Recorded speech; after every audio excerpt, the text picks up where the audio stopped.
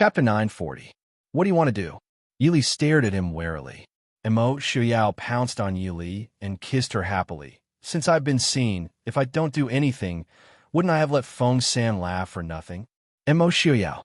Yili pretended to be angry and glared at him. Mo Shuyao was in a good mood and smiled at Yili. I want to do it in broad daylight. Yili's face turned red and she glared at him. Was it something to be proud of in broad daylight? Seeing Mo Shioyao's proud smile, Yili looked up gloomily and bit his lips. Mo Shioyao was stunned, and then he laughed loudly. He lowered his head to admire his wife's slightly tipsy and angry look. Li, you're so beautiful. Yili did not have time to react before her red lips were captured by a certain someone's passionate lips. In an instant, the two of them fell into a passionate kiss. The battle between the Mahist army and the northern tribes continued, but the changes in internal energy were not known to outsiders. The messenger who had just arrived at the northern tribes' camp and tried to take over the army died a few days later because he could not acclimatize to the environment. By the time Yilu Hong's men arrived, they did not even have time to collect the corpse before it was burned to ashes by Yelu Yi. Yilu Hong's men were naturally enraged, but after seeing Yelu Ye's methods, they did not dare to go against him. They sent a secret letter back to the royal house of the northern tribes and reported it to the king of the northern tribes. The king of the northern tribes was naturally furious. Yelu Yi had led his troops to attack the Dachu state and occupied a large part of the Dachu state's territory. After his military exploits, he could be said to be the best among the princes and generals of the northern tribes. After that, he started to disobey orders. Then in Glass City, he caused the king of the northern tribes' beloved Qing Ina to die for no reason. After Yelu Hong returned, it was inevitable that he would add fuel to the fire, causing the king of the northern tribes to be even more worried about Yelu Yi. But even so, he did not think that Yelu Yi would have any ulterior motives. So when Yelu Yi asked for help, the king of the northern tribes did not hesitate to promote Helian Jun, whom he did not like much, and sent reinforcements. However, he did not expect that this time. He only sent someone to reprimand him, and the messenger died for no reason. The king of the northern tribes did not believe that it was because of a lack of acclimatization. The reason why the king of the northern tribes sent him to the Dachu state was because he had been to the Dachu state before. After the king of the northern tribes flew into a rage, he immediately ordered Yelu Yi to return to the northern tribes and hand over the military authority to the crown prince Yelu Hong. Upon receiving the king of the northern militants' decree, Yelu Hong was naturally overjoyed. Without another word, he packed his things and rushed towards the Dachu state. On the battlefield, the northern tribes' army and the Mahist army had been fighting for the past few days, and both sides had their fair share of victories and losses. However, the northern tribes' army's battle line was still slowly being pushed back. Today, the weather in the north was getting colder and colder. Within the northern tribes' territory, thousands of li were covered in ice and snow. Regardless of whether it was rations or soldiers, it was extremely difficult to replenish. Furthermore, the Dachu state that they occupied in the past few years had been ravaged and barren. There were no signs of human habitation. Thus, compared to the Mahist army who had an endless supply of rations, the northern tribe soldiers had a miserable winter. On this day, Mo Xiaobao excitedly rushed out his tent and rushed into Mo Xiaoyao's tent like the wind. He proudly waved a few pieces of paper filled with words.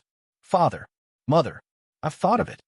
At this time, it was almost the end of the year. Mo Xiaoyao and Yi Li were discussing the next step with the generals. Although they seemed to have victory in their hands, the battle with Lei Jinting in the south was extremely difficult. Although there were a few old generals working together to stop Lei Jinting's advance, if they continued to drag things out, when Mo Jingli's army arrived, the situation in the south would immediately crumble. Seeing Mo Xiaobao rush in, the generals couldn't help but look at him curiously. Mo Xiaoyao raised his brows and took a look at the proposal written by Mo Xiaobao. Mo Xiaobao smiled proudly and said, How is it? Father, this child's idea is not bad, right? Mo Xiaoyao casually passed the document to Yi Li. After Yi Li looked at it, She smiled faintly at Mo Xiaobao and passed it to Yinting, who was already stretching his neck in joy. Seeing his mother smile at him, Mo Xiaobao's heart calmed down. Below, the generals whispered to each other as they looked at the document in Yinting's hand. They nodded their heads and praised. Using traps to trap the northern tribes' cavalry and iron caltrops, and cutting off the legs of the horses, luring the northern tribes' army into the mountains and surrounding them. Good idea. Did the Crown Prince really come up with this? It wasn't that these ideas were amazing. After all, a large portion of them were things that they had played with recently. Furthermore, some of them were common knowledge against cavalry. But Mo Xiaobao was different. He was only 7 or 8 years old and could think of so many things. He even understood the characteristics of a northern tribe's army and the terrain of the battle. This was not something an ordinary child could do. Everyone couldn't help but praise in their hearts. As expected of the Prince Ding Mansion's crown prince, he was really precocious. Mo Xiaobao stared at Mo Xiaoyao proudly, glaring at him as he admitted defeat. Mo Xiaoyao looked at him lazily and pointed at Sun Yaowu, asking, "Yaowu, do you think the Crown Prince's plan can be implemented?" Sun Yaowu looked awkwardly at the expectant Crown Prince. He hesitated and said, the Crown Prince's plan is not bad. However, this terrain is at least 100 to 200 li away from where we are now. Now that we are in a flat land, the Crown Prince's plan to lure them into the mountains and annihilate them will be difficult." Mo Xiaobao was stunned. Looking at his father's smiling face, he stomped his feet and said unwillingly, "This is not fair. General Sun, you just need to tell me whether or not this prince's plan can be realized before then." Sun Yaowu thought for a moment and said sincerely, "Although there are still some small flaws, they can't obscure the jade. It should be possible." "Father." Mo Xiaobao turned his head proudly. Mo Xiaoyao looked at him with a smile and said gently and lovingly, "Xiaobao, there is something that I don't know if anyone has taught you, but I still have to tell you. There is a saying that speed is the most important thing in war. It has already been more than a month since you left. If you were to lead the army into battle, are you going to tell Yilu Yi that this crown prince has not thought of a plan and that we will fight again in a month?" And Mo Xiaobao's proud little face fell, and he looked pitifully at Yili. Yili looked at him with a smile. Seeing his mother's expression, Mo Xiaobao knew that there was no hope for help. On the other hand, Mo Xiaobao also knew that Mo Xiaoyao was right. He thought that he was very smart, but if he really was to go in a battle, why would the enemy give him a month to think of plan? After hearing about the Mahist army situation in the past month, Mo Xiaobao's face darkened. He wasn't as smart as he thought. Chapter 941. Actually, Mo Xiaobao was being too harsh on himself. Given his age, to be able to finish reading the military book that Mo Xiaoyao gave him in a month's time, and even come up with a plan that a general like Sun Yaowu would evaluate based on the terrain and the strength of the two armies, he could already be proud of himself. However, Mo Xiaoyao and Yili did not console him. The heir of the Prince Ding Mansion was born with a different responsibility from normal children, so it was not wrong to give Mo Xiaobao some pressure at the appropriate time.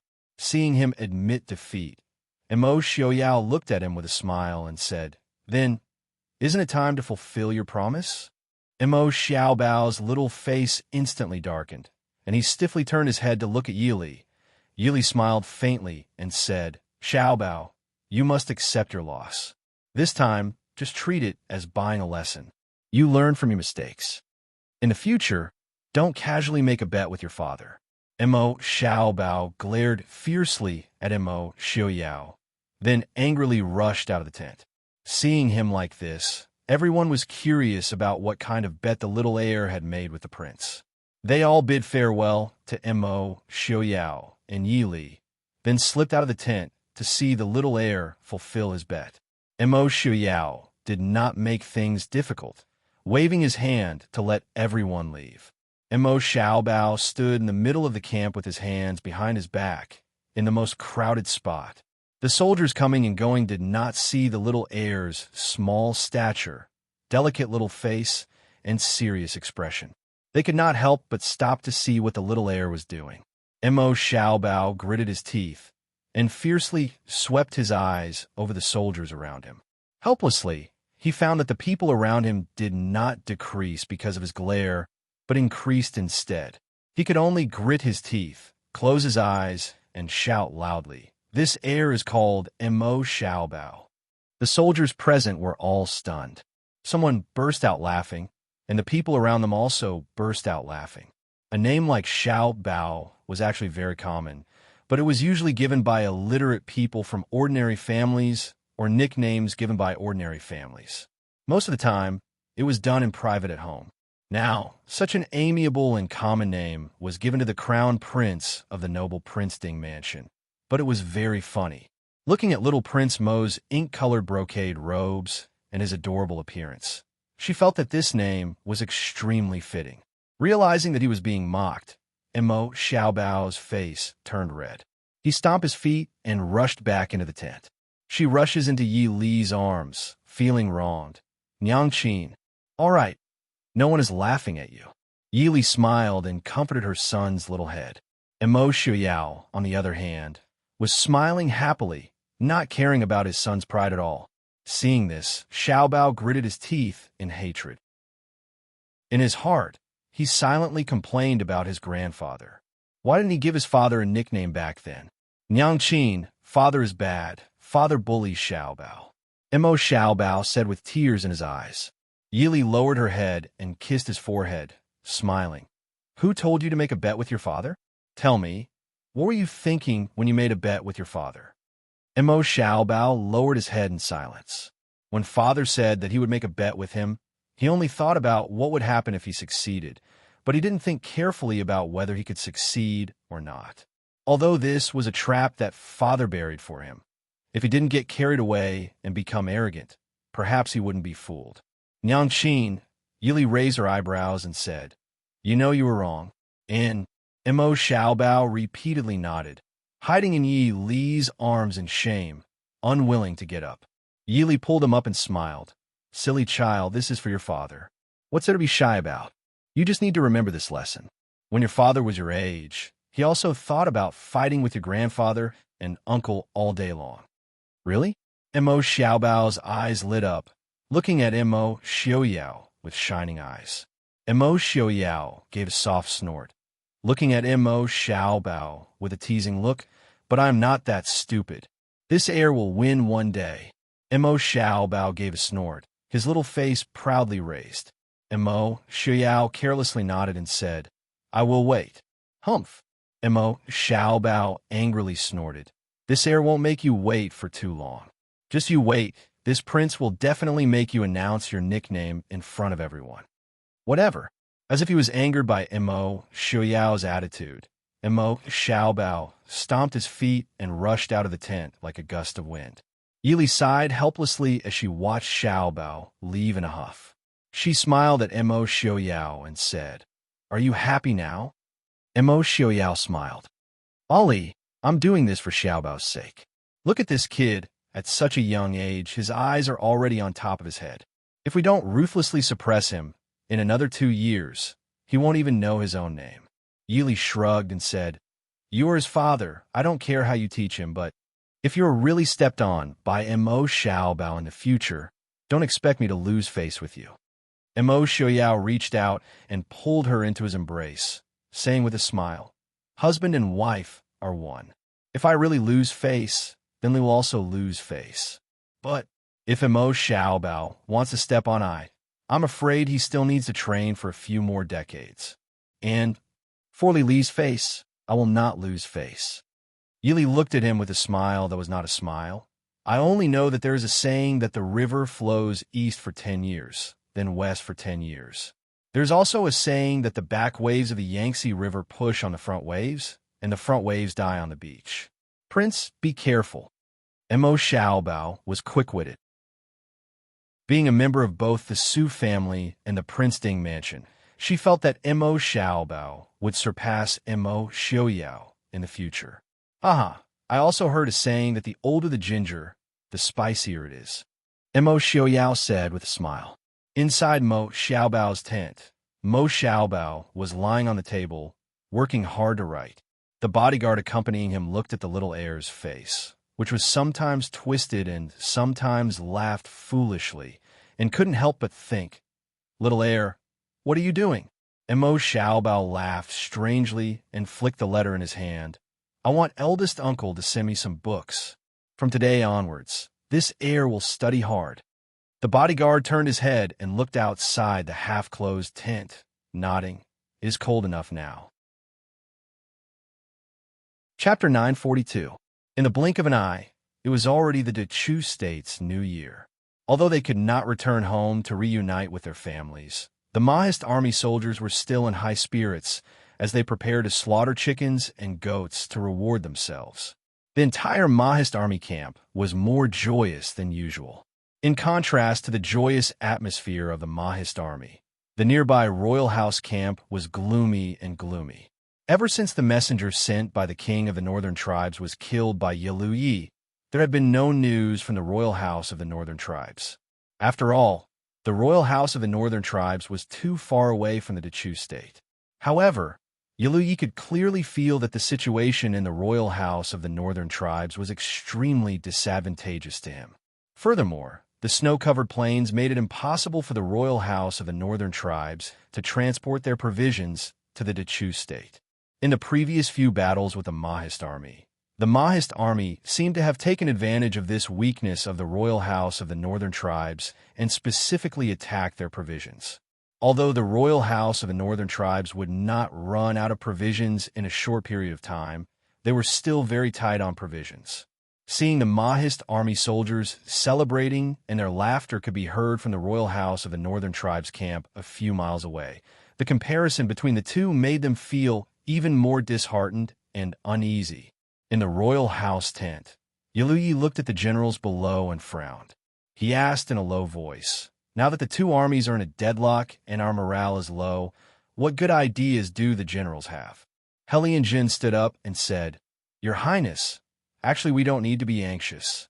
Yilu Yi raised his brows and asked, "What does General Helian mean?" Helian Jin smiled and said, "Because the Mahist army is more anxious than us.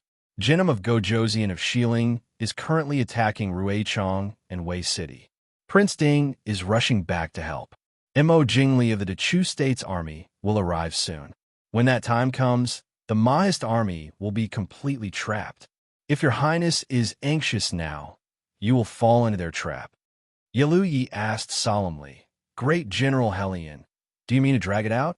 Helian Jin nodded and said, "That's right. As long as we wait for Manager Mo's troops to return to their positions, when the time comes, the three sides will attack together. Do you think we won't be able to deal with the Mahist army?" Yilu Yi sneered and said, "Does General Helian think we have that much time?" How could Yilu Yi not know what Helian Jun was talking about? Others could wait, but Yilu Yi, couldn't. If the war dragged on, even if he won in the end, the royal house of the northern tribes would be completely controlled by Yilu Hong. At that time, he would only be making a wedding dress for someone else. As one of Yilu Ye's most trusted people, Helian Jun naturally knew about the royal court's news. The current situation was truly a dilemma. If they fought head-on, they would definitely not be able to win against the Mahist army. However, if they continued to drag on like this, the crown Prince Yilu Hong would gain the upper hand. His and the seventh prince's bitter battle would be in vain. In the end, they might not even be able to keep their lives. After Yilu Yi dismissed all the generals, leaving only Helian Jun and his son behind, Helian Jun asked in a low voice, "Your Highness, what do you mean?" Yilu Yi smiled bitterly. The Central Plains was vast and rich in resources. It was a place that the northern tribes had always coveted. Now that he had occupied this place, he naturally couldn't bear to give it up. However, was it worth it to give up the entire northern tribes for this place? If he could successfully conquer the entire Dechu state, then giving up the barren land of the northern tribes would naturally be worth it. However, the current situation in the Central Plains didn't seem to allow him to do so. More importantly, the soldiers under him were all born and raised in the northern tribes. Even if he broke off relations with the royal house of the northern tribes, these people might not be willing to leave their homes and stay in the Central Plains forever. On the other hand, if he retreated now and returned to the northern tribes, it could be said that the past few years of war would be completely wasted. All the military achievements of these few years would be reduced to nothing. Now that his imperial father was obviously dissatisfied with him, if he returned with his tail between his legs, it would obviously be disadvantageous to him. Yi shook his head and smiled bitterly. What meaning does I have now? It's already too late to back down now. Immerse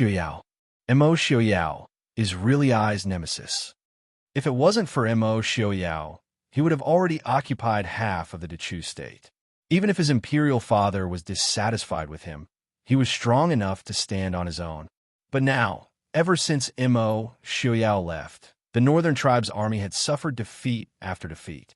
Their morale was low, and the hearts of the people in the camp were wavering. Many soldiers were starting to miss the northern tribes' plains. In fact, Immerse wasn't just Yi's nemesis. Immerse had only reappeared for 10 years. The originally strong Dechu state was in the south. The capital of Xiling was moved, and the imperial city was occupied. Ren Xining worked hard to build the northern tribes, but in less than 10 years, the country was destroyed. The reason why the royal house of the northern tribes wasn't affected by Immerse was because the royal house of the northern tribes was too far away from the Central Plains. Immerse didn't have the time or mood to stretch his hand so far. But now, in the conflict between Yi and Hong, Immerse's shadow could be seen. Helian Zhan sighed and said, "The current situation is not good for us. I'm afraid Your Highness will have to make plans early." In fact, it was just one word, gamble. One bet was that the three allied armies could completely destroy the Prince Ding mansion, and that the northern tribes could occupy half of the Dechu state. At that time, even if Yi broke off relations with the royal house of the northern tribes, he could still maintain his own military. The second bet was that the northern tribes would retreat, and Yi would use the majority of the northern tribes' military power to fight with Hong. This was indeed a dilemma. At the side, Helian Peng said in a low voice, "Your Highness, Father, I'm afraid that even if we want to retreat now, the Mahist army may not allow it." The two of them looked at Helian Peng. Helian Peng said, "Your Highness and Father, have you forgotten that the northern tribes and the Prince Ding mansion have a deep hatred?" Hearing this, the two of them were shocked. In the war 10 years ago, not only did the Mahist army suffer, the northern tribes also suffered a great loss. But the Mahist army's hatred for the northern tribes would not be drowned out just because the northern tribes had also suffered a great loss. Immerse's group had always been swift and decisive. In 3 months, they had taken down the emperor of Xiling City, and in a month, they had taken over the Chu capital. But this time, they had not been in a rush against the northern tribes. This was completely different from his usual style. Thinking of this, Helian Zhan's heart sank. His expression changed, and he said, "Immerse wants to wipe out the northern tribes in one fell swoop." Hearing this, Yi was also shocked. He said in a low voice, "Immerse's appetite is too big." Helian Zhan said, "Immerse was only 10 years old, and he had already mastered the art of war. His tactics were unfathomable. After 10 years of hiding his strength, I'm afraid that it is not simple. Your Highness, pay attention to the 2 wings of our army. If Immerse really wants to wipe us out, he will definitely send troops to surround us from the 2 wings. He will also block our retreat." Yi knew that he was not as good as Helian Zhan in terms of military strategy. He nodded and said, "I understand. Thank you for the reminder. But now, it is difficult to advance, and we cannot retreat. What do the 2 of you think we should do?" Helian Peng said, "I think that since we cannot retreat, we should bravely advance. Furthermore, with the climate of the northern tribes, even if we retreat safely, the royal house of the northern tribes will need 2 to 3 months before the ice on the grasslands will melt. Since that is the case, why not take a gamble? King Ding's residents and the northern tribes have already become mortal enemies. If we break the agreement halfway, I'm afraid that the Western Hill will not let the northern tribes rest. Although the Western Hill was no longer connected to the northern tribes, the Western Hill was still a powerful country. Furthermore, the northern tribes were severely lacking in resources. Many of them had to be purchased from the Western Hill. If they offended two powerful enemies at the same time, the northern tribes would be in a dire situation. Chapter 943. Yuli sighed and said, "Fine, General Hellion and Uncle. What suggestions do you have?" Hellion Jun pondered for a moment and said, "Tomorrow is the Chu State's New Year. At that time, the entire Mahist army will celebrate. At that time, the Mahist army's guard will be at its lowest. Our army can take the opportunity to launch a sneak attack." Will that work? Yalu Yi was hesitant. Mo Xiaoyao was one of the top generals in the world. Would he really make such a mistake? Hellion Jun said, "Strike first and gain the upper hand. Our army's patience will only cause the Mahist army to retreat step by step. It will cause our army's morale to plummet." Yalui pondered for a moment and sighed. "Let's do as Uncle says." In the Mo family army camp, the night was brightly lit and the sounds of laughter were unceasing. Even the ban on alcohol that was strictly forbidden during the march was temporarily lifted. The entire military camp was filled with the strong aroma of alcohol. Dozens of soldiers were gathered around the bonfire, drinking wine and eating meat, having a great time. Mo Xiaoyao and Yili also appeared in the camp with the other generals to drink with the soldiers. Although the winter was bitterly cold, the entire camp was lit with flames. The soldiers drank strong alcohol and did not feel the chill of winter at all. Even Mo Xiaobao sat beside Mo Xiaoyao and Yili. His delicate little face was filled with joy. In the dark night, a group of northern tribe soldiers quietly approached the Mahist army's camp. They could hear the cheers and noise from the Mahist army's camp from 3 to 4 li away. Also, the light from the bonfire lit up half the sky. This made the northern tribe soldiers who were ordered to launch a sneak attack feel even colder. They could not help but feel a strong sense of envy towards the Mahist army. What good fortune! We are starving and freezing here, but they are drinking and eating. A northern tribe's soldier shivered and complained in a low voice. The person beside him nodded in agreement. "Isn't that so? The Mahist army is indeed much richer than us. It's rare for us to eat meat now. I heard that they still eat meat every day." Now that the road from the northern tribes to the Chu state was blocked, the military supplies could not be transported over. Ever since the Mahist army started fighting with the northern tribes, many of the civilians who were originally under the control of the northern tribes ran over to the Mahist army. They could not even snatch anything from them. As a result, the rations in the army were severely reduced. Although there were many horses to the northern tribes, the most important thing was the horses. Therefore, unless it was absolutely necessary, it was absolutely not to be used to kill soldiers. Hence, these northern tribe soldiers who were used to eating meat and drinking wine could only learn from the people of the Central Plains and eat coarse grain to fill their stomachs. Once we take down the Mahist army camp, those things will naturally belong to us. Another northern tribe soldier said expectantly, "That's right. If we snatch the rations of the Mahist army, we should also celebrate." The rest agreed. They were looking forward to snatching the rations of the Mahist army. The northern tribe soldiers who were preparing to launch a sneak attack waited for 2 to 4 hours outside the Mahist army camp. Only then did they see the lights of the Mahist army camp gradually dim. The noise from before also became much quieter. They knew that the Mahist army had finished celebrating and were preparing to rest. They had waited for half a night, waiting for the Mahist army to be drunk and tired before they could strike. Hellion Peng, who was leading the troops, saw that the time had come. He softly ordered his subordinates to pass down the order. The northern tribe soldiers who were originally hiding in the snow immediately moved out and rushed towards the Mahist army camp. As they neared the Mahist army camp, Hellion Peng saw that the Mahist army camp was already silent in the darkness and could not help but stop. The general beside him did not understand and softly asked, "General," Hellion Peng said in a deep voice, "something is wrong." No matter how weak the Mo family army was, They shouldn't have been able to walk so close without any signs of movement. No matter how one looked at it, this was a trap. Hearing Helian Peng's words, everyone could not help but become nervous and vigilant. "General, are you saying?" Helian Peng had a bad feeling in his heart and decisively said, "Retreat." However, it was easy to think about it, but it was not so easy to leave. In the darkness, the surroundings suddenly lit up and a loud laugh came from not far away. "General Helian, since you are already here, why are you in such a hurry to leave?"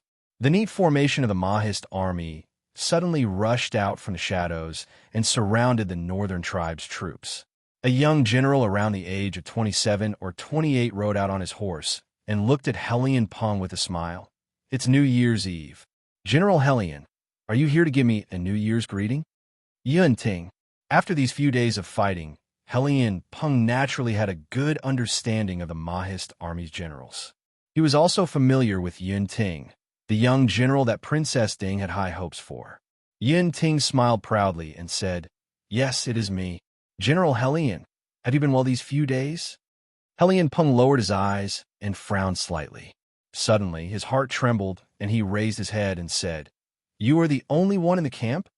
The northern tribe's sneak attack was such a big matter, but only Yun Ting came out of the Mahist army.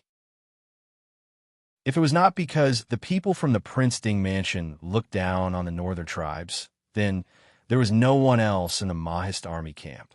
Yun Ting was the only general here. Yun Ting did not try to hide it, smiling with some surprise as he said, "General Helian is indeed very perceptive." What he meant was that he was admitting that he, Yun Ting, was the only person in charge of the Mo family army's camp. However, Yun Ting's admission did not make Helian Peng happy. Instead, it made him even more restless. If there was only Yun Ting, Helian Peng might not be unable to take down the Mahist army camp. However, if it was just an empty camp, what was the use of taking it down? More importantly, where did Mo Xiaoyao and Yili bring the other generals? Compared to Helian Peng's gloomy and uncertain mood, Yun Ting was full of satisfaction. It was as if he was not worried about his mere few thousand men being surrounded by Helian Peng's army. He smiled and said, "General Helian, do you want to know the whereabouts of the prince and princess?" Helian Peng said in a low voice, "General Yun, please tell me. Didn't General Helian already guess?" The prince and princess went to sneak attack the northern tribe's camp. Yun Ting laughed and said, "General Helian, do you think only the northern tribes know how to sneak attack? When it comes to the art of war, the people of the Central Plains are the ancestors." Helian Peng's face instantly turned green. Mo Xiaoyao and Yi Li had brought almost all the generals under the Mahist army to sneak attack the northern tribe's camp. It was obvious that they were determined to succeed. He turned around and shouted, "Retreat! Return to camp immediately." Yun Ting laughed coldly. "Do you think the Mahist army camp is a place where you can come and go as you please?"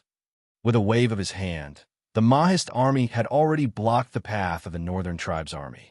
The location of the Mahist army's camp was very strange. If the northern tribe's army wanted to return, there was only one shortcut. However, that shortcut was blocked by the Mahist army that was lying in ambush. The other paths were not only difficult and treacherous, but they also had to take many detours. If Helian Peng wanted to return to reinforce the northern tribe's camp, he could only charge past Yun Ting. Chapter 944. However, Yun Ting joined the army when he was young. He followed Murong Shun, Zhang Qilan, Lu Jingxian, and the others from an ordinary soldier to a young general who could lead an army by himself. For more than 10 years, he had participated in no less than 100 battles. How could it be so easy for Helian Peng to be favored? Yun Ting sat high on the horse and looked at Helian Peng with a smile. He said, "General Helian, don't be anxious. Let's exchange pointers first. You're courting death." Helian Peng was very confident in his martial arts. Even in the martial arts world of the Central Plains, there were few opponents, let alone a young general like Yun Ting. He raised the long saber in his hand and pounced on Yun Ting. When the two generals moved, the soldiers under them naturally did not hold back. They quickly tangled with each other in the midst of battle cries. Yin-Ting grinned at Hellion Peng, but did not fight him head-on. When he saw Hellion Peng coming to kill him, he immediately pulled his horse and ran to the other side. Hellion Peng caught up with Yin-Ting in a few leaps. "Where do you think you're going?" Yin-Ting turned around and smiled at him. "I know that General Hellion's martial arts are excellent, so I specially invited a few masters to exchange pointers with you." As he spoke, a few black shadows appeared from the depths of the darkness. Hellion Peng glanced at the dark patterns on the man in black's lapel and said in a deep voice, "Qi Lin." "Yes." The leading man in black laughed in a low voice and raised his head. It was the third young master of the Su family, Su Qingfeng. Yin-Ting got rid of Hellion Peng and immediately cupped his hands to Su Qingfeng. He said with a smile, "Commander Su, I'll have to trouble you to take care of General Hellion." After that, he lifted the reins and rushed into the battlefield again. Hellion Peng's face was very ugly at this time. These days, Qi Lin of the Mahist army and his Yazi subordinates were also fighting openly and secretly. They had fought more than 10 times. However, Qi Lin rarely lost. On the contrary, the Yazi that he had high hopes for had almost been wiped out after a few months of fighting. Hellion Peng also understood the difference between Qi Lin and Yazi. At the same time, he hated Princess Ding even more for training Qi Lin. At this moment, the people surrounding him were no match for him in a one-on-one fight. However, a swarm of them would also cause him to be flustered. Needless to say, these people didn't even need to kill him. They only needed to trap him for a few hours, and he wouldn't be able to go back to rescue them. "Third Master Su?" Hellion Peng stared at Su Qingfeng and said, "I didn't expect that the Su family's scholarly family would produce a military general like Third Young Master." Su Qingfeng did not mind his mockery. With a leisurely laugh, he said, "Learning literature and martial arts is voluntary. Our Su family has never been demanding. Even if I throw away my pen and join the army, I won't disgrace the Su family's martyrs." Although Su Qingfeng liked martial arts, he grew up in the Su family. He had been influenced by poetry since he was young. Although his talent was not as good as the Su family's, he was much better than the average person. Moreover, Su Qingfeng had never regretted his choice, nor did he think that he had made a mistake. Hellion Peng's words were not even qualified to scratch his itch. Hellion Peng also knew that this situation was more or less useless. It was better to get rid of Qi Lin's siege as soon as possible and lead the troops back to rescue them. With a serious expression, he said in a deep voice, "Then, this general would like to experience Qi Lin's skills." Su Qingfeng and the others did not say much. They directly took out their weapons and went up to fight. The strength of Qi Lin and the others was their teamwork. Although they were not as strong individually, with a few people surrounding them, Hellion Peng could only be suppressed. On the other side, Yin-Ting led his soldiers and rampaged through the chaotic army. Many northern tribe soldiers who did not have time to react were killed. The mountains were filled with murderous cries. At this time, Yi Li and Mo Shuyao had already appeared not far from the northern tribe's camp. Looking at the brightly lit northern tribe's camp, Mo Xuyao's lips curled into a cold smile. It was obvious that Yilu Yi and the others were still waiting for news from Hellion Peng. What Yilu Yi didn't expect was that the person they wanted to ambush had already appeared in front of them with a group of people. Yi Li urged her horse to stand beside Mo Xuyao and looked at the camp with him. She smiled faintly and said, "Hellion Peng must have already started fighting with Yin-Ting. As long as Hellion Peng and Yin-Ting started fighting, it would be impossible for them to retreat for a while. They would also have enough time to deal with Yilu Yi and Hellion Jun." Mo Xiuyao nodded and said, "That's right. I wonder if Hellion Jun will think that I'm outside his camp right now?" On the other side, Feng Jiao smiled and said, "Hellion Jun must think that Prince was really shocked by Hellion Peng's sudden attack. Originally, the Mahist army celebration was just a trap for the northern tribes. With Mo Xiuyao's personality, how could he be so conceited that the entire army would celebrate when he had yet to achieve complete victory? It was a pity that Hellion Jun did not understand Immo Xiaoyao's character at all. Are you ready? Immo Xiaoyao asked calmly. Feng Xiao nodded and said, yes, Sun Yao will lead the troops to the left, and Qin Yin will lead the troops to the right. Zhouman has already led the troops to Huifeng Valley. We will attack from the front.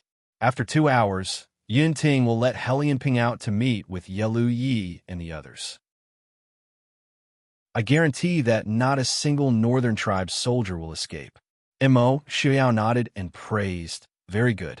I want to see if Helian Jun still has the power to turn the situation around. Although he was smiling, Immo Xiaoyao's words were filled with a cold, killing intent. Prince, should we attack now? Feng Xiao was also eager to give a try. Let's do it. Immo Xiaoyao nodded and said. Feng Xiao smiled and took out an arrow from his back. He knocked it and pulled the bowstring. A long arrow with a fiery glow shot towards the northern tribe's camp. Chapter 945. In the northern tribe's main tent, Yelu Yi and Helian Jun were sitting inside. Helian Jun's expression was solemn, and he was silent. Yelu Yi was pacing back and forth in the main tent. His sharp brows were tightly knitted together. His face was also vaguely anxious and uneasy. After pacing back and forth for a long time, Yelu Yi squatted down and looked at Helian Jun. Uncle, will there be any problems with General Helian? Helian Jun calmed himself down and said in a low voice, Your Highness, please be patient. Peng did not send any bad news. We must not panic. Yelu Yi nodded and was silent for a long time before he said, I don't know why, but I feel uneasy. Helian Jun was silent. He did not know if he was too worried or if something had really happened. Yelu Yi was not the only one who felt uneasy. Even Helian Jun felt that something was wrong.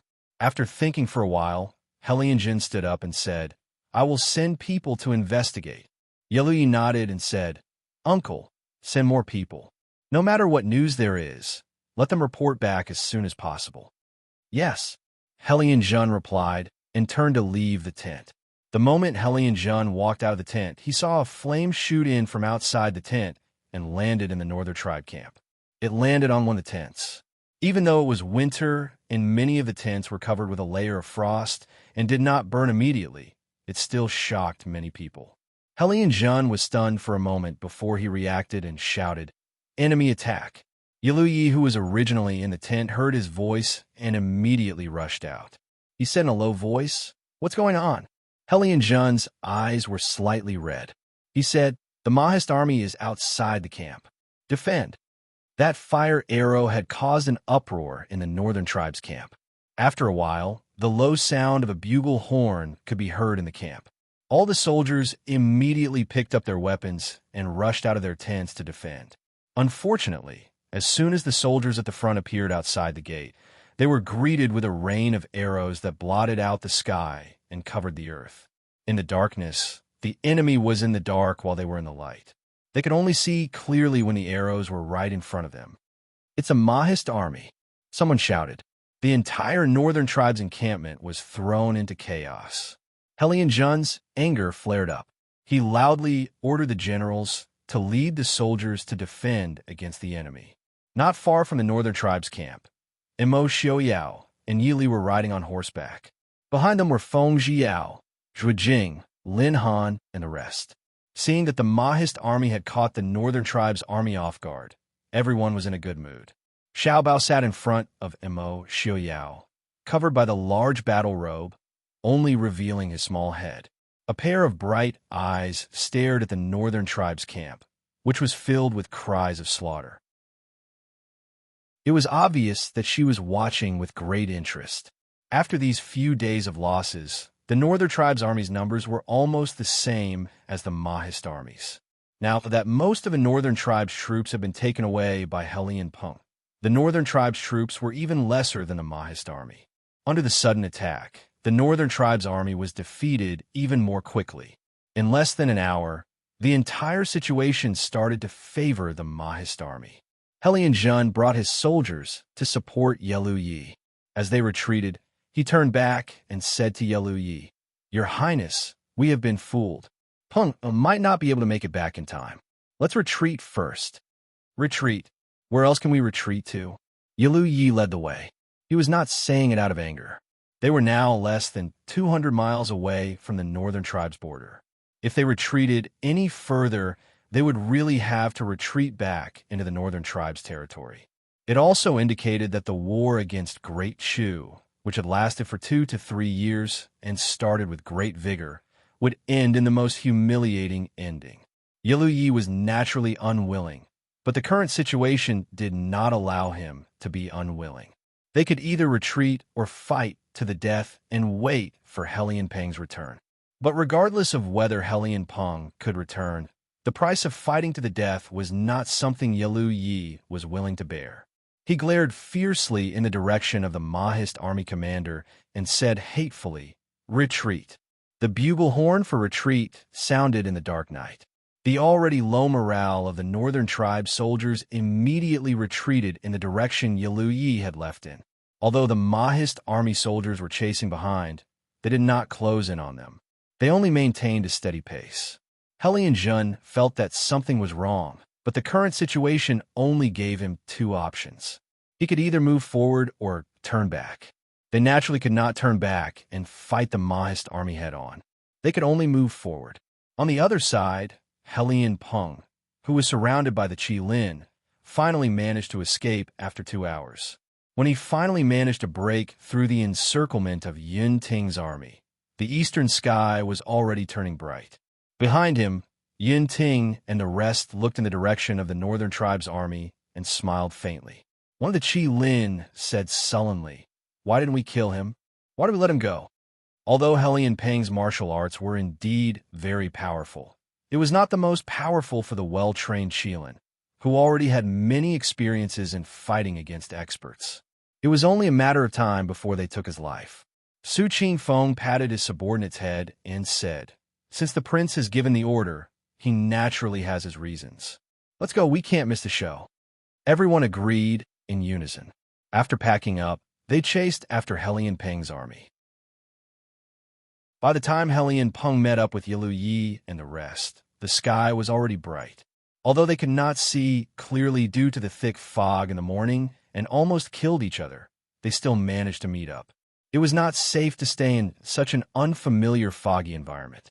However, the northern tribe soldiers were exhausted after fighting for half a night.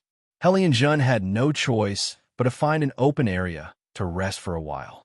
After counting the number of soldiers, the 3 of them turned pale. There were originally a few 100,000 soldiers left, but after a night of fighting, there were less than 200,000 left. At least 90% of the soldiers were brought back by Hellion Peng. The soldiers that were left behind to guard the camp were almost completely wiped out. Hellion Jun looked gloomily at Yilu Yi, who was sitting at the side in a daze. He looked at Hellion Peng and said, "Penger, how did you find us?" Hellion Peng frowned and said in a low voice, "After I killed my way out of Yun Ting's army, I found 4 to 5 groups of Mahist army to intercept me. I fought my way here and coincidentally met Father and Your Highness." Hellion Jun frowned and said in a low voice, "This is not right. We were running in front, and the Mahist army was chasing us from behind. Even if we lost our way, we couldn't have gone too far. How did you coincidentally meet us while being chased?" Hellion Peng's heart skipped a beat, and he suddenly jumped up and said, "Father." Hellion Jun looked at him, and Hellion Peng's expression was gloomy. He gritted his teeth and said, "We fell into Mo Xiaoyao's trap." Hellion Jun was stunned, and his expression changed. He grabbed Hellion Peng and said quickly, "You mean?" Chapter 946. General Hellion, don't you think it's too late for you to understand now?" In the thick fog, a joyful and low voice sounded from afar. When the voice first sounded, it was clearly very far away. However, when the voice was about to fade away, it seemed to be right in front of them. Hellion Jun and the rest looked towards the source of the voice. Not far away, where the thick fog had dispersed, a white-robed and white-haired figure appeared abruptly. The expression on his face could not be seen clearly due to the faint fog, but Hellion Peng and Hellion Jun could clearly feel that he was smiling, and it was an extremely cold smile. "Mo Xiaoyao." Hellion Jun gritted his teeth and said, "That's I." After 19 years, it's not easy to invite General Hellion back to Wind Valley. Mo Xiaoyao was dressed in white, his white hair fluttering in the cold wind. His lips curled into a faint smile, but the words that came out of his mouth inexplicably made people feel a kind of chilling, murderous intent. "This is Wind Valley," Hellion Jun exclaimed in shock. Mo Xiaoyao smiled and said, "Isn't it? I didn't expect General Hellion to have forgotten about it in less than 20 years. However, I also feel that Ghost Valley must have left a deep impression on General Hellion. It's a pity that I can't invite General Hellion back to Ghost Valley this time." Wind Valley was the place where the Mahist army was buried by Hellion Jun. Even the Prince Ding mansion's former Prince Ding, Mo Xiuan, had died not far from here. Ghost Valley was less than 50 li away from Wind Valley. It was the place where Mo Xiaoyao had defeated Hellion Jun with a fire, and where Mo Xiaoyao himself had been severely injured. These two places were unforgettable to both parties who had participated in the war. As Mo Xiaoyao spoke, countless Mahist army had already surrounded them from all directions. In the fog, one could vaguely see countless black shadows moving about. It was as cold and ethereal as the netherworld, causing the tired and hungry northern tribe soldiers to be even more frightened. Behind Mo Xiaoyao, a few figures gradually appeared. Yili, Yun Ting, and the rest in white, young Master Feng San in red, and Su Qin Feng, Zhu Jing, Lin Han, and the rest in black. They were all eyeing the northern tribe soldiers below. Only Mo Xiaobao, who was wearing a black brocade robe and standing beside Yili, seemed to be in high spirits even though he hadn't slept the entire night. She opened her big round eyes and looked curiously at the people below. Looking at the serious faces of the people around her, she curiously tugged at Feng Zhiyao's clothes. Feng Zhiyao quietly shook his head at Mo Xiaoyao and gave Mo Xiaoyao a look. Mo Xiaobao pursed his lips and quietly moved to Mo Xiaoyao's side. "Lord Father," Mo Xiaoyao smiled faintly and bent down to carry Mo Xiaobao. He smiled and said, "Yu Chun, do you know where this place is?" This was the first time Mo Xiaoyao called his name so seriously.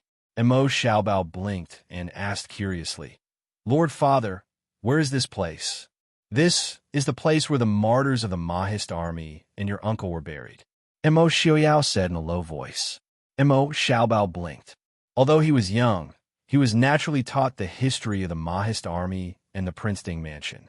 Naturally, he also knew that he had an uncle whom Lord Father respected very much who was killed by the northern tribes. In the past, Mo Xiaobao secretly thought that if his uncle didn't die, would there be one more person to help him when Lord Father bullied him? "Lord Father, are we going to take revenge for Uncle?" Mo Xiaobao asked with wide eyes. "That's right," Mo Xiaoyao said in a low voice. Feng Zhiyao and the rest who were following behind Mo Xiaoyao couldn't help but glance at Yili. The little prince wasn't even 8 years old yet. Wasn't a little too perverted to let a child like him watch such a scene? Yili sighed helplessly, looking at Mo Xiaobao's excited appearance. It didn't seem like he was afraid at all. Yili was also worried that her obedient son would be taught astray by Mo Xiaoyao. But no matter how close Mo Xiaobao was to Yili, boys were naturally more obedient to their father in certain aspects. For example, right now, Yili stepped out from the northern tribe's army, his face ashen as he stared at Mo Xiaoyao and said in a low voice, "Prince Ding, good strategy, good patience." At this point, how could Yili not know that Mo Xiaoyao had been toying with him all this time? His ultimate goal was to force the northern tribe's army to return Wind Valley to take revenge on Mo Xiuan for being plotted against. Mo Xiaoyao smiled and nodded. "Well said. Even if Seventh Highness brings a group of defeated soldiers back to the northern tribes, you will definitely not be Yellow Crown Prince's match. You might as well die and return Wind Valley and preserve Seventh Highness' reputation. Seventh Highness should be thanking I." Yelu Ye's expression twisted. Even ants wanted to live, what more humans? Yelu Yi wasn't afraid of death, but he definitely wasn't willing to die like this. But he also understood that their current situation wasn't up to him to decide. With hundreds of thousands of Mahist army surrounding them, They had less than 200,000 soldiers. Even if they gave it their all, they wouldn't be able to escape. As long as Mo Xiuyao gave the order, tens of thousands of arrows would shoot, and the northern tribe's army would be buried in an instant. Helian Zhen's face was pale as he remained silent. Helian Peng stood beside Yilu Yi, his gaze like an arrow as he stared at Yi Li, who was beside Mo Xiuyao. I am Helian Peng. Please battle with Princess Ding. Helian Peng suddenly took a step forward and said in a low voice. The Mahist army generals all looked at Helian Peng as if they were looking at an idiot. Wanting to challenge Princess Ding in front of Prince Ding, this guy must be crazy. As expected, Mo Xiuyao laughed coldly and said indifferently, General Helian, why don't you challenge I? Are you looking down on I? Helian Peng glanced at Mo Xiuyao, but didn't reply, only staring at Yi Li. Yi Li smiled faintly and took a step forward. Since General Helian is interested, this consort will naturally accompany you. Please. Although Yi Li didn't have a good impression of Helian Peng was a general of a country and naturally knew that challenging a female in front of so many people wasn't something to be proud of. Knowing that he was going to die, he still persisted. At least this proved that Helian Peng really saw Yi Li as an opponent. Princess Li, Mo Xiuyao, frowned slightly. Yi Li's internal energy was much weaker than Helian Peng's. Although he was confident that Yi Li's life wouldn't be in danger with him around, he couldn't guarantee that Yi Li wouldn't be injured. Yi Li shook her head and smiled. It'll be fine. Yi Li took a few steps forward and a silver light flashed in her sleeve. A short blade, glittering with cold light, appeared in Yi Li's hand. On the opposite side, Helian Peng held a long blade in his hand. Just looking at the weapons made people feel that the two of them weren't on equal footing. Helian Peng didn't hold back and slashed the long blade in his hand towards Yi Li. Yi Li stepped sideways and dodged the blade. Bai Sei's voice was like a swan as it flew towards Helian Peng. In the faint fog, the crowd could only see two silhouettes coming and going. The sound of weapons clashing could be heard continuously. Yi Li, who was fighting with Helian Peng, frowned slightly. In terms of strength and internal energy, she was definitely no match for Helian Peng. Just now, the short blade and the long blade clashed several times. Yi Li's right hand felt numb from the vibrations. She didn't want to fight with Helian Peng head-on anymore. She quickly closed in on Helian Peng and fought in close combat. As a result, Helian Peng's long blade was useless. He tried to distance himself from Yi Li a few times, but failed. In terms of close combat, there weren't many people in the world who were Yi Li's match. If she didn't use her internal energy, even Mo Xiuyao might not be able to gain much of an advantage. As a result, the two of them were evenly matched. Chapter 9:47. The two of them fought for close to 100 moves, but neither of them gained the upper hand. Helian Peng's expression darkened. His powerful internal energy gathered in his palm as he sent a palm strike towards Yi Li. Yi Li reacted even faster. She drew a sharp blade from her left sleeve and stabbed it towards Helian Peng's abdomen without hesitation. At the same time, she leaned to the side to avoid Helian Peng's palm strike. Helian Peng wholeheartedly wanted to heavily injure Yi Li. He actually ignored Yi Li's approaching dagger. At the same time that his abdomen hurt, his palm strike also landed on Yi Li's body. Even though Yi Li leaned to the side to avoid it, she still received a trace of internal injury. She turned around to withdraw her dagger and quickly retreated. When Yi Li pulled out her dagger, Helian Peng realized that something was wrong. Yi Li's dagger was specially made to be used as a military knife. There was a blood groove in the middle. As long as it touched the body, it would bleed incessantly. Last time, Helian Peng injured his arm and took a long time to recover. This time, his abdomen was even more so. However, Helian Peng knew that this time, if he fell into Mo Xiuyao's hands, there was no chance of survival. As long as he could kill or heavily injure Yi Li, why would he care if he bled to death? Yi Li retreated to a distance and stood still. A trace of dark red blood flowed from the corner of her mouth. Helian Peng stood still with his long blade propped up. Blood flowed from his abdomen. Yi casually wiped the blood from the corner of her mouth and said indifferently, "General Helion, thank you for letting me win." Helion Peng sneered. He actually threw away his long blade and pounced towards Yi Li. Yi Li's eyes flashed. The short blade in her right hand flashed with a cold light. Like a white rainbow, it swept past Helion Peng's side. The two people only crossed paths for a moment before they separated again. Yi Li turned around. On the other side, Helion Peng had already silently collapsed. A thin line of blood slowly blossomed on his throat. "Penger!" Helion Jun screamed. Even though Helion Peng was only his adopted son, he had raised him from a young age. What's more, Helion Jun himself didn't have any children, so Helion Peng was no different from his own son. In this world, other than Yelu Yi, Helion Jun valued Helion Peng the most. Seeing him die at the hands of Yi Li, she was naturally filled with grief. She threw herself on a Helion Peng's body and cried bitterly. She raised her head and glared fiercely at Yi Li.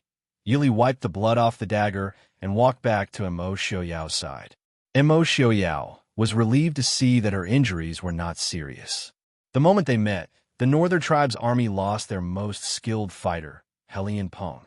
This made the already low morale of the Northern Tribe's army even worse.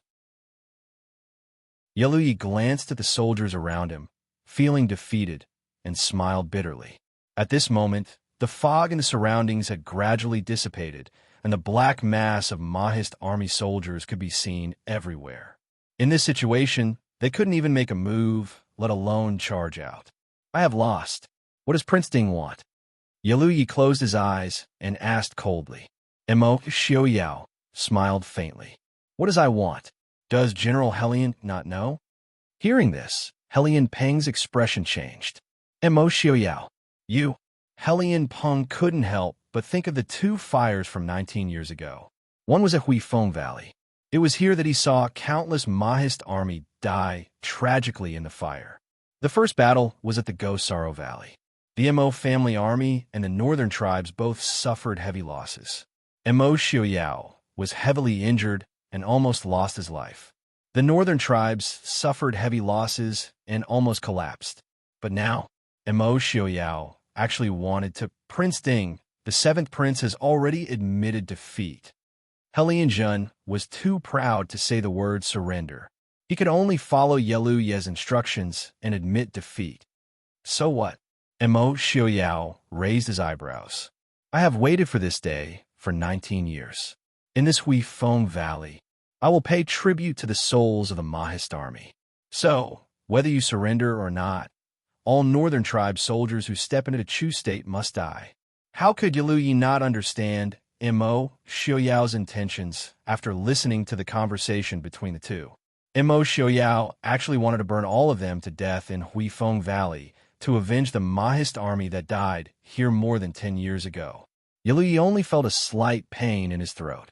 He stepped forward and gritted his teeth. Prince Ding, I have lost. Regardless of life or death, I am at Prince Ding's disposal. However, I hope that Prince Ding will let these northern tribe soldiers go. They were only following orders. Behind Mo Xiaoyao, Feng Zhiyao laughed coldly. What Prince Yelu means is that the people behind you did not kill the innocent people of the Central Plains. Yelu Yi was speechless. The north of the Chu state was filled with rivers of blood. Most of them were the lives of the commoners of the Chu state. 9 out of 10 houses in the north were empty. Under such circumstances, Yelu Yi had no way to argue. Mo Xiaoyao laughed coldly and raised his hand. Release the arrows. The surrounding Mahist army drew their bows, and arrows rained down. Mo Xiaoyao, you have gone too far. Helion Jun roared. Charge out. Even a cornered beast would put up a fight, let alone a human. Although these northern tribe soldiers were already exhausted, they had no choice but to fight in the face of life and death. Their eyes were almost red as they rushed towards the north. Seeing the actions of the northern tribe's army, Mo Xiaoyao's lips curled into a cold smile. Feng Zhiyao waved the black flag in his hand, and the Mahist army began to retaliate. However, there was a slight opening in the northwest direction for the remaining northern tribe soldiers to pass through. Immerse Xiaoyao and the rest did not chase after them. Instead, they stood there calmly and looked in the direction of the northern tribe soldiers. Boom! With a loud explosion, a red light shot into the sky from the northwest direction. In an instant, almost half the sky was dyed red. Faint cries of agony could be heard from the northwest direction. It was almost unbearable to hear. Yili stood silently beside Immerse Xiaoyao. In the end, she could not help but close her eyes and cover Immerse Xiaobao's ears. However, Immerse Xiaobao refused to be obedient and grabbed Yili's hand. Although the cries of agony were terrifying to him, he knew that his father was taking revenge for the dead Mahist army and his uncle. Children were always naive and cruel. In their eyes, there was only right and wrong. Since it was right, there was no need to be afraid or even pity. Feng Jiao silently looked at the red light shooting into the sky. He had also participated in the battle more than 10 years ago. Although he did not make it to Huifeng Valley, when he and Immerse Xiaoyao arrived, they still saw the tragic state of the soldiers who died there. No, they did not even die in battle. They died in vain. Just like Immerse Xiaoyao, Feng Jiao had never forgotten in the past 19 years. Just like how the souls of the Mahist army had never been able to rest in peace. Until now, the 200,000 soldiers of the northern tribes were sacrificing the souls of the Mahist army. May the ancestors rest in peace. Chapter 948. The war that had lasted for half a year came to an abrupt end just like that. The last few 100,000 northern tribes soldiers were all buried in Huifeng Valley. The entire valley was covered in blood, and corpses were everywhere. As for the scattered northern tribe soldiers who were stationed in various places, they were naturally not worth mentioning. They were all wiped out by the Mahist army at lightning speed. This battle seemed neither surprising nor exciting and unremarkable. However, in terms of battle results, it was enough to erase most of the records in the history of the Mahist army. Out of more than 1 million northern tribe soldiers, not a single one managed to escape. After this battle, the northern tribes had not only lost more than 1 million soldiers and horses, but also nearly 70% of their generals. They would definitely not be able to recover without a few decades. When the battlefield was cleaned up, the person who was escorted by the Mahist army to Immerse Xiaoyao and the rest surprised everyone.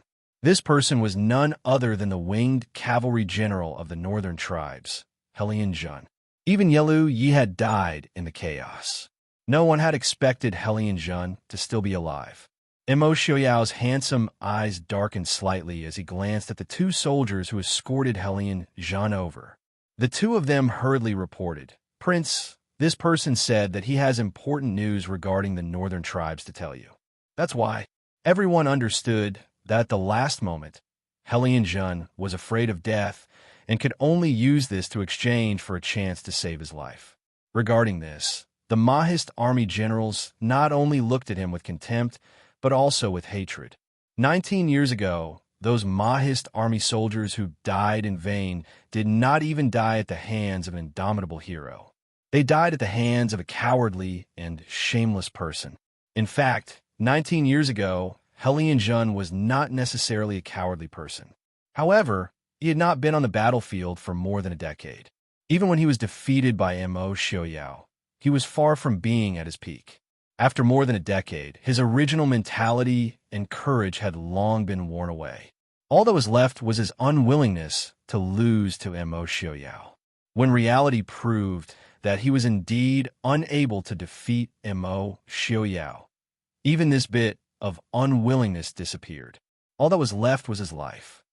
"Prince Ding, as long as you spare my life, I am willing to tell you the distribution of the northern tribes' forces." Helian Jun's eyes were blazing as he said anxiously. He didn't want to die. Even 19 years ago, he wasn't so clear that he didn't want to die. Immerse Xiaoyao's lips curled into a disdainful sneer. "General Helian, you haven't held military power for 19 years. Do you really know the distribution of the northern tribes' military strength?" Helian Jun was speechless. I can tell you everything I know, as long as you spare my life." At this time, Helianjun finally realized that he didn't have the ability to negotiate with Mo Xiaoyao and said, somewhat frantically. The killing intent in Mo Xiaoyao's eyes surged, but he did not act out immediately. He slowly closed his eyes and calmed his emotions. When he opened his eyes again, he was completely calm. However, Helianjun faintly felt that something was wrong. Mo Xiaoyao's voice was as calm as still water. Drag him out and execute him. Yes. The two soldiers who escorted Helianjun and did not hesitate and dragged him out again. Hearing Helianjun's frantic cries and pleas as he was dragged out, everyone felt a little sad for him. A famous general of a generation, even though his reputation was tarnished, he still couldn't escape death. There was a moment of silence in the tent, and everyone's expression was a little dazed. Yun Ting and the other young generals could not believe that they had really annihilated the northern tribes, who had more soldiers and horses than them and were comparable in strength. Sun Yaowu was stunned for a moment, then suddenly burst into tears. Although he did not have the enmity with the northern tribes, 3 years ago, the northern tribes invaded the Dachu state and killed countless people. Sun Yaowu's hatred for the northern tribes was not inferior to the Mahist army's elders. Zhou Min patted Sun Yaowu's shoulder and laughed. Old Sun, you cry too much. Isn't it a good thing that we won? Sun Yaowu wiped his eyes and said angrily, What do you know? I'm just happy, you know. Zhou Min rubbed her nose and decided not to lower herself to the same level as this boar. Mo Xiaoyao's expression was calm as he said in a low voice, All right, everyone reorganize and rest for 2 days. Zhou Min, Sun Yaowu. Here. Zhou Min immediately stood up and replied loudly. Sun Yaowu also quickly stood up, and Mo Xiaoyao said, I'll leave the border to the two of you. The rest of you head south in 2 days. Yes, General. Everyone replied in unison. The Chu state's northern border was extremely long, and only Zhou Min and Sun Yaowu were leading an army alone for the first time. One of them was originally only a general of a province, and it was definitely not enough. However, it was currently winter, and even if the northern tribes wanted to send reinforcements or take revenge for Yiluyi, it would be 2 months later. Moreover, after half a year of experience, the two of them were able to take on big responsibilities, so Mo Xiaoyao was not worried. Zhou Min was naturally happy to accept the order, and Sun Yaowu, as a surrendered general, was also very happy that Prince Ding trusted him so much. They accepted the order happily. The others also understood that they would be following Prince Ding to the south, and there would be countless fierce battles ahead. At the same time, it also meant that there would be more merits to be gained, so they were also looking forward to it. In a short time, the atmosphere in the tent became lively. Yili sat beside Mo Xiaoyao and quietly reached out to hold Mo Xiaoyao's hand. Mo Xiaoyao looked sideways at the smiling Yili beside him, his eyes filled with warmth and a smile. At the same time, he tightly held Yi Li's hand. Mo Xiaobao sat between the two of them, looking left and right at his father and mother. He also smiled and covered their hands with his own. On a small hill not far from Huifeng Valley, there was an inconspicuous lone grave. There was not even a tombstone in front of the lone grave, and the grave was covered with withered grass. If one did not pay attention, they would even think that this was really a small hill full of withered grass. Mo Xiaoyao held Yi Li's hand with one hand and Mo Xiaobao with the other hand, standing in front of the grave. Yi Li looked at Mo Xiaoyao with some confusion, and a trace of understanding flashed through her eyes. Mo Xiaoyao said softly, Li, this is Big Brother. Yi Li did not ask much, nodded and went forward to bow, saying, Sister-in-law Yi Li greets elder brother. Then she turned to Mo Xiaobao and said, Xiaobao, kowtow to uncle. Mo Xiaobao blinked blankly. Although he did not understand why he had already seen his uncle's grave in the Chu capital, and now there was another one here, he still obediently walked to Yi Li's side and knelt down, respectfully kowtowing 3 times, saying, Mo Yuchin kowtows to uncle. Mo Xiaoyao sighed slightly, lifted his clothes and knelt beside Yi Li, saying in a low voice, Big brother, do you see? I have avenged you. Yi Li turned slightly and found that the position of the grave was facing Huifeng Valley. If one stood here alone, then they would have seen everything that happened in Huifeng Valley yesterday clearly. Mo Xiuan had brought up Mo Xiuyao when he was young, so he was naturally very respectful to this elder brother. So after so many years, Mo Xiuyao had never forgotten to avenge his elder brother. But no one thought that Mo Xiuyao would actually bury Mo Xiuan in such a remote and desolate place far from the Chu capital. Chapter 949. After kowtowing, Mo Xiuyao helped Yi Li up and sat down a place not far away from the grave. He held Yi Li's shoulder and said leisurely, "Everyone thought that eldest brother's remains were buried in the ancestral grave of King Ding's residence in the capital. But that's not the case. That year when I rushed to the border, big brother's remains had already been cremated. So I replaced him. Big brother's real remains are buried here. I want him to stay here and watch. One day, I will take revenge for him and the soldiers of the Mo family army who died in vain." Yi Li held his hand and smiled. "You did it. Big brother will be very happy." Mo Xiuyao was a little confused. "I don't know if big brother will be happy, but big brother will never come back." He had always wanted to take revenge, but when it was time to take revenge, his heart was filled with loneliness and emptiness. When Mo Jingqi died, Mo Xiuyao already had this feeling. Now, this feeling of emptiness was even stronger, because even if he killed all his enemies, the dead would never come back. "Xiuyao," Yi Li called out worriedly. Mo Xiuyao smiled faintly. "Don't worry, I still have you, the Prince Ding mansion, and the Mahist army." Holding Yi Li's hand with a smile, and looking at the rarely seen, obedient Mo Xiaobao beside him, Mo Xiuyao felt warmth in his heart.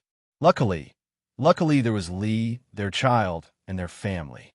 Otherwise, Mo Xiuyao would not know what to do with his life after taking revenge. Mo Xiaobao pouted, his eyes turning as he threw himself into Mo Xiuyao's arms. "Father, you still have me and my little brother and sister. When I grow up, I will help you destroy the northern tribes." Mo Xiuyao looked at him with a smile that was not a smile. "Is that so? I'll be waiting." Mo Xiaobao snorted unhappily. "Imperial father is looking down on me. Just you wait. When I grow up, I will definitely destroy the northern tribes for you to see." Mo Xiuyao nodded and said, "That's right. Aren't I just waiting to see?" Mo Xiaobao deeply felt that he was being looked down upon by his father. He was so angry that he started shouting. Grabbing on Mo Xiuyao and refusing to let go, Yi Li couldn't help but smile as she watched the father and son quarrel. She said softly, "Do you want to move big brother's remains back to the Chu capital?" Mo Xiuyao shook his head and smiled. "No need, just stay here. In the future, the Mo family's ancestral grave might not be in the Chu capital. Moreover, it was much quieter here. Don't you see that there aren't many nobles, generals, ministers, and emperors' mausoleums, all of them dazzling with gold and jade, and rich enough to rival a country? Waiting for the rise and fall of the dynasty would only benefit the grave robbers." In the past year, there had been many major events. At the end of the year, the regent of the Chu state, Mo Jingli, who had settled down in Jiangnan, finally ascended the throne. Before the end of the year, there was another earth-shattering event in the north. The million-strong army that attacked the Chu state was completely destroyed by the Mahist army. Not a single person returned to the northern tribes. When this news came out, the world was shocked. Many citizens of the Chu state who had been forced to move were in tears, secretly planning to return to the north. Unfortunately, although the northern tribes had been destroyed, the north was still fighting. The king of Chu, Mo Jingli, who had ascended the throne less than half a month ago, led 700,000 troops to the north, vowing to reclaim the land. At this time, the Xiling army led by Lei Jinting had already broken through Ruichang and surrounded Wei City. Wei City was in danger. Wei City, on the city gate tower, Marquis Nan and Murong Shun sat facing each other, each playing a game of chess. Below the city gate tower, several li away was the Xiling army's camp. Banners could be seen fluttering in the army camp. Even from afar, one could feel a monstrous fighting spirit. Murong Shun shook his head and helplessly threw down a chess piece, saying, Marquis Nan, you can really keep your composure. I've never liked these things. Marquis Nan looked up and smiled, saying, General Murong, please be patient. Murong Shun said impatiently, Rui Chong has already been lost. Now that Lei Jinting's army has surrounded Wei City, we can't do anything. How can I be patient? Marquis Nan smiled, saying, The situation is much better than expected, isn't it? Master I originally said that it would be good if we could defend Fei Hong Pass in 3 months. Now it's been more than 2 months, and Wei City is still in our hands. This means that the situation is not beyond Prince's expectations. Our military strength is not as good as Lei Jinting's, and our military strategy is also inferior to his. General Murong, why do you blame yourself? Murong Shun sighed and looked at Marquis Nan embarrassedly, saying, It's me who can't bear it. I've been on the battlefield for half my life. It's the first time that I've been suppressed and beaten without any resistance. Murong Shun had fought hundreds of battles in his life. Of course, there were victories and defeats. But this was the first time that he had been beaten to the point of being unable to raise his head. It was inevitable that he was upset. Marquis Nan smiled, saying, Lei Jinting is known as the West Hill War God. In his life, he has only been defeated by the former Prince Regent and the current Princess Ding. If it weren't for him, why would Prince take the risk of destroying the northern tribes first so that he could focus on Lei Jinting? As for Mo Jingli's Dechu State, to be honest, the Mahist army did not really care about it. Half of Dechu State's famous generals were now in the Prince Ding mansion. In these years, they had not heard of any outstanding young generals. Mo Jingli was not inferior to Mo Jingqi's paranoia. He would only firmly hold the military power in his hands to prevent a second Prince Ding mansion from appearing in Dechu State to take away his military power. Murong Shun nodded, saying, Thank you for your reminder, Marquis Nan. Marquis Nan patted his shoulder and smiled, saying, Just relax. No matter what, we have to stay in Wei City until Prince comes back. No matter what, we can't go to Fei Hong Pass and cause trouble for General Yuan, right? Murong Shun nodded and smiled, saying, Marquis Nan is right. Reporting to Marquis Nan, General Murong. There's an urgent message from 800 Li. At the bottom of the city tower, a soldier hurried up and handed over a sealed letter. Marquis Nan took it and opened it. He was overjoyed. Seeing his strange expression, Murong Shun quickly asked, Is there any good news from Prince's side? Marquis Nan nodded and smiled, saying, Yes, Prince has wiped out the Northern Tribes' army in Huifeng Valley.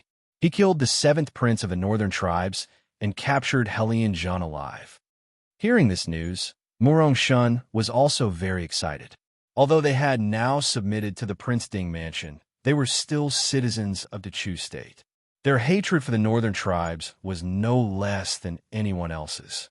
Now that they heard the news that Prince Ding had wiped out the Northern Tribes' army, they could not help but feel relieved.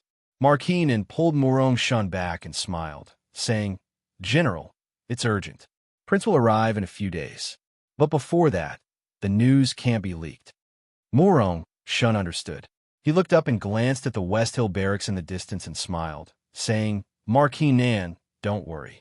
I promise that even a bird won't be able to fly over the top of the city walls. The two of them looked at each other and could not help but stand up and laugh. The soldiers guarding outside heard the laughter of the two commanders. Although they did not know why the two commanders were so happy, they could not help but feel relieved. In the West Hill barracks, Lei Jinting frowned and looked at the reports in front of him. He glanced at the generals below and asked in a low voice, Is there any news from the Northern Tribes? Lei Tengfeng stepped forward and said, Father, there has been no news from the Northern Tribes in the past few days. Now that the North is bitterly cold, I'm afraid that the Mahist army and the Northern Tribes army are moving slowly. It is normal that there is no news. Chapter 950. Lei Jinting furrowed his brows and shook his head. No, Mo Xiaoyao knew that Mo Jingli's army would not come near, but he still dared to go to the north. He definitely would not drag his feet. I'm afraid the northern tribes have already met with a problem. Father, you mean? Lei Tengfeng paused and said, the northern tribe's military strength is not weaker than the Mahist army. In fact, they're even stronger. Even if Mo Xiaoyao wants to completely defeat the northern tribes, he will not be able to do so without a few months. Lei Jinting shook his head and looked at Lei Tengfeng with some regret. Tengfeng, you're good at everything, but you're always stuck to common sense and do not dare to indulge in wild fantasies. Lei Tengfeng's face was a little awkward, and he asked in confusion, indulging in wild fantasies, is that a good thing? Lei Jinting laughed. If you can't do it, then you are indulging in wild fantasies. If you can do it, then you are strategizing. Father, you believe that Mo Xiaoyao can defeat the northern tribes in 2 short months? But they have already dragged on for a few months and only won by a small margin. Lei Tengfeng furrowed his brows and said. Lei Jinting pondered and frowned. So I suspect that Mo Xiaoyao was hiding his strength on purpose. Although the Mahist army's performance last year was not bad, but compared to their previous results, it can be said that their performance was average or even a huge drop in standard. Then, if the northern tribes really lose? Lei Tengfeng furrowed his brows and said. Lei Jinting said, then it will be our turn to face Mo Xiaoyao head-on. Now that Mo Jingli's army has arrived, even if Mo Xiaoyao returns, our chances of winning will still be higher. Furthermore, I would rather face Mo Xiaoyao head-on than be schemed against in the dark. Only when she looked back and thought about it carefully could she see what kind of chess game Mo Xiaoyao had set up. Every time he thought about it, Lei Jinting felt a burst of fear and trepidation. The situation of the world in the past few years, the many battles, the changes in the power structure, had long been under Mo Xiaoyao's control. In other words, the current situation of the world was going according to Mo Xiaoyao's expectations. How could such intelligence and ability not be frightening?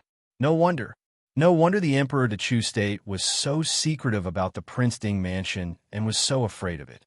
Father's right. Then we should attack Wei City with all our might. If we can take Fei Hong Pass before Mo Xiaoyao returns, we will have the upper hand, Lei Tengfeng said. Lei Jinting nodded and smiled. That's right.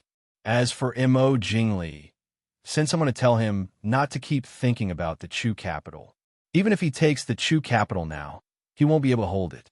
Have him lead his army to the west and flank us from the north. This will prevent Mo Xiaoyao from defeating us one by one. In the end, Lei Jinting was still worried about the abilities of the Dechu State's generals. As the Genom King of Gojozi and of Xiling, he didn't need to care about the lives of the people of Dechu State. But now they were in an alliance. They were bound together for good or ill. Lei Jinting couldn't help but worry. Yes, father. Lei Tengfeng nodded and accepted the order. With Lei Jinting's order, the attack on Wei City became even more intense. Even Nan Ho and Murong Shun, who had been bitterly holding on, felt that they couldn't hold on any longer. Standing on top of the city gate tower and looking at the rivers of blood below, the soldiers on top of the city gate also looked exhausted. The Mahist army stationed at Wei City repelled another attack from the Xiling army. But they all knew that the Xiling army wouldn't retreat so easily. After a short rest, they would charge again. Murong Shin stood on top of the city gate tower and looked at the Xiling army not far away. He narrowed his eyes and said, Is Lei Jinting crazy? He's been attacking nonstop for the past few days. Even if he takes Wei City, he will suffer heavy losses. Nanho sighed and said, Lei Jinting probably already knows that the prince is coming back soon. Murong Shen frowned. Nanho smiled and said, Even if we block the news, he will still be suspicious if he doesn't receive any news. With Lei Jinting's intelligence, it's not hard for him to guess that the northern tribes have been defeated. Murong Shen thought about it and agreed. He glanced at the city gate and was about to say something, but his expression changed, and he said, They're coming again. The war drums shook the sky. The soldiers who were resting immediately rushed forward and were ready for battle. In the distance, The Shilling army rushed over aggressively, with their banners fluttering in the wind. Lei Tingfeng took the lead and rushed to the city gate. He pointed his long whip at Nan Ho and Murong Shun on top of the city gate tower, and said with a smile, "Nan Ho, General Murong, why are you so stubborn? Wei City only has a few 100,000 soldiers now. How can you resist the millions of soldiers of Weiling? Why don't you surrender to Weiling? My father will definitely treat you with courtesy. Needless to say, you will be promoted." Nan Ho smiled faintly and said, "Thank you, Crown Prince Genom of Gojoseon, for thinking highly of me. But, although I have no talent and no virtue, I can't do something like betrayal." Murong Shun was not in the mood to talk nonsense with him. He said loudly, "Cut the crap. If you want to fight, let's fight." Lei Tingfeng's face darkened slightly. He smiled faintly and said, "You don't have to be angry. I'm thinking for the two generals. Both of you are famous generals. Why should you sacrifice your lives for a battle that you're sure to lose?" Murong Shun snorted and grabbed a bow, an arrow from a soldier beside him. He shot an arrow at Lei Tingfeng. Lei Tingfeng stepped aside to avoid the arrow. His face was a little ugly. He pointed his whip at the people on top of the city gate and said sternly, "Murong Shun, you don't know how to appreciate kindness. Don't blame me for being merciless." Murong Shun sneered and said, "I don't know what kind of relationship I have with Crown Prince Genom of Gojoseon. If you want to fight, let's fight. There are no cowards in the Mahist army." Lei Tingfeng was humiliated by Murong Shun in front of the Shilling army. He didn't want to be long-winded. He said sternly, "Attack." Behind the Shilling army, Lei Jinting looked at Lei Tingfeng's actions from a distance and shook his head helplessly. He sighed softly and said, "Tungfeng still can't keep his cool." He didn't mean that he had to persuade Nan Ho and Murong Shun to surrender. It was just that Lei Tingfeng was so easily provoked. It was really not something a leader should do. Chapter 9:51. It was another hard battle. When it was late, they finally managed to beat back the West Hill army again. Even Murong Shun had suffered some minor injuries. The two of them stood on the city gate tower, looking at the Shilling army that was gradually retreating. They finally showed a tired but happy smile. Before their smile faded, Marquis Nan frowned and said in a low voice, "General Murong, rest well tonight. I will take care of everything." Murong Shun was tired and injured after days of hard work. If he didn't rest, he would really fall. Murong Shun frowned and glanced at the West Hill camp in the distance. "I'm afraid that the West Hill army will launch another sneak attack tonight." In the past 2 days, the West Hill army's attacks had obviously become fiercer and more impatient. After days of hard fighting, the defenders of the Acropolis were almost at their limit. If the Shilling army attacked a few more times, the Acropolis would not be able to withstand it. Marquis Nan smiled faintly. "Don't worry. Don't you have me? General Murong, don't worry and go rest." Murong Shun also understood Marquis Nan's good intentions and nodded. "Then I'll have to trouble you." Marquis Nan nodded and smiled faintly. In the Shilling army's tent, Lei Tingfeng checked the wound on his arm and frowned. "I didn't expect Marquis Nan and Murong Shun to be so good at fighting." In today's fierce battle, not only was Murong Shun injured, even Lei Tingfeng was slightly injured in the chaos. However, it was not a big deal. Lei Jinting was not surprised and said indifferently, "Marquis Nan was also a famous general in the Dechu state and was conferred the title of Marquis because of his military achievements. When Murong Shun was young, he was one of the best generals under Mo Lufang. With the two of them working together, you can't break the Acropolis in a short time." Hearing Lei Jinting's words, Lei Tingfeng's face showed a trace of uneasiness. He said, "Father, please advise me." Looking at Lei Tingfeng, Lei Jinting sighed helplessly. Although he only had one son, Lei Tingfeng, but compared to Mo Lufang, he clearly did not know how to teach his son. It wasn't that Lei Tingfeng wasn't outstanding, it was just that compared to Mo Xiaoyao, he wasn't outstanding enough. However, it was also because of this that people felt even more dissatisfied and depressed. Lei Tingfeng didn't have it easy either. He was about the same age as Mo Xiaoyao, but very few people would compare him to Mo Xiaoyao. It was because he didn't have the right to do so. Lei Jinting said, Marquis Nan and Murong Shun are already at the end of their rope. As long as you speed up the siege, you will definitely be able to take Wei City before Mo Xiaoyao comes back. You don't have to worry about that. But, you want to subdue Marquis Nan and Murong Shun? Lei Dingfeng's heart skipped a beat. He lowered his head and said, Son just thinks that these two are rare talents. Lei Jinting smiled helplessly and waved his hand. It's not that Father doesn't agree with you subduing some capable people for your own use. But I want to see what kind of people you want. You can't control Marquis Nan and Murong Shan. Lei Dingfeng raised his eyebrows, his face showing a trace of unwillingness. Lei Jinting said indifferently, These two people can be called famous generals who have been through hundreds of battles. Murong Shun is arrogant. If you want to subdue him, you have to have the ability that is absolutely stronger than him. He was also Mo Liufeng's old subordinate, so he naturally has a good impression of the Mahist army. Now that he has returned to the Mahist army, he will only be more loyal. Moreover, Murong Shun's only daughter is married to Leng Huai's second son, Leng Haoyu. And Leng Haoyu is Mo Xiaoyao's trusted aide, second only to Feng Zhiyao. Under these circumstances, do you think Murong Shun will be loyal to you? As for Marquis Nan, he was even more difficult to deal with than Murong Shun, although he had been quiet for years and was not well known. Although he has not been famous for many years, his arrogance in his youth is no less than Murong Shun's. Therefore, defecting to the enemy at the last minute will never happen to them. Lei Dingfeng's uninjured hand clenched tightly. In fact, it was not that he did not understand his father's words, but in his ears there was another layer of meaning. He was not capable enough, so he could not subdue Murong Shun and Marquis Nan. Hearing his father say this, in Lei Dingfeng's heart, it was no different from his father saying he was incompetent to his face. I am incompetent, father, please forgive me. Lei Dingfeng lowered his eyes and said in a low voice.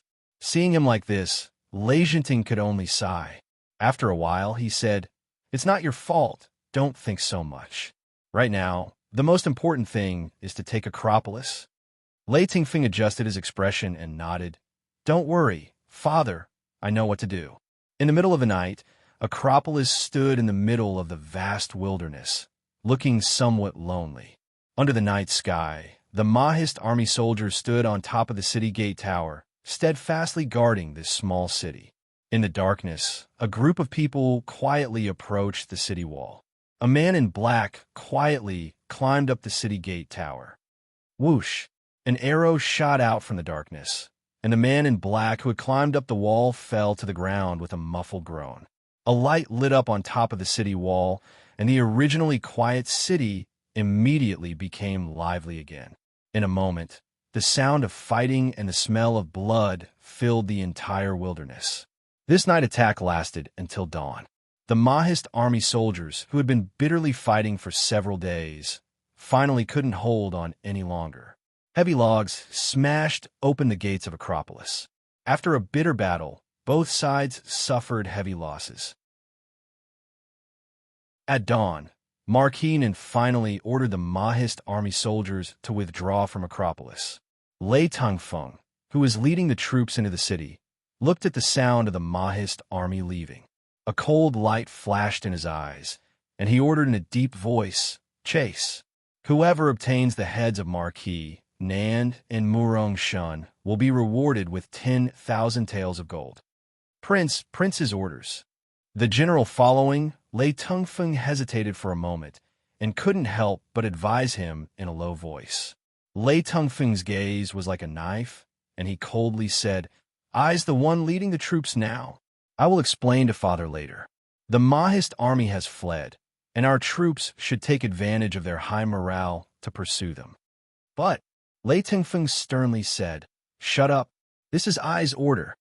Helpless, the general could only nod and agree. This general obeys. Lei Dingfeng took the lead, leading the Shilling army through Acropolis, and continued to pursue the retreating Mahist army. Not long after, Lei Jinting arrived at Acropolis, but he didn't see Lei Dingfeng. His expression darkened, and he asked, "Where is Prince?" The generals looked at each other for a while before one of them stepped forward and reported, "Your Highness, the Crown Prince led the army to chase after Marquis, Nan, and Murong Shun." Hearing this, Lei Jinting's expression changed, and he heavily slammed his hand on the desk, angrily saying, "How dare you? I told him not to act rashly." The general said awkwardly, "But Prince." Lei Jinting sighed helplessly as he looked at the helpless faces of the generals below. Lei Tengfeng was the prince of Genom of Gojoseon and the only heir of Jinan Palace. These generals naturally didn't dare to disobey his orders, and if he insisted on doing something, they naturally didn't dare to stop him. Lei Jinting was a genius, and he only needed to think a little to understand the reason why Lei Tengfeng suddenly acted so impulsively. It was because of his previous advice. He was afraid that Lei Tengfeng didn't listen to his advice and instead thought that he, as a father, underestimated his ability. Chapter 952. Prince, what should we do now? The general below asked in a low voice. Lei Jinting thought for a moment and said, "General of the right, take 50,000 men and horses to support the crown prince." After thinking for a moment, Lei Jinting said again, "If the crown prince wins, you don't have to worry about it. If the crown prince falls into a trap, you save him." General of the right stepped out and said in a low voice, "Yes, sir." At this time, Lei Tengfeng had really fallen into a trap. On the narrow mountain road leading to Feihong Pass, Lei Tengfeng and his tens of thousands of men and horses were besieged. They were in a dilemma. Murong Shun and Marquis then stood side by side on a hillside not far away. Murong Shun sneered and looked down at Lei Tengfeng, who was inexplicably angry. Murong Shun took a bow, an arrow from a soldier beside him, and pointed it at Lei Tengfeng. He said with a smile, "We lost Acropolis, but killed the crown prince of Genom of Gojoseon of West Hill. That's a gain, isn't it?" Lei Jinting of Genom of Gojoseon only had one son, Lei Tengfeng. Most of Lei Tengfeng's children were killed by Prince Ding more than a year ago. If Lei Tengfeng died, it would be a fatal blow to Lei Jinting. Marquis then reached out to stop him from shooting the arrow. He shook his head and said, "No, if we kill Lei Tengfeng now, Lei Jinting will definitely go crazy." "So what?" Murong Shun raised his eyebrows and said. Marquis then smiled helplessly and said, "Don't forget that there are hundreds of thousands of ordinary people in Acropolis. Lei Jinting doesn't kill ordinary people like the northern tribes, but it doesn't mean that he won't kill." The pain of losing his son was enough to make Lei Jinting do anything crazy. What's more, if they killed Lei Tengfeng, they would have to face Lei Jinting directly. At that time, he would only lose even faster. What does Marquis Nin mean? Murong Shun was able to dominate the battlefield. Naturally, he would not rely on his martial arts alone. Soon, he figured out Marquis Nan's intention. He laughed and said, "This mountain path is easy to defend but hard to attack. We can trap Lei Tengfeng inside and make Lei Jinting hesitate to attack. We could delay him for a few more days."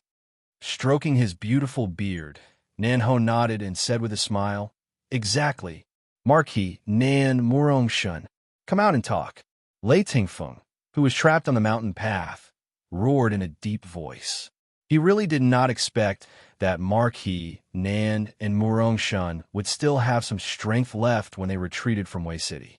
He rashly led less than 100,000 troops to chase after them, and actually fell into their trap. In fact, it was already a mistake for him to rashly enter such a narrow mountain path. After calming down, Lei Tengfeng secretly regretted his impulsiveness. Murong Shun laughed loudly and said, "Prince Genom of Gojoseon, I did not expect that we would meet again so soon." Lei Tengfeng looked up at Murong Shun and Marquis Nan, who were not far away, and said in a deep voice, "You can torture or kill me as you wish." Murong Shun snorted disdainfully and looked at Lei Tengfeng with a smile, saying, "Interesting. Genom of Gojoseon has always been smart and calm. I did not expect that he would have such a hot-blooded son. Yesterday, Prince Genom of Gojoseon wanted me and Marquis Nan to surrender to the West Hill. Now, Prince Genom of Gojosian, do you want to consider surrendering to my princedom mansion? Lei Tingfeng's face turned green and white. After a while, he gritted his teeth and said, Murong Shun, how dare you humiliate I? Marquis smiled kindly and said, Prince Lei, what you said yesterday was no different from a humiliation to me and General Murong. Since we all know that it is impossible, why did you say it? Lei Tingfeng was silent. Murong Shun smiled and said, Isn't that because Prince Genom of Gojosian was confident that he could defeat us? But he did not expect that every dog has its day. Now he is the one who is besieged. What a pity. Genom of Gojosian of West Hill was a hero for a lifetime, but he has such a useless son. Murong Shun's words made Lei Tingfeng's face turn pale. In fact, with Lei Tingfeng's ability, he could not be called a useless son. But in this world, there is always someone better than him. Lei Tingfeng grew up under his father's halo, which could be said to be overshadowed. In this way, Murong Shun's unintentional ridicule became a weight that he could not bear. Lei Tingfeng smiled bitterly and said, General Murong is right. My father has been wise all his life, but he only has me, a useless son. I have really lost my father's face. I have been defeated like this. How can I face the soldiers of West Hill? As he said, he raised the long sword in his hand and was about to cut his neck. This, Murong Shun was also stunned. He did not expect that his casual words could make Lei Tingfeng so determined to die. Was the son of Genom of Gojosian so weak? Lung Haoyu had been called a foppish son, a useless son, and a libertine since he was young, but he was still alive and kicking. Bang! The guard beside Lei Tingfeng hurriedly pulled out his sword to block Lei Tingfeng's sword. He shouted, Your Highness, Murong Shun is talking nonsense. You don't have to take it to heart. How can you face the prince if you lose your life so easily? You are the only heir of Jinan Palace. Lei Tingfeng stared blankly at the long sword in his hand, lost in thought. In fact, he just pulled out the sword to commit suicide because of a moment of impulse and sadness. At this time, when he came back to his senses and looked at the sword in his hand, he felt a chill in his heart. Murong Shun was relieved to see that Lei Tingfeng was fine. He sneered loudly and said, Now I know that the crown prince of Genom of Gojosian is actually a coward who avoids failure. Lei Tingfeng immediately calmed down.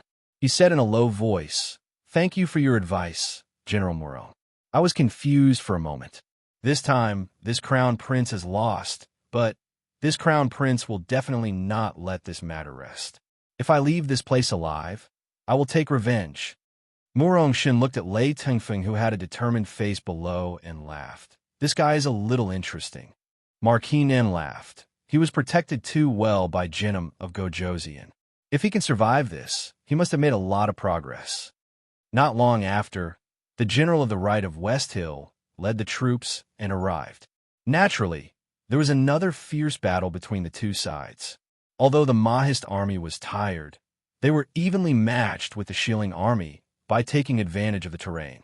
They held on for a day and a night on this small mountain path.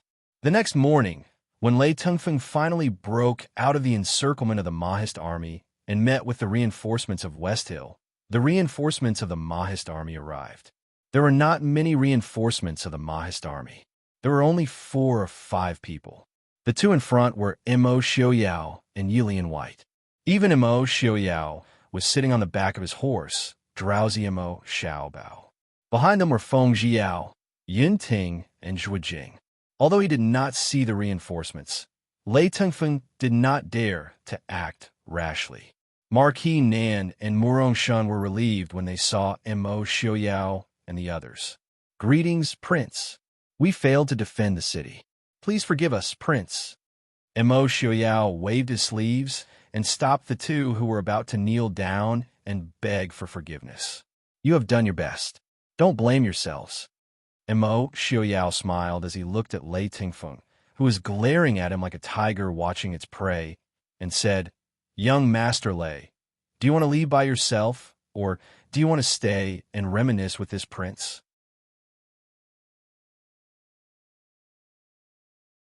Chapter 953. Lei Tingfeng's eyes flashed, but his heart was in turmoil. At this moment, the Shilling army had the absolute advantage. If they attacked, they would definitely be able to wipe out Marquis Nan and Murongshen's troops. But if Mo Xiaoyao and Yili appeared here, would they not bring any reinforcements? Lei Tingfeng did not believe it.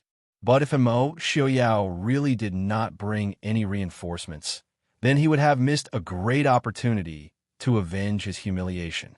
With all kinds of torment in his heart, Lei Tingfeng stared at Mo Xiaoyao, also in a dilemma.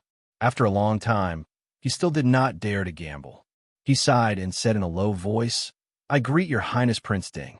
I did not expect your Highness Prince Ding to arrive in time." Mo Xiaoyao smiled and said, "Prince Lei, you flatter me.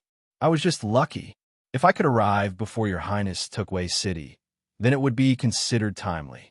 Your Highness now, are you planning to fight with I?" Lei Tingfeng forced a smile and said, "I admit that I am not Prince's opponent. Moreover, both sides are already very tired. Why not fight another day?" Mo Xiaoyao pondered for a moment, then finally nodded and said, "In that case, your Highness, please." Lei Tingfeng's face darkened. He nodded and said, "I will take my leave." Watching Lei Tingfeng leave with his army, Murongshen raised his eyebrows and said, "How many reinforcements did Prince Ding bring?" The current situation was very clear. Their troops were absolutely no match for Lei Tingfeng. For Lei Tingfeng to leave at this time, it was clear that he was afraid of Prince Ding's reinforcements. Mo Xiaoyao said lightly, "The reinforcements are still 100 miles away. I only brought a few people." That Lei Tingfeng, he thought that I brought a lot of people, but I lied to him that I didn't bring anyone. However, he really didn't bring anyone with him. Therefore, while it wasn't good for a general to be too impulsive, it wasn't good to be too cautious either. However, Lei Tingfeng's choice to leave at this time was not bad. Even though Mo Xiaoyao did not bring any troops with him, killing Lei Tingfeng in the midst of the chaos was still a simple task. Acropolis, Genom of Gojoseon's study room. Lei Tingfeng knelt on the ground in silence. Lei Jinting concentrated on the booklet in his hand, as if he did not see the person kneeling on the ground. After a long time, Lei Jinting finished reading the thick stack of booklets in his hands. Only then did he raise his head to glance at Lei Tingfeng and say, "Get up." Lei Tingfeng lowered his eyes and said, "Your son acted rashly and was greedy for merit. He almost fell into the hands of the Prince Ding mansion. Father, please punish me." "Punish?" Lei Jinting sneered and said, "I only said a few words to you, and you rushed to your death. How could I dare punish you?" Hearing Lei Jinting's words, Lei Tingfeng felt even more ashamed. "Your son knows his wrongs." Bang! Lei Jinting fiercely slammed his palm on the desk and said angrily, "You know your wrongs? Your wrongs are to draw your sword and cut your own throat? What a heroic spirit! This prince has given birth to a good son who can support both heaven and earth. This prince is truly ashamed of his inferiority. Since you're not afraid of death, why did you come back?" Lei Jinting was furious. With a wave of his hand, the sword hanging on the wall flew out of its scabbard and fell in front of Lei Tingfeng. Lei Jinting said, "Didn't you want to cut your own throat to atone for your wrongs? I'll give you a chance." "Father, this child knows his wrongs. Your son was muddle-headed for a moment. Please forgive me." Lei Tingfeng was really ashamed and ashamed. His eyes couldn't help but turn red. He knelt on the ground and rubbed his knees against Lei Jinting's, hugged his thigh, and cried. Looking at his son, who was already past his prime, Lei Jinting's heart softened. He helplessly sighed and said, "Forget it, get up." Lei Tingfeng looked at Lei Jinting and stood up. "Thank you, father." Looking at Lei Tingfeng's listless appearance, Lei Jinting also felt a little guilty. He knew that his son was already outstanding enough. A genius like Mo Xiaoyao was something that could only be encountered and not sought. However, Lei Tingfeng had always been strict with himself because of his father. Thus, he never received the praise he deserved. Doing well was what he should do, because he was the son of Genom of Gojoseon. Like father, like son. If he did wrong, he would lose Genom of Gojoseon's face. Lei Tingfeng wasn't an impulsive person. If it wasn't for the pressure he was under, he definitely wouldn't have acted so impulsively these 2 days. Tungfeng, these years, father has let you down. Lei Jinting sighed and said in a deep voice. Lei Tingfeng couldn't help but be stunned. He stared blankly at Lei Jinting's guilty expression and was momentarily speechless. He could only mumble, "Father, this son." Lei Tingfeng waved his hand and said, "These years, people have always talked about how great the son of Genom of Gojoseon is, but they have always forgotten that you are already an adult. This is also father's fault. Father has always felt that this pressure might be a motivation for you to work hard. However, I didn't think that it would be so difficult for you to bear." "Father, it's son's fault," Lei Tingfeng said in a low voice. "Son and Prince Ding are about the same age, but I can't even compare to Prince Ding's achievements. Son has lost father's face." Lei Jinting smiled bitterly and said, "Mo Xiaoyao, father has never compared you to Mo Xiaoyao." Lei Tingfeng's face paled and said, "Son is not worthy to be compared to Prince Ding." Lei Jinting sighed and said, "Tungfeng, father has indeed envied Mo Xiaoyao for having such a capable son. However, you have to know that Prince Ding's achievements and abilities today are not only because he is a genius, but also because the hardships he has gone through are extraordinary. If not for that disaster 19 years ago, Mo Xiaoyao today might be a famous general of the Chu state, living a carefree life. However, father has never wished for you to experience that kind of disaster. Do you understand?" Lei Tingfeng nodded. "Son understands. Father has always protected son. Before he was 20 years old, he had truly lived a carefree life. It could be said that he was more honorable than the princes of Xiling and Mo Xiaoyao had fought on the battlefield when he was 14 or 15. He had been seriously injured when he was 17 or 18. He had struggled to support the large Prince Ding mansion. He had never experienced any of this. Therefore, he had no right to be jealous of Mo Xiaoyao's achievements and abilities. He could only feel ashamed of his own incompetence." Lei Jinting sighed and said, "Perhaps father's protection has harmed you. However, even so, father still does not wish for you to experience that kind of pain and suffering. Moreover, Tungfeng, father has never been disappointed in you." "Father." Lei Tingfeng was stunned. Lei Jinting smiled and said, "You are I's son. I think that you're already very good." "Father, son understands." Lei Tingfeng lowered his eyes and hid the tears in his eyes. He said in a low voice, "Son will not disappoint father."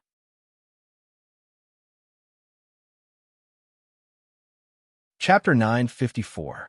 Lei Jinting looked at his son in front of him with gratification. Although it was a little inappropriate for a man in his 30s to still have red eyes, this was the truest expression that Lei Tingfeng had shown in front of him in all these years. Walking in front of Lei Tingfeng, Lei Jinting patted him on the shoulder and nodded. "Father believes that you will not disappoint me. Sit down and tell me about Mo Xiaoyao."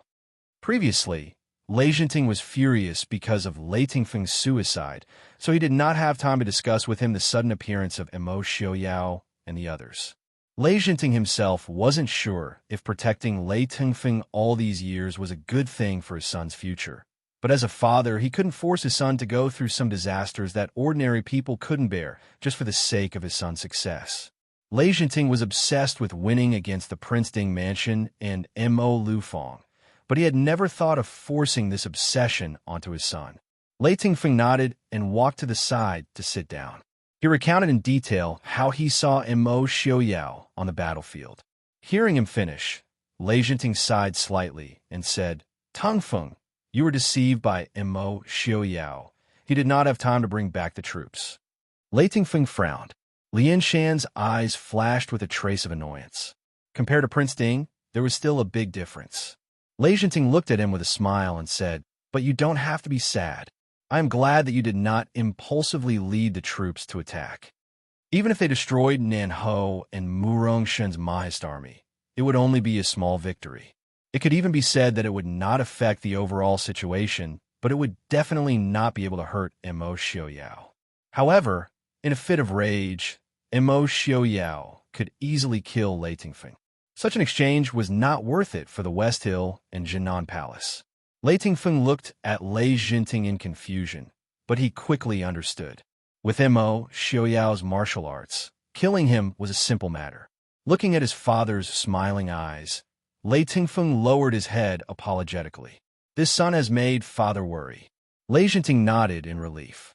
Lei Tingfeng would not act impulsively in the future if he could think things through. As long as he could remain calm, with his ability, it would not be a problem for him to stay alive. All right, it's good that you're all right. It was all thanks to you that we were able to take down Acropolis. Right now, both the Dechu State and West Hill are pressuring us. Our army has also taken down Ruichang and Acropolis. Right now, we still have the advantage, Lei Jinting said. Lei Tingfeng nodded. Father, are you worried about Mo Jingli? If our army can restrain Prince Ding and most of the generals of the Mahist army, Mo Jingli should be able to handle it. The Mahist army was indeed full of famous generals, but there were too many places that the Mahist army needed to defend. One of the original 3 generals of the Mahist army, Zhang Qilan, had been guarding the former emperor of Shiling's city to assist 4th young Master Su in governing West Hill. He could not return to participate in the war. Leng Huai also had to guard the Chu capital to deter the northerners from going back on their word. General Yuan Pei was already old. He could defend the city, but he did not have enough energy to mount a horse and kill the enemy. As a result, the Mahist army only had Marquis Nan, Lu Jingxian, Murong Shun, and a few others left. As for Yun Ting, Zhou Min, He Su, and a few other rising stars, their future might be bright, but present they might not be able to compete with the old generals of West Hill. After all, a genius like Mo Xiaoyao, who could sweep through the various countries at the age of 10, was an anomaly even in the Prince Ding mansion. Lei Jinting frowned. Don't forget, there's still Yi Li. Lei Tingfeng raised his eyebrows. He had indeed forgotten about Yi Li, but this woman was the most unforgettable. Although she usually did not reveal her talents, her battle achievements were not inferior to any of the current famous generals. If she were to fight against Mo Jingli, it would be worrying whether Mo Jingli would win or lose. Prince, a secret letter from the north has arrived. Outside the door, a guard reported in a low voice. Lei Jinting's eyes darkened. He said indifferently, "Bring it to me." Since Mo Xiaoyao had returned, the situation in the north was no longer a secret. The guard pushed the door open, presented the letter, and retreated. Lei Jinting opened the letter and read it. His expression changed. In the end, he just sighed and passed the letter to Lei Tingfeng. Lei Tingfeng took the letter and read it with some doubt. His expression suddenly changed. He said in horror, Mo Xiaoyao actually wiped out the entire Northern Tribes army. Yilu Yi and Helian Zhun are both dead. Looking at the final battle between the Mahist army and the Northern Tribes, Lei Tingfeng's emotions were still very complicated even though the knot in his heart had been untied. To be honest, from Lei Tingfeng's point of view, he really could not see what was so special about this battle. It could be said that this was an extremely unusual night attack. However, it still managed to wipe out the Northern Tribes army that had swept through the entire northern Dechu state 2 to 3 years ago. He raised his head to look at Lei Jinting. Lei Jinting stood in front of the map and pondered for a moment. Then, he pointed at a certain point on the map and asked, "Where is this place?" Huifeng Valley? Lei Jinting said, "This is the place where the Mahist army was defeated 19 years ago. Not far from here is where Mo Xiaoyan died." Lei Tingfeng was stunned. Very quickly, he took in a deep breath and said, "Father, are you saying that Prince Ding purposely led the Northern Tribes army to Huifeng Valley to wipe them out? In fact, he already had the ability to wipe out the Northern Tribes army before this?" Mo Xiao was Lei Tingfeng said indifferently. That might not be the case. If not for the fact that the Mahist army had been holding back for half a year, Yilu Yi would have been able to wipe out the Northern Tribes army. How could he have let Yilu Yi believe that the Mahist army was only on par with the Northern Tribes army? How could he have let Yi down his guard and thought that he could attack the Mahist army camp at night? Lei Tingfeng nodded. Father's analysis was not wrong. However, Imo Xiuyao was able to watch Ruichong Wei City fall and drag out the time to wipe out the northern tribe's army at Huifeng Valley. His courage was enough to make one gasp in admiration. When this battle was announced to the world, the prestige of the Mahist army and the Prince Ding mansion would definitely rise again. The morale of the Mahist army would definitely be higher than it was now. When facing the Western Tomb and the Dechu State Army, they would not have the slightest doubt or fear. Lei Jinting sighed and said, Tungfeng immediately set out to see Mo Jingli. You definitely cannot let that idiot be defeated by Yi Li before our two armies meet. In other words, Lei Jinting was already certain that Yi Li would definitely go to stop the Dechu State Army. Lei Tungfeng frowned and said, Mo Jingli is a stubborn and self-opinionated person. I'm afraid that he won't listen to his son. Lei Jinting thought for a while and nodded. I will write a letter for you. You bring it to him. As for, if he listens to you, that's fine. If he insists on not listening, then let him be. You take another group of troops and hide in the dark. If Mo Jingli's army is defeated. Lei Tingfeng understood and nodded. Your son understands. Lei Jinting nodded with satisfaction and said, Remember, if you fight with Yi Li, you must not act rashly. Even though Yi Li is a woman, she is full of tricks and is best at luring the enemy.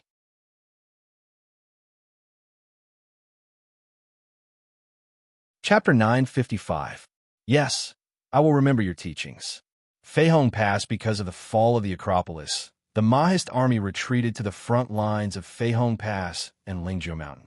Old General Yuan Pei, who was stationed at Feihong Pass, was also very happy to see Prince Ding and Princess Consort. Although the old general was not afraid of dying on the battlefield, he knew that he was old and his energy was not as good as before. It would be even more difficult to defeat Genom of Gojoseon. Now that Prince Ding and Princess Consort had rushed back and saved millions of people in Feihong Pass from the disaster of war, the old general was naturally very happy. After welcoming Yi Li and the others into Feihong Pass and sitting down, Marquis Nan and Murong Shun both knelt down and asked for forgiveness. Prince, please punish us for the loss of the Acropolis. Mo Xiuyao helped the two up with a smile and said, There is no need to be like this. This battle was not your fault. If I had not delayed, how could the Acropolis have fallen? If that's the case, shouldn't this prince be punished first? Marquis Nan quickly said, Prince has his reasons for delaying. Prince naturally has his reasons. Losing Ruichong and the Acropolis is my fault for being useless. Mo Xiuyao shook his head and said, Marquis Nan and General Morong, there is no need to be like this. This matter is not your fault.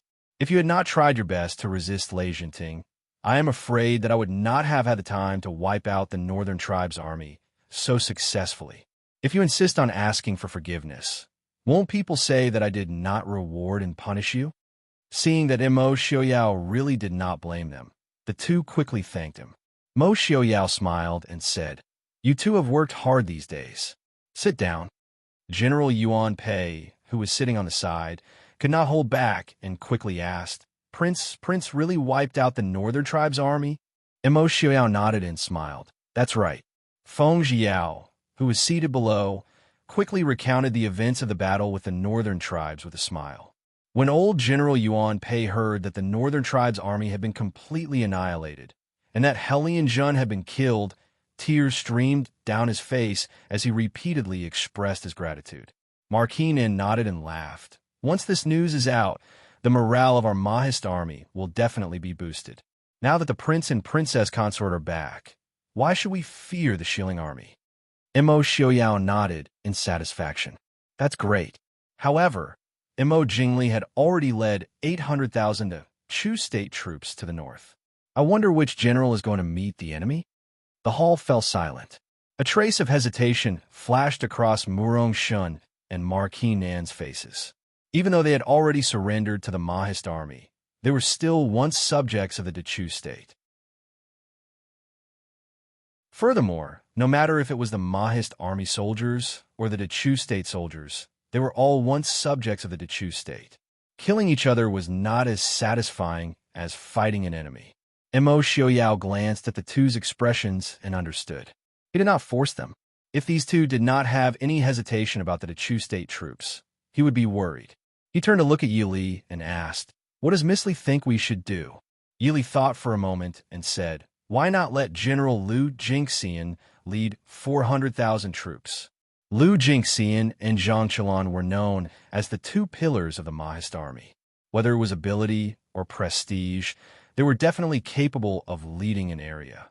If he was really used as a fierce general, it would be a waste of talent. Even though Liu Jingxian was not present, he would not have any objections to Mo Xiaoyao's orders. Yuan Pei said with some worry, "Is 800,000 too little?" Yili shook her head and smiled. Even though General Liu only has 400,000 troops, the Chu capital still has General Leng Huai leading 200,000 troops. Even though it is not enough to compare to the Dechu state's troops, the Mahist army is definitely stronger than the Dechu state's troops in terms of combat strength. General Liu is skilled at using troops. He will not lose to the Dechu state's troops. Hearing Yili say this, Mo Xiaoyao thought for a moment before nodding. "Let's do as Miss Li says." After finishing the discussion, Mo Xiaoyao and Yili brought the sleepy Mo Xiaobao back to the room prepared by Fei Hongwan to rest. Seeing Mo Xiaobao fall asleep, Mo Xiaoyao pulled Yili to the side and asked with a smile, "Miss Li, what do you want to say?" Yili hesitated for a moment before nodding. "I plan to follow General Liu to the Dechu state's front lines." She originally thought that Mo Xiaoyao would refuse. Unexpectedly, Mo Xiaoyao only thought for a moment before nodding. "That's fine. However, Miss Li, you must be careful." Seeing her clearly shocked expression, Mo Xiaoyao smiled faintly. He lowered his head and touched her forehead. "Miss Li, did you think I wouldn't agree?" Yili raised her eyebrows. In the past, every time they wanted to go out, they had to haggle for a long time. Wasn't it obvious? Mo Xiaoyao was in a good mood as he pulled her into his embrace. "I have a feeling that after this time, Miss Li will not be able to leave Ai's side. So, if Miss Li wants to go, then go." Mo Xiaoyao understood that after this time, the world situation would not change for at least the next 20 years. As for 20 years later, that was none of his business. Yili nodded and said with a faint smile, "Since it's like this, then I'll thank Prince." Mo Xiaoyao gently rubbed her black hair and said with a smile, "After this time, we won't have to fight anymore. Miss Li will no longer have a reason to leave Ai and run around by herself. But don't worry, wherever Miss Li wants to go, I will accompany Miss Li." Yili gently leaned into his embrace. Her heart was as warm as water. In the blink of an eye, 11 or 12 years had passed. In the beginning, they only wanted to spend their days together. Later on, they wanted to help each other in times of need. The two of them had already been together for more than 10 years. They already had 3 children, but they had also realized that they could only be together for the rest of their lives. In the beginning, this was something that Yili did not even think about.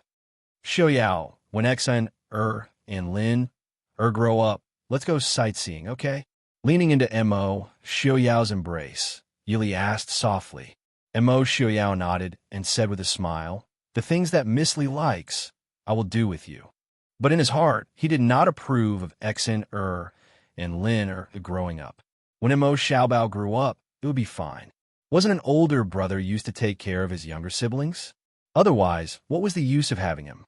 So, in his father's eyes, the poor Mo Xiaobao was not only a candidate to clean up the mess, but also a nanny for his 2 younger siblings in the future. The next morning, Yili quietly left Fei Hong Pass and went to Liu Jinxian's camp. The generals in Fei Hong Pass did not care when they found that their princess had disappeared. They were already used to their princess disappearing from time to time to do some important things. Only Mo Xiaobao was unhappy, because after his mother left, his father began to squeeze him even more. Northern tribes on the snowy plains of the land of ice and snow. The royal house of the northern tribes stood in the depths of the snowy plains. Different from the resplendent Chu capital and the emperor of Shilling City, the royal house of the northern tribes was much more simple and crude. It was like a city made of stone. Although this was the most prosperous place in the northern tribes, only the royal house of the northern tribes lived in the city. Ordinary people still lived in their own tents. So, the entire royal house of the northern tribes was not even as big as the Chu capital's imperial palace.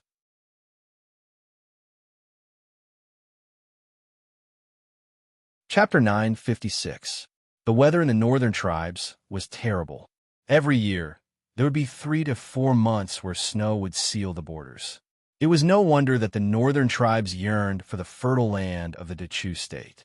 In the palace, the king of the northern tribes sat on a throne covered with tiger skin. He looked at the people below him angrily. The charcoal fire warmed up the entire room, but at this moment, it made it even hotter. The king of the northern tribes was already 60 years old. When he was young, he was a great hero of the grasslands. But as he got older, or perhaps it was because of the many things from the central plains that spread to the northern tribes, or perhaps it was human nature, the old king of the northern tribes gradually became muddle-headed and lustful.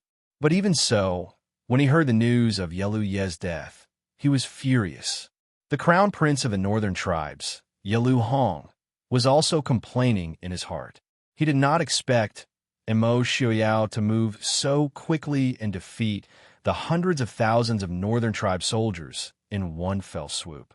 In these 3 years, in order to conquer the Chu state, the northern tribes had sacrificed nearly 2 million soldiers.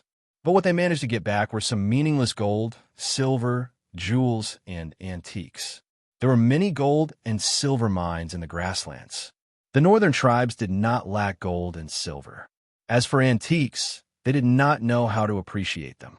Needless to say, because they did not conquer the capital of the Chu state, they did not manage to get their hands on any real treasures. To the northern tribes, these things were not worth as much as silk, tea leaves, and food. Yelu Hong chose to work with Mo Xiuyao only because he wanted to destroy his brother, Yelu Yi. He did not want to destroy the remaining hundreds of thousands of northern tribe soldiers. But now, looking at the letter in his hand, Yelu Hong felt a chill in his heart. But he could not say anything. He could not blame Mo Xiuyao for being too good at fighting and destroying the entire northern tribe's army. He could only blame Yelu Yi for being too useless. Crown Prince, the king of the northern tribes, panted. Yelu Hong hurriedly collected his thoughts and stepped forward, replying in a deep voice, "This son is here." The king of the northern tribes said, "Bring that woman from the Chu state over to I." Yelu Hong was slightly startled, hesitating. Princess Ronghua had been with him for more than 10 years and had given birth to several children for him. Although they were from the Chu state, they still had some feelings for each other.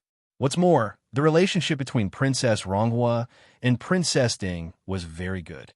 Although she was set up by Mo Xiuyao this time, she didn't actually do anything, so she avoided the danger of being discovered by her father. Moreover, Mo Xiuyao had helped him kill Yelu Yi. If he let his father kill Princess Ronghua, he was afraid that it would be difficult to explain to the Prince Ding mansion. "Father, this has nothing to do with Ronghua," Yelu Hong said in a deep voice. The king of the northern tribes coldly snorted and said, "I don't care if she has anything to do with it.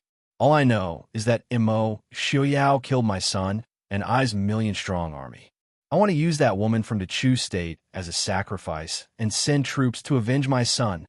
After that, he ignored Yelu Hong's reluctance and waved his hand to bring Princess Ronghua over.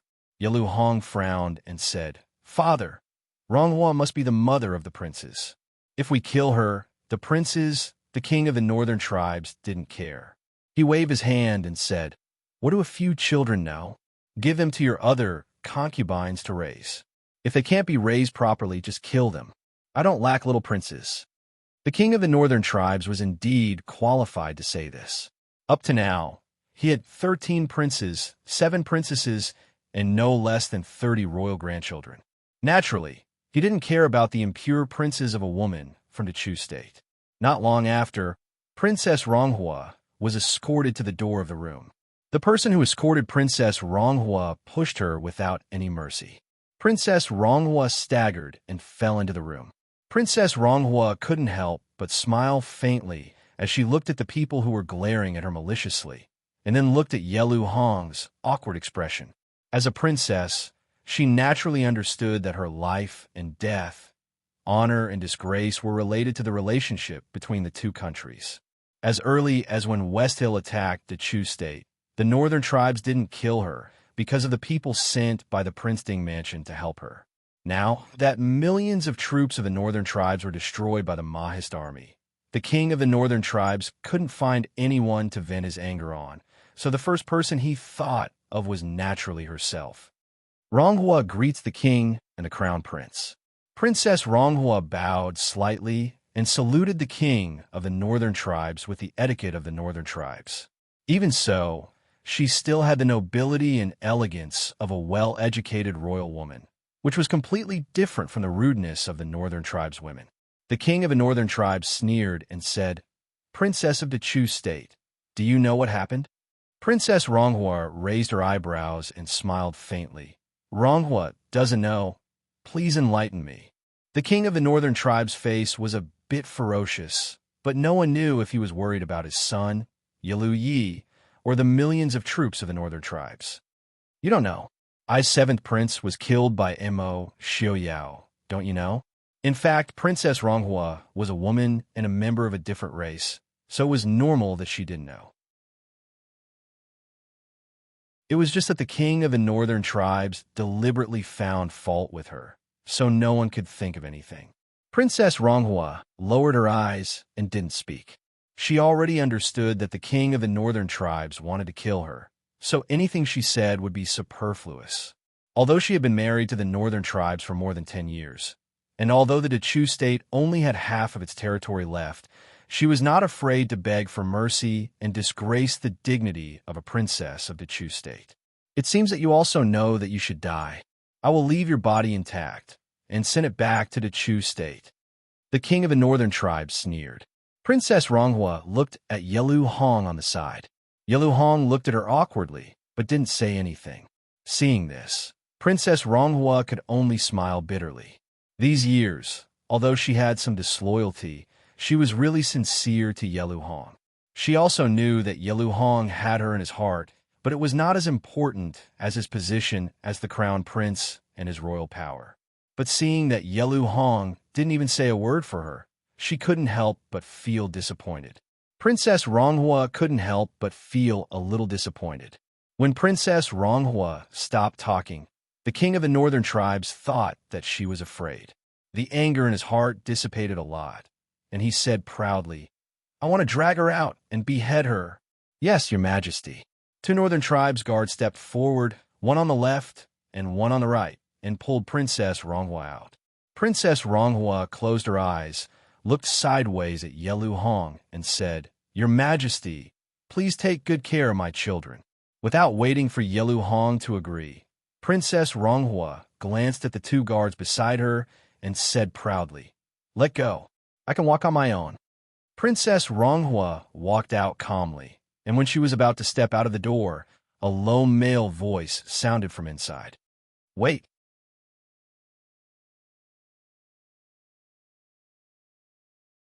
Chapter 9:57. Wait. Suddenly, Yelu Hong stood up and said, "Crown Prince." The king of the northern tribes was furious. The more incompetent and self-opinionated a person was, the more they could not stand the opposing opinions of others. Moreover, the king of the northern tribes was furious. Seeing that Yelu Hong dared to refute him for a woman from the Chu state, he was furious. His gaze towards Yelu Hong was filled with killing intent. Yelu Hong lowered his eyes and said in a low voice, "Father, please listen to me. Princess Ronghua cannot be killed." At the door, Princess Ronghua was stunned when she heard Yelu Hong's voice. She turned to look at Yelu Hong. Her beautiful eyes moved. She had already given up, but she did not expect Yelu Hong to speak up for her. The king of the northern tribes was so angry that he laughed. He stared at Yelu Hong and said, "Cannot be killed? How come I do not know that there is anyone in the northern tribes that I cannot kill?" Yalu Hong said in a low voice, I know that seventh brother died on the battlefield, and father must be very sad. But father, please think of the northern tribes. The king of the northern tribes narrowed his eyes and sneered at Yalu Hong. You mean that if I kill this woman, it will affect the northern tribes? Yalu Hong said seriously, Ronghua is Princess Ding's sworn sister. She has a very good relationship with Princess Ding. Everyone knows that Ding Wang dotes on Wang Fei. If Fu Wang kills Ding Wang Fei's sworn sister, I'm afraid that in Ding Wang Fei's anger, he will harm our northern tribes. Princess Ronghua and Yili being sworn sisters was naturally made up by Yalu Hong. Since the Dechu state was far away from the royal house of the northern tribes, the king of the northern tribes could not send people to verify it. The reason why Yalu Hong said this was because in the northern tribes, the relationship between sworn siblings was very important. The relationship between sworn siblings was not inferior to that of family. The king of the northern tribes snorted, Harm the northern tribes. I am about to take revenge for a year. Yalu Hong looked up at the king of the northern tribes and said firmly, Father, now, does the northern tribes have any soldiers to mobilize? How is father going to avenge seventh brother? The northern tribes had a vast territory, but sparsely populated. A 2 million strong army could be said to be the strength of a country. In the next 20 to 30 years, the northern tribes would not be able to fight a war. At this point, Yalu Hong finally understood Mo Xiaoyao's intention. Mo Xiaoyao wanted to deal with Genom of Gojoseon of Xiling and Mo Jingli of Dechu State. From the start, he would not give the northern tribes a chance to recover. By the time the northern tribes recovered, the Prince Ding Mansion would have already ruled the world. For some reason, even though the situation in the Central Plains was still unclear, Yalu Hong never doubted that the Prince Ding Mansion would be the final winner. Father, for the sake of the northern tribes, please calm your anger for now. Killing Princess Ronghua could only vent his anger, but she was the princess of Dechu State, not the princess of the Prince Ding Mansion. Even if his father wanted to vent his anger, it would be extremely limited. Why not exchange her for something of value? In fact, the king of the northern tribes knew that the current northern tribes did not have the ability to compete with the Mahist army. He clamored for the cavalry to avenge Princess Ronghua because he was angry. Yalu Hong's words gave him a way out, so he took advantage of it. He looked at Yalu Hong and asked, Something of value? What value can a woman have? Yalu Hong pondered for a moment and said, We can exchange Princess Ronghua and the Mahist army for the remains of seventh brother and the northern tribe soldiers. These soldiers died on the battlefield for the northern tribes. If we can bring their remains back to the grassland, it may be a comfort for the people of the northern tribes. The king of the northern tribes lowered his head and pondered. Although he was muddle-headed, he was not an idiot who did not know anything. When he was young, he was wise and powerful. Naturally, he understood what Yalu Hong's words meant, and he only needed to exchange a dispensable woman. It was indeed a very cost-effective thing. He looked up and glanced at Princess Ronghua at the door and asked, Will the Prince Ding Mansion agree? Yalu Hong nodded and said, Not to mention the friendship between Princess Ronghua and Princess Ding. Princess Ronghua came to the northern tribes for the marriage of Dechu State. Although the Prince Ding Mansion is in power now, the people of the Prince Ding Mansion were once the people of Dechu State. If the Prince Ding Mansion does not care about Princess Ronghua's life, it will inevitably cause dissatisfaction and discussion among the people of Dechu State. The king of the northern tribes nodded irritably and waved his hand. I will leave this matter to you. In short, I do not want to see this woman in the northern tribes again. You can all leave. Yalu Hong nodded and accepted the order. He thought for a moment and asked, Father, what about seventh brother's funeral? It's up to you. Years of strong wine and beautiful women had made the king of the northern tribe's body a little weak. After a bout of anger, he felt a little tired and impatiently said. Yalu Hong responded and left. When he walked to the door, he looked back and glanced at the man who was holding a girl of the northern tribes. His lips showed a trace of a mocking smile. It turned out that the death of seventh brother was just a bout of anger for his father.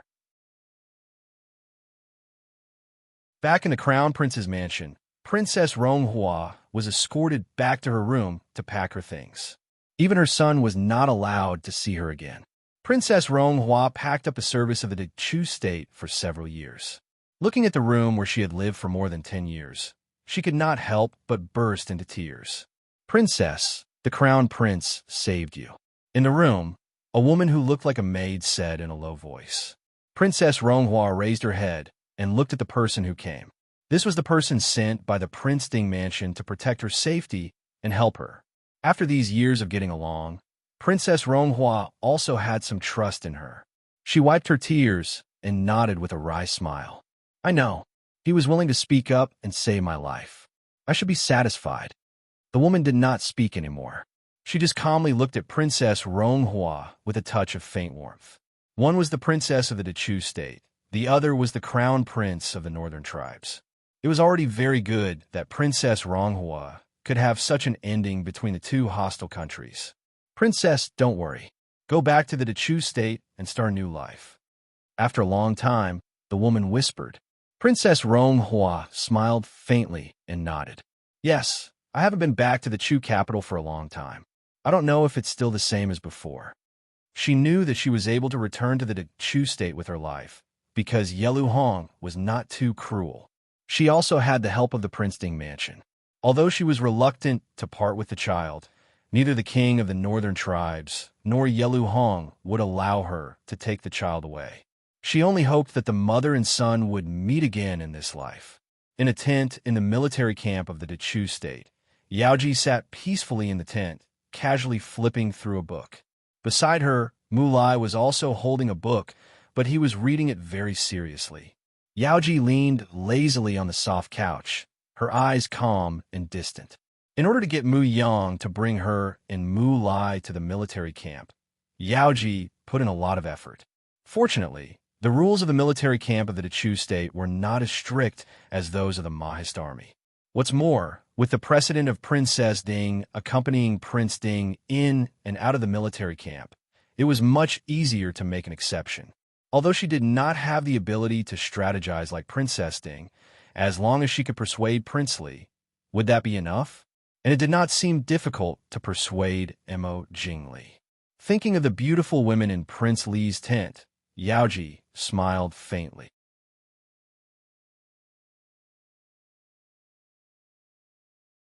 Chapter 958. Mulai glanced sideways at Yaoji, who was smiling faintly and thinking about something.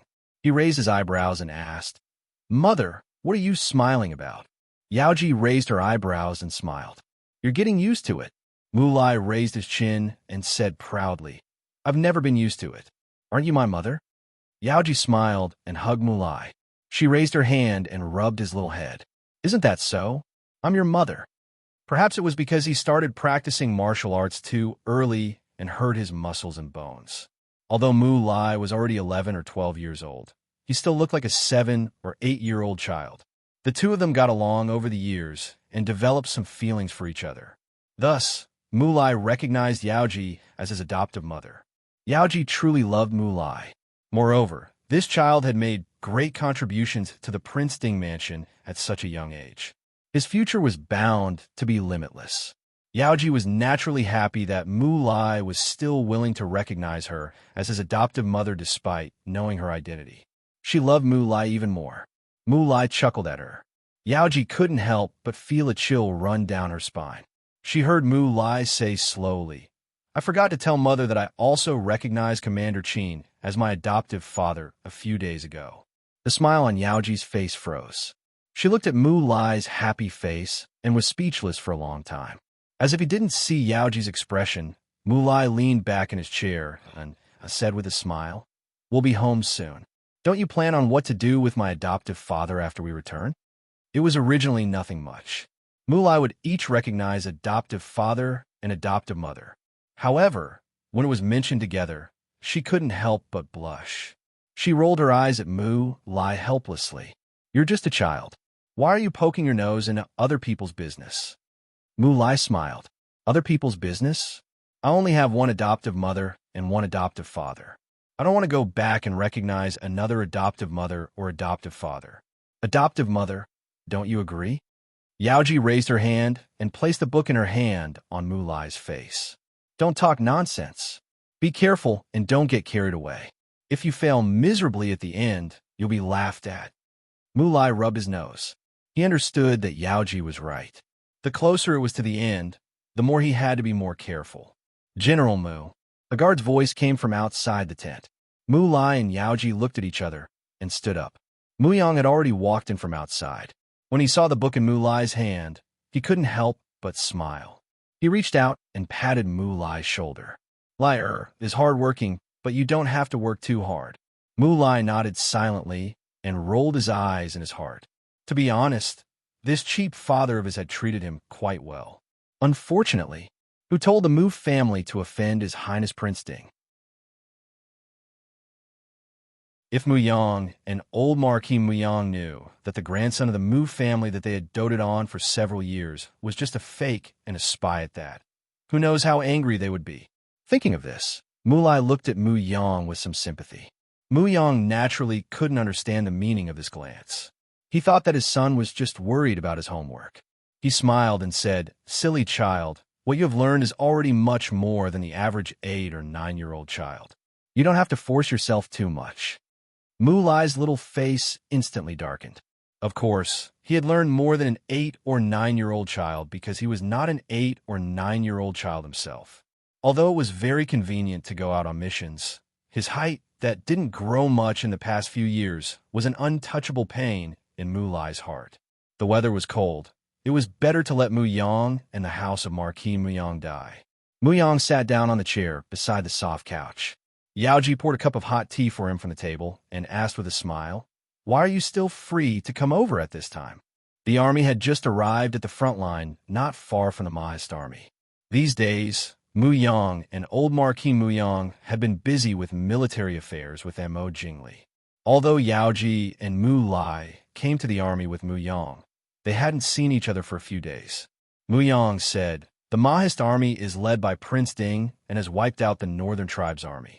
Now Prince Ding has returned to Feihong Pass to confront Lei Jinting. Lu Jinshin's army is also moving to the front line. I'm afraid I don't have time to take care of you these days. Now that I'm free, I'll come back to take a look." Yaoji smiled sweetly and said, "I'll take good care of Lai. You don't have to worry about us." Muyang nodded, holding Yaoji's hand, and smiled. "That's good. It's been hard for you to follow us all the way." Yaoji lowered her eyes and smiled faintly. "It's what I should do. There's no need to say it's not hard." Muyang looked at Yaoji's gentle and beautiful face. A trace of relief and tenderness flashed in his eyes. Holding Yaoji's hand, he nodded and said, "That's good. I'll go back first. Take good care of yourselves." Yaoji and Mulai stood up to send Muyang out, then turned back to sit down. Mulai frowned and said, "Muyang won't come back. We can't just walk around outside. How can we get the information of Mo Jingli's army's deployment and defense?" Yaoji smiled faintly and said, "Don't worry. We'll cross that bridge when we get there. When the time comes, we'll try to get in touch with General Liu." Mulai nodded. Wang Fei didn't ask them to get the Dechu State's defensive deployment map. She probably had something more important to tell them. They only needed to wait for news and, when necessary, provide some assistance to the Mahist army. In the large tent of the Dechu State's army, because the emperor was personally leading the army, the size of the tent was completely different from that of a normal commander's tent. It was much more spacious and magnificent. Even though the weather in the north was still bitterly cold, the thick carpet from the western regions was spread out, and the fine silver charcoal burned quietly. The entire tent was warm and comfortable. But Mo Jingli's expression did not become amiable because of the warmth and comfort of the tent. Instead, it became even more sinister. The generals below all bowed their heads in fear, not daring to look at the high and mighty emperor. The matter of the emperor's descent did not improve Mo Jingli's mood. Ever since that night at the Li Wang Fu last year, Mo Jingli's cold aura was enough to make anyone retreat. Those who did not know did not dare to ask, and the few who knew did not dare to ask. People only knew that the young emperor had suddenly fallen ill and died, and then King Li ascended the throne. Everything happened so quickly that many people did not have time to react before King Li ascended the throne with absolute power. But after ascending the throne, Jingli's temper became even colder and stranger than before, and his mood was unpredictable. As a monarch who had just ascended the throne, Jingli was the first to personally lead the army instead of comforting the court and the people. The Northern Militant Army has been defeated, so Xiuyao's attention will definitely be on the southern front. Now, Xiuyao has sent Lu Jingxian to lead 400,000 soldiers to face the Chu State's army. What do you all think? Jingli asked in a low voice. The generals all looked at each other, and no one dared to speak. Not only had the Northern Militant Army been defeated, they had been completely annihilated. This caused the Mahist army generals to feel a chill in their hearts. Furthermore, the Chu State and the Shilin Alliance had taken advantage of the battle between the Mahist army and the Northern Militant Army to send out their own troops. The Shilin Alliance and the Mahist army were pure enemies, so naturally, they would use all means possible. But the Chu State and the Mahist army were still connected.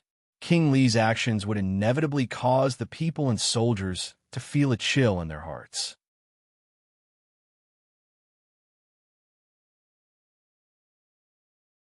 Chapter 9:59. What? None of you have anything to say? Jingli narrowed his eyes and said coldly, Your Majesty has his own decision. We will listen to Your Majesty's orders. All the generals said in unison. Jingli snorted. How could he not know what these people were thinking? He glanced at them and then looked behind old Marquis Muyang. He said in a low voice, Old Marquis Muyang, what do you think? Old Marquis Muyang quickly stepped forward and reported respectfully, Your Majesty, I think that if it's just Lu Jingxian's 400,000 troops, there's nothing to worry about. But what? Jingli asked. Old Marquis Muyang said, But there's still Leng Huai's 200,000 troops in the Chu capital. Leng Huai himself is also a rare talent. When the Northern Region's army was pressing on the border, Leng Huai guarded Zijing Pass alone for several months and prevented the Northern Region's million troops from taking a step past Zijing Pass. From this, it can be seen that this person cannot be underestimated. Other than that, this official thinks that when a Prince Ding and Princess Ding might come over. At that time, Leng Huai, Mo Xiuyao Yili? Jingli played with the jade thumb ring in his hand and snorted. Leng Huai is deeply indebted to the emperor, but he betrayed the country and joined a Prince Ding mansion. He deserves to be beheaded for his crimes. As for the Prince Ding mansion, I'm afraid it's Yi Li who will come this time. She came at the right time. Hearing Jingli's words, all the generals silently criticized in their hearts. Leng Huai guarded Zijing Pass alone. Not only did King Li not give any help, but he also embezzled Leng Huai's provisions. In the end, he even took away the provisions that should have been given to Leng Huai by Yuan Bao. If it wasn't for the Mahist army, Leng Huai's grave would be covered with tall grass. How could he say that he had received the emperor's favor? Moreover, in order to protect the Chu capital, Leng Huai had lost a son. Jingli's words were not very convincing. However, Jingli was the emperor. Naturally, he had the final say. None of the generals dared to refute him. He just silently listened to his orders. Jingli was displeased. He waved his hand and said lightly, Senior Marquis Muyang, I'll leave Lu Jingxian to you. As for Princess Ding, I will personally deal with her. Muyang and his son hurriedly cupped their hands and accepted the order. This general obeys. Reporting to Your Majesty, Crown Prince Genom of Gojoseon of West Hill requests an audience. A soldier reported loudly outside the door. Jingli frowned slightly. Leitingfeng, what's he doing here? The soldier replied, Crown Prince Genom of Gojoseon only said that he was ordered by Genom of Gojoseon to have an important matter to discuss with Your Majesty. Let him in, Jingli ordered. After a while, Leitingfeng was brought in. He looked at the generals in the tent, and Jingli, who was sitting high on the dragon throne. He smiled faintly and bowed. This one is Leitingfeng. Greetings to Emperor Chu. Crown Prince Genom of Gojoseon please rise. Mo Jingli narrowed his eyes and sized up Lei Tengfeng in front of him. The current Lei Tengfeng was clearly much calmer than when he first met him in Nanzhao.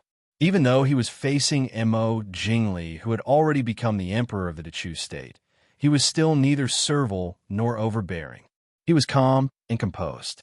Even rarer was that his gaze had become extremely calm and steady.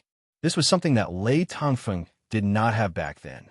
Mo Jingli stared at Lei Tengfeng. After a while, he asked leisurely, "Crown Prince Jinim of Gojoseon of West Hill, what brings you here?" Lei Tengfeng smiled faintly. Replying to Emperor Chu, "Father heard that Emperor Chu has already led his troops to the front lines. He specially ordered Tengfeng to come and welcome you." Hearing this, the old generals present couldn't help but look at Lei Tengfeng with some praise. Back when Prince Ding was getting married, Lei Tengfeng, as the crown prince of Jinim of Gojoseon, had come to the Chu capital to attend the wedding. Although he was not arrogant, it was inevitable that people would feel that he was somewhat arrogant. But the current Lei Tengfeng was not only much calmer than 10 years ago, his mentality was also much more peaceful. Jinim of Gojoseon definitely did not order him to welcome Mo Jingli, but it was rare that he could lower his head. Obviously, Lei Tengfeng's words made Mo Jingli's mood somewhat better. His gaze toward Lei Tengfeng also became somewhat warmer. Mo Jingli nodded and smiled. "Jinim of Gojoseon is too polite. Crown Prince, please sit." "Many thanks to Emperor Chu." Lei Tengfeng spoke and smiled naturally. There was no trace of dissatisfaction or awkwardness due to the fact that someone he looked down on in the past was now higher than him. After giving his thanks, Lei Tengfeng sat down at the head of the table. After the guards served tea and left, Mo Jingli also dismissed the generals, leaving behind Marquis Muyang, his son, and a few of his trusted generals. Mo Jingli then asked, "I heard that Crown Prince of Jinim of Gojoseon conquered Wei City in one fell swoop. I have yet to congratulate Crown Prince." Lei Tengfeng smiled. "This one was just lucky. A few days ago, I was trapped by Marquis Nan and General Murong and almost lost my life. If it wasn't for Father's thorough arrangements, Lei Tengfeng would have already ceased to exist. This one does not dare to take the credit." Mo Jingli smiled faintly and didn't say much. "Crown Prince, what instructions does Jinim of Gojoseon have for you?" Lei Tengfeng said, "Father instructed this one to listen to Emperor Chu's instructions. It's just that, on the way here, this one received news that Princess Ding and Yili have already joined Lu Jinxian's army. I'm afraid that they will arrive at the front lines at the same time as Lu Jinxian. This time, the Maoist army is being led by Yi Li." Mo Jingli asked with a frown. Lei Tengfeng shook his head. "No, according to this one's knowledge, Princess Ding is the military advisor." Mo Jingli laughed coldly. "She really knows when to yield and when not." "Many thanks for the news, Crown Prince. This one understands." Lei Tengfeng frowned slightly. "Does Prince Li have any countermeasures?" Mo Jingli smiled. "Crown Prince doesn't need to worry. I have my own countermeasures. Crown Prince only needs to wait and see." Seeing that Mo Jingli had no intention to say more, Lei Tengfeng didn't continue. He smiled faintly and said, "If that's the case, then this one will respectfully await the good news." Mo Jingli smiled proudly. Naturally, seeing Mo Jingli's arrogant appearance in his bright yellow dragon robe, Lei Tengfeng looked down indifferently and his lips curved into an imperceptible sneer.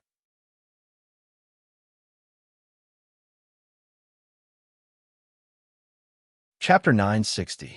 On the official road in winter, the Maoist army was like a black dragon advancing quickly along the official road. The two people at the front were the commander-in-chief, Lu Jinxian, and Yi Li, who was dressed in white and had a white cloak draped over her shoulders.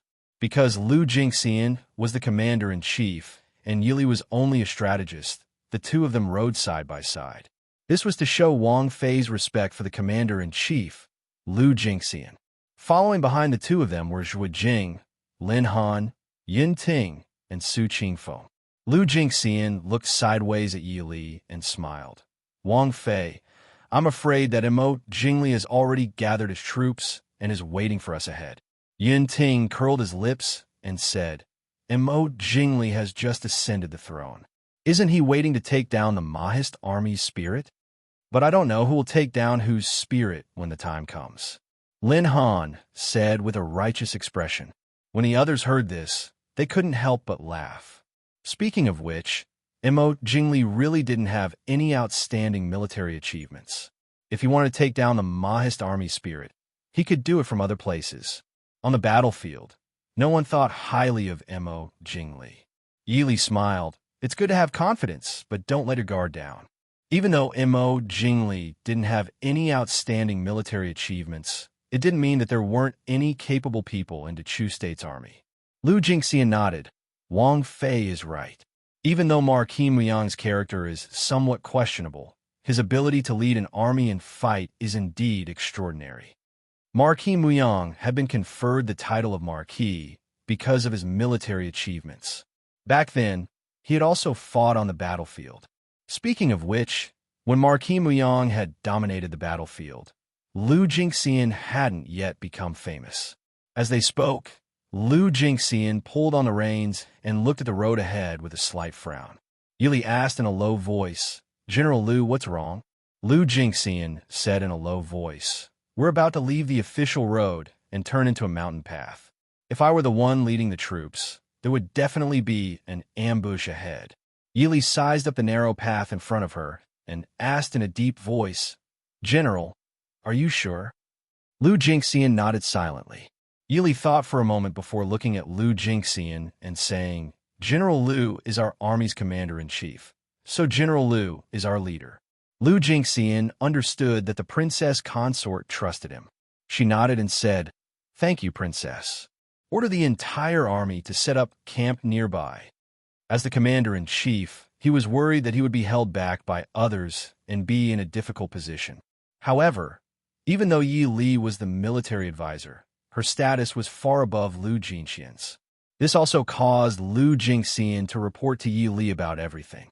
Many times, it would cause an unavoidable and severe impact. Yi Li's words were to tell Lu Jingxian that he was the current commander-in-chief of the Mahist army and that he could make all the decisions himself. Since Yi Li was the military advisor, she naturally had the responsibility to act as the military advisor. The Mahist army had strict discipline. Even though the order came very suddenly, it didn't cause any chaos. After a while, the entire army set up camp not far from the official road and prepared to reorganize the troops. In the large tent, Yun Ting took a step forward and said in a deep voice, reporting to the great general, This general is willing to be the vanguard and scout ahead. Lu Jingxian smiled faintly and waved his hand, saying, General Yun, don't be impatient. On the side, Zhuo Jing smiled and said, General Yun, can't you see that Commander Su isn't here? Yun Ting finally realized that Su Qingfeng, who had been with them the entire time, had disappeared without a trace. Su Qingfeng was Qi Lin's detachment commander. Since he was here, it meant that Qi Lin was also here. It was much more convenient and safer to have Qi Lin scout ahead than to have him scout ahead. Only then did Yun Ting sit down somewhat embarrassedly. Lu Jingxian looked at Yun Ting with a smile and said, General Yun's bravery is a good thing. It seems that after so many years, our Mahist army has gained a few more great generals. It wasn't easy to find a great general who could truly command the three armies. Even in the Mahist army, which was famous for its bravery, only Lu Jingxian and Zhang Qilan could truly be called a great general. Unfortunately, the two of them had been silent for many years when the Mahist army was being suppressed and had missed the best time. Otherwise, their reputations wouldn't have been limited to where they were now. Now, Yin Ting, He Su, Chen Yun, Sun Yaowu, Zhou Min, and Fu Zhao under the Mahist army were still young, but they all had a bright future ahead of them. For example, Yin Ting wasn't even 30 years old. In terms of military achievements, he was already one of the top generals of the younger generation. He was a rising star general in the future. Yin Ting was slightly embarrassed by Lu Jingxian's praise. He rubbed his head and looked at Yili. Yili smiled and said, "It is a good thing to bravely advance, but as a general, you need to change your temper." "Many thanks for Wang Fei's teachings," Yin Ting said embarrassedly. He knew that his greatest weakness was that he occasionally acted impulsively. Because he was young and his personality, he didn't give people the feeling that he was as steady and reliable as Chunyun and the others. This made Yin Ting feel very helpless. Every time he wanted to change, there was a saying that it was easy to change mountains and rivers, but hard to change one's nature. How could one's personality be so easily changed? Yili didn't force this. Yin Ting was still young. Even though he was occasionally impulsive, he wasn't reckless. When he was a few years older and experienced more things, he would naturally become more steady. Lu Jingxian smiled and said, "Wang Fei is too strict with General Yin. This old man has had nothing to do these years and has written down some of my thoughts. If General Yin doesn't mind, you could take a look." Hearing this, Yin Ting couldn't help but pause. It had to be known that the thoughts and experiences of a general, especially a famous general, were treasures that couldn't be bought with money. Other than father, son, master, and disciple, no one else could read them. Seeing Yin Ting in a daze, Yili coughed softly and bowed respectfully to Lu Jingxian. She said, "Yin Ting." Yin Ting finally came back to his senses. He was overjoyed and hurriedly said, "Many thanks to General Lu. Yin Ting will definitely study seriously and not disappoint General's expectations." Lu Jingxian laughed brightly and stood to help Yin Ting up. He said, "General Yun is too polite." To the side, Zhuo Jing looked at the two and said with a smile, "General Lu and General Yun hit it off so well. Why don't you accept General Yun as your student?" Before Lu Jingxian could speak, Yin Ting had already knelt to Lu Jingxian. This student greets master and begs for master's guidance. Lu Jingxian paused and tilted his head to look at Yili. Lu Jingxian was already over 40 years old. Although he had a son, his son was not like his father. He liked literature and did not like martial arts. Now his son was studying at Lishan Academy. Lu Jingxian was naturally willing to accept Yun Ting, a rising star of the Mahist army, as his disciple and pass on his life's knowledge and experience. Just the fact that he and Yun Ting, Ding Wang Fei's trusted aide and confidant, had become master and disciple was enough to make LV Jin Xian happy, not to mention that Yin Ting was someone who was very capable. However, Yin Ting was Princess Ding's trusted aide. Naturally, he had to consider Yi Li's opinion. Yi Li smiled and said, "Could it be that General Lu dislikes Yun Ting's lack of talent and is unwilling to accept him?" Only then did Lu Jingxian relax and smile happily. He bent over to help Yin Ting up and said with a smile, "Yin Ting does not need to be so courteous." Yin Ting understood that Lu Jingxian had agreed and was immediately overjoyed. "Many thanks, master."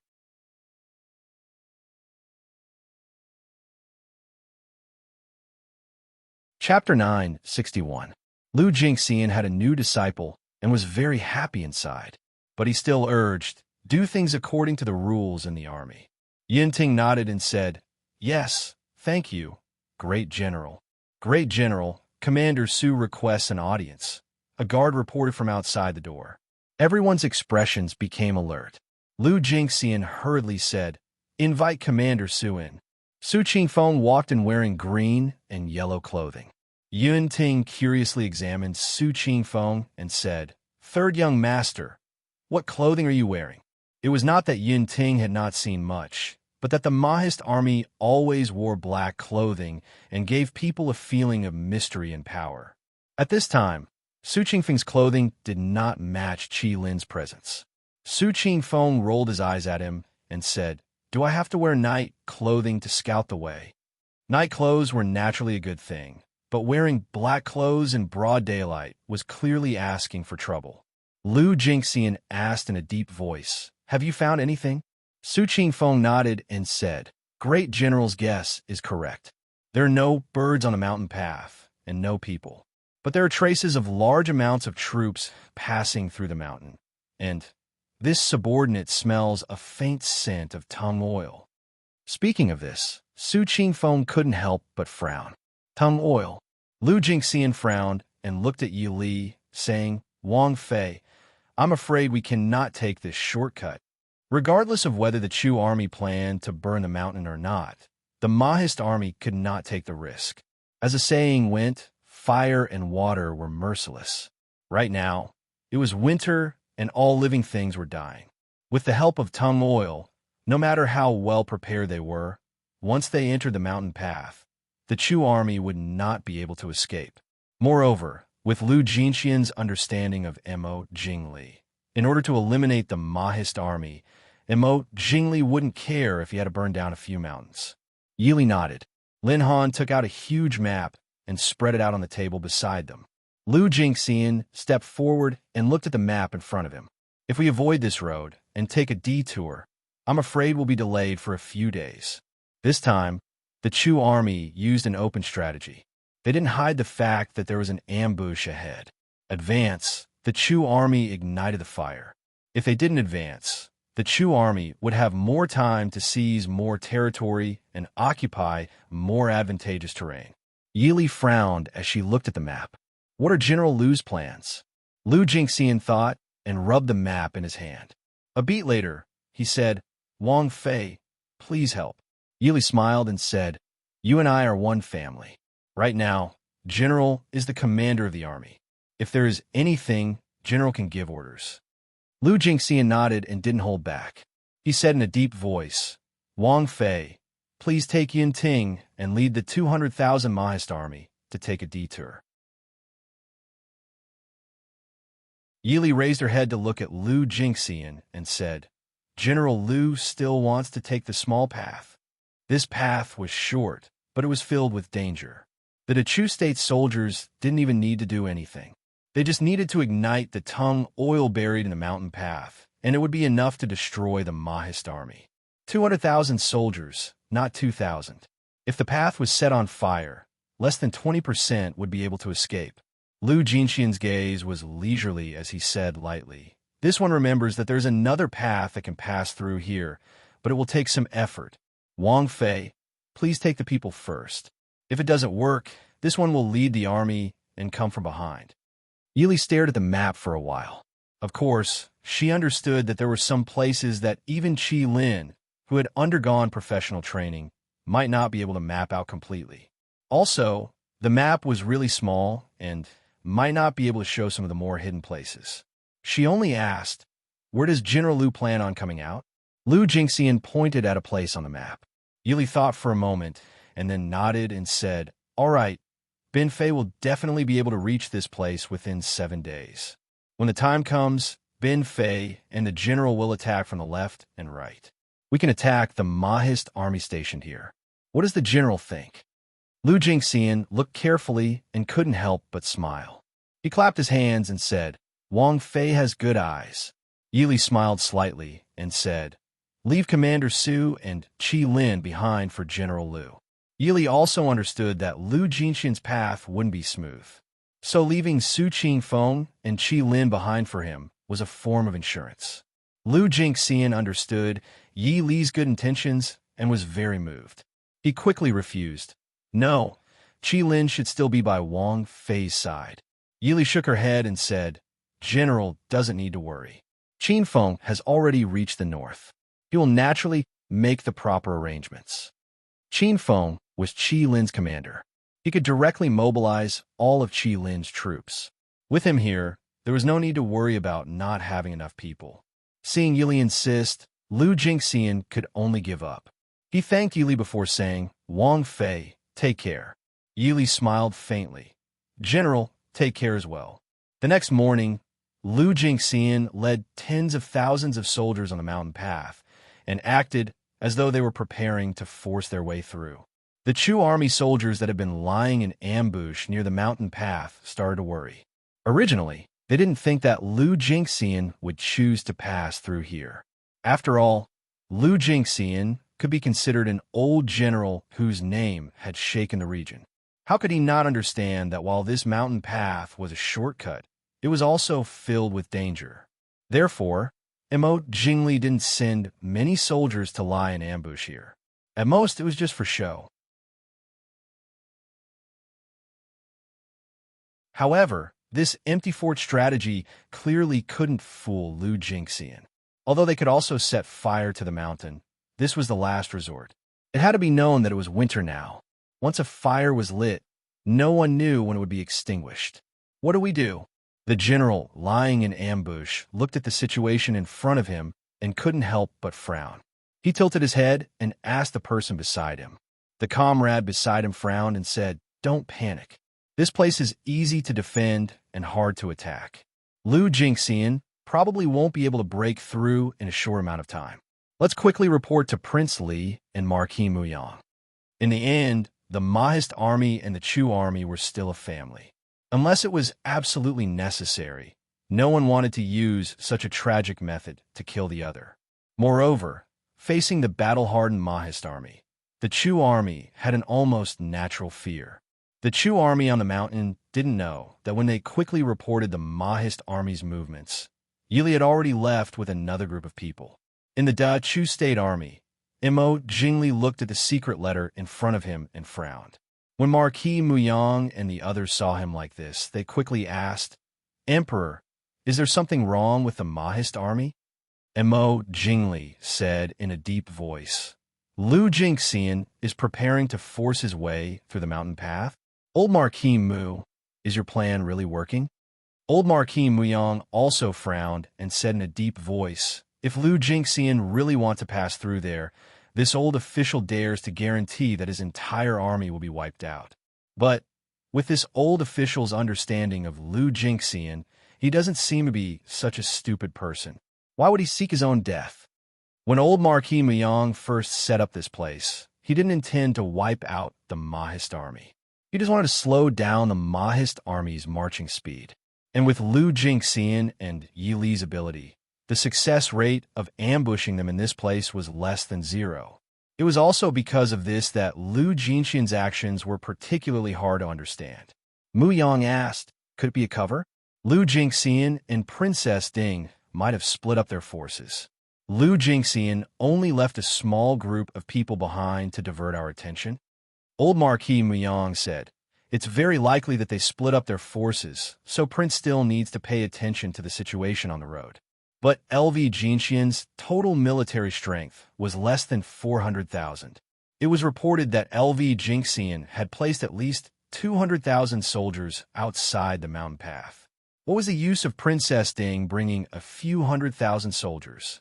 Besides, if it's about marching and fighting, in this old official's opinion, Princess Ding is not as good as Lu Jingxian.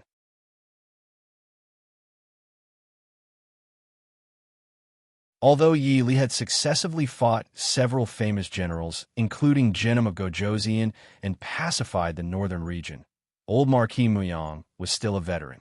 But as long as old generals like old Marquis Muyang seriously analyzed the situation, they would be able to see that Yi Li was not proficient in the art of war. It was just that she often made unexpected moves. She was better at controlling and influencing the situation outside of the battlefield to push the entire war situation. But it wasn't that Yi Li's art of war was godly.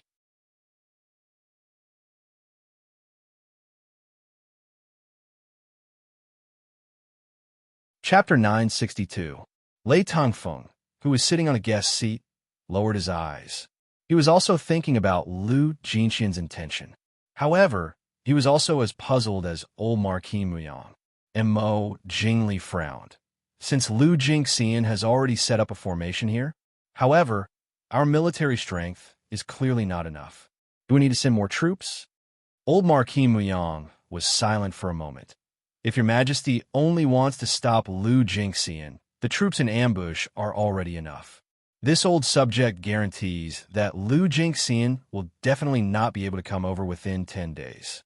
If your majesty wants to annihilate Lu Jingxian's troops, the less than 30,000 troops in ambush were obviously not enough to take down Lu Jingxian's 200,000 troops. Old Marquis Muyang definitely did not believe that Lu Jingxian would obediently charge into the mountain path and let them set it on fire. Mo Jingli's heart moved. Lu Jingxian was a famous general in the Mahist army. His fame and prestige were so great that only Zhang Qilan and Yuan Pei could compare to him under Immerse Xiuyao. If they could annihilate Lu Jinxian's army in one fell swoop, it would be a great thing for the Chu army that had been in low morale since the start of the expedition. After a moment of silence, Immerse Jingli finally made up his mind.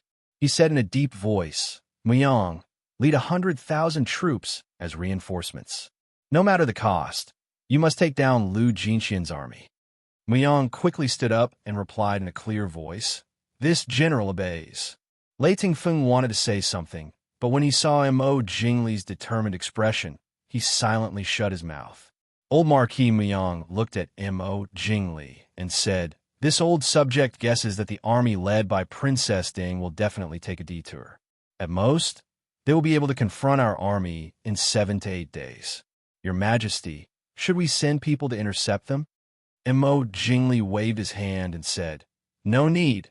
Let her come. I would like to see what ability Yili has to be able to successively defeat several famous generals of West Hill." It was actually a bit rude to say this in front of Lei Tingfeng. However, it was a fact that Yili had defeated Jinim of Gojoseon and Zhu Yang's Jingwu army. Even Lei Tingfeng could not refute this fact. Lei Tingfeng didn't get angry. He just smiled faintly and said, "Emperor Chu should be more cautious. Although Imperial Father lost to Princess Ding, he has always admired Princess Ding's strategy. In this world, there are many people who have suffered losses from Princess Ding. Let's not talk about the distant ones. Let's talk about the former Renqining of the northern region. His country was destroyed, and his family was destroyed." Lei Tingfeng's words seemed very gentle and polite. However, in Immerse Jingli's ears, it was exceptionally harsh.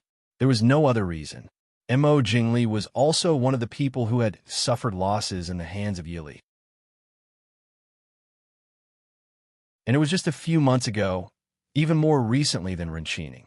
Immerse Jingli snorted softly and said, "Thank you for your reminder, Prince Jinim of Gojoseon." Lei Tingfeng smiled and didn't say anything. Of course, he knew why Immerse Jingli was unhappy. Although not many people knew what had happened in the regent's residence in Nanjing, but after a few months, relying on some clues, it was enough for Lei Jinting to speculate some confidential information. For example, the whereabouts of Princess Ding during that time. For example, young Master Qingqian's sudden disappearance and miraculous return to Glass City. Another example was the disappearance of Immerse Jingli's 2 princesses. One of them had disappeared, and the other had died of illness. Combined with the time of Immerse Jingli's ascension, many problems were self-evident. Immerse Jingli was willing to look down on Yili, but when he suffered losses, there was no reason to say that he didn't remind him. Since Immerse Jingli didn't listen to his advice, Lei Tingfeng didn't care anymore. Instead, he lowered his eyes and began to calculate the troops he had brought with him. Seeing that Lei Tingfeng was tactful and no longer spoke, Immerse Jingli nodded with satisfaction. After ascending to the throne as the emperor, he was even more intolerant of other people's opposing opinions than before. Moreover, this was Lei Tingfeng, who had always been indifferent to him. Although he was only a prince, he always made people feel that he was superior and looked down on him. Seeing Lei Tingfeng's respectful and obedient appearance in front of him, Immerse Jingli felt exceptionally happy. Standing up, Immerse Jingli waved his hand and said, "This matter is settled. Muyang, lead the troops to intercept Lu Jinxian. I will personally lead the troops to meet Yili." Seeing Immerse Jingli stand up and walk to the back to rest, old Marquis Muyang frowned slightly. There was a faint trace of worry between his brows. He still felt that it was completely meaningless to send Muyang with 100,000 troops. There was even less hope to completely eliminate Lu Jinxian in that place. However, Immerse Jingli couldn't be persuaded. Although he hadn't been loyal to Immerse Jingli for long, old Marquis Muyang, who was good at pandering, had completely understood what kind of person Immerse Jingli was. "Father, what's wrong?" Seeing his father frown, Muyang asked worriedly. Old Marquis Muyang shook his head and whispered, "You must be careful. Lu Jinxian is a famous general of the Mahist army. You must not underestimate him. If you can't do it, don't force it. Yes, father. Looking at his father, Muyang still respectfully agreed, despite his doubts. Old Marquis Muyang shook his head and sighed softly. Forget it. Let's go back.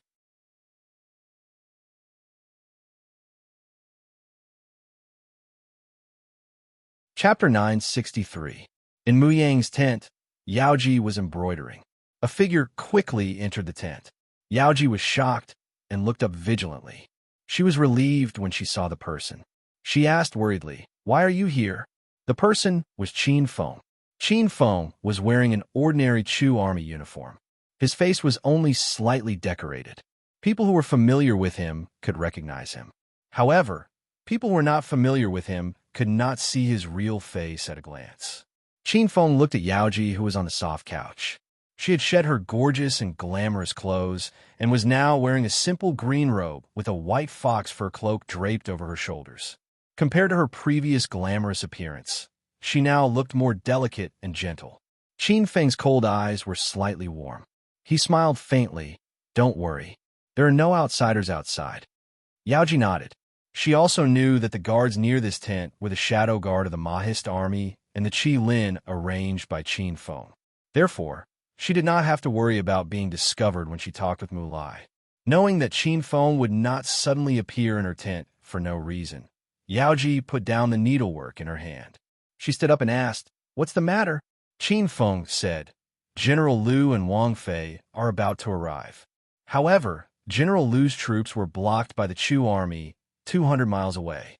Just now, Mo Jingli ordered Mu Yang to lead 100,000 troops to reinforce.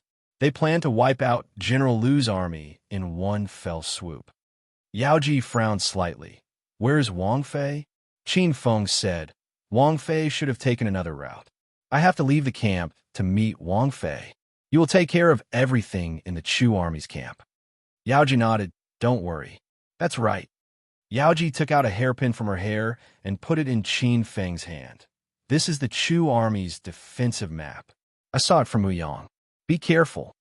Qin Feng raised his eyebrows and twisted the hairpin gently. The hairpin split into two halves, revealing a tiny paper roll in the middle.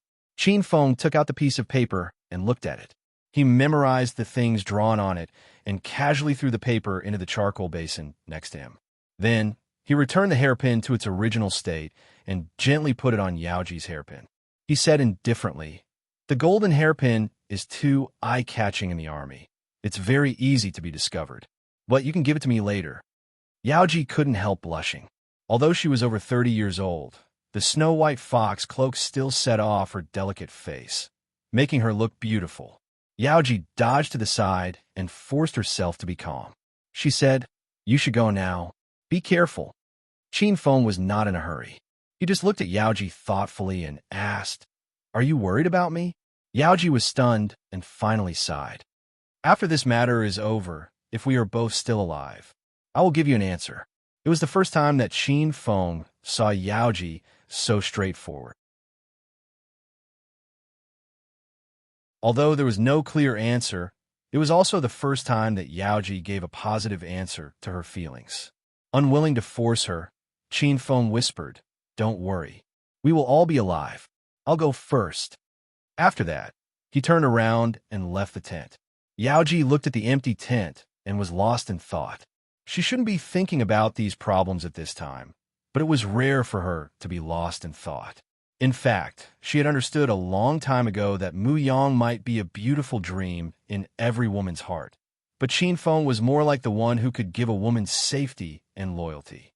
With Qin Feng's status in the Prince Ding mansion and Princess Ding, he could have any beautiful woman he wanted. Why would he wait for her, a woman who was over 30 years old and had already given birth to a child? But compared to the former Mu Yang, Yaoji was more unwilling to ruin Qin Feng. "Yaoji." Mu Yang came in from outside and saw Yaoji standing in the middle of the tent. He couldn't help but be stunned and asked softly, "Yaoji, what's wrong?" Yaoji's eyes narrowed and a trace of determination flashed through her eyes. A faint smile appeared on her lips. She shook her head and said, "Nothing. I'm just imagining things. What's the matter?" Mu Yang said apologetically, "I'm going to lead the army to battle. If there's anything, you can send someone to find father. Although the old Marquis Muyang was very unhappy that his son went to battle with a woman and a child, even the emperor and commander-in-chief, Imo Jingli, didn't say anything.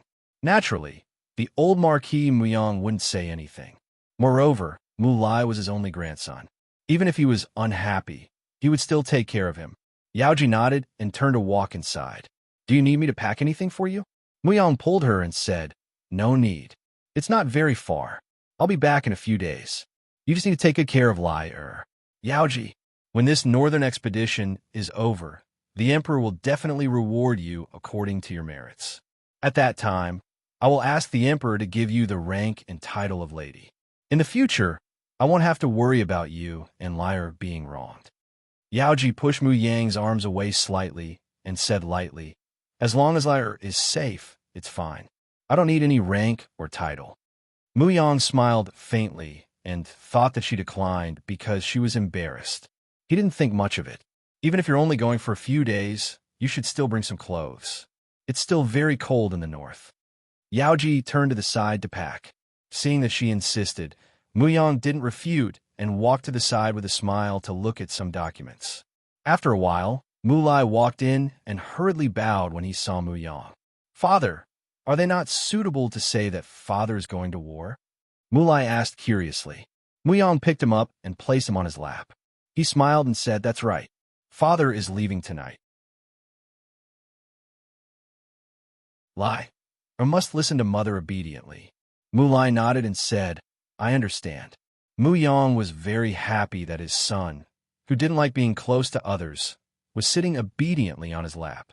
He simply carried Mu Lai away and began to look at the documents. However, he didn't notice that the 8-year-old child in his arms was reading 10 lines at a time. Every time Mu Yang turned a page, Mu Lai's eyes flashed slightly, and he carefully memorized what he saw. Old Marquis. The guards outside the door greeted in unison. Mu Yang looked up and saw the old Marquis, Mu Yang, walking in from outside. He hurriedly stood up and said, Father. The old Marquis Mu Yang naturally saw how Mu Yang carried Mu Lai and looked at the documents.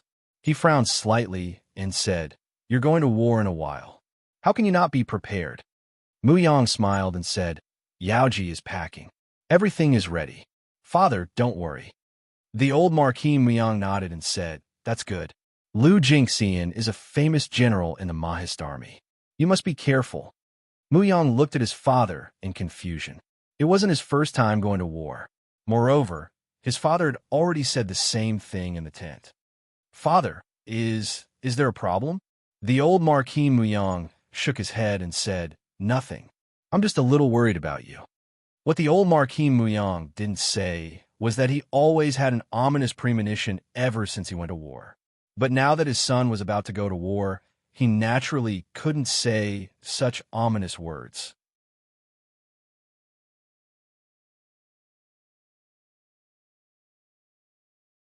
Chapter 964. Mu Yang understood and laughed loudly. Now our army has the upper hand. Sun will lead the troops to intercept LV Jingxian. Even if we can't obtain a complete victory, there won't be any danger. Don't worry, father. Old Marquis Mu Yang didn't understand why he was so worried. He could only assume that he was old and worried more. He nodded.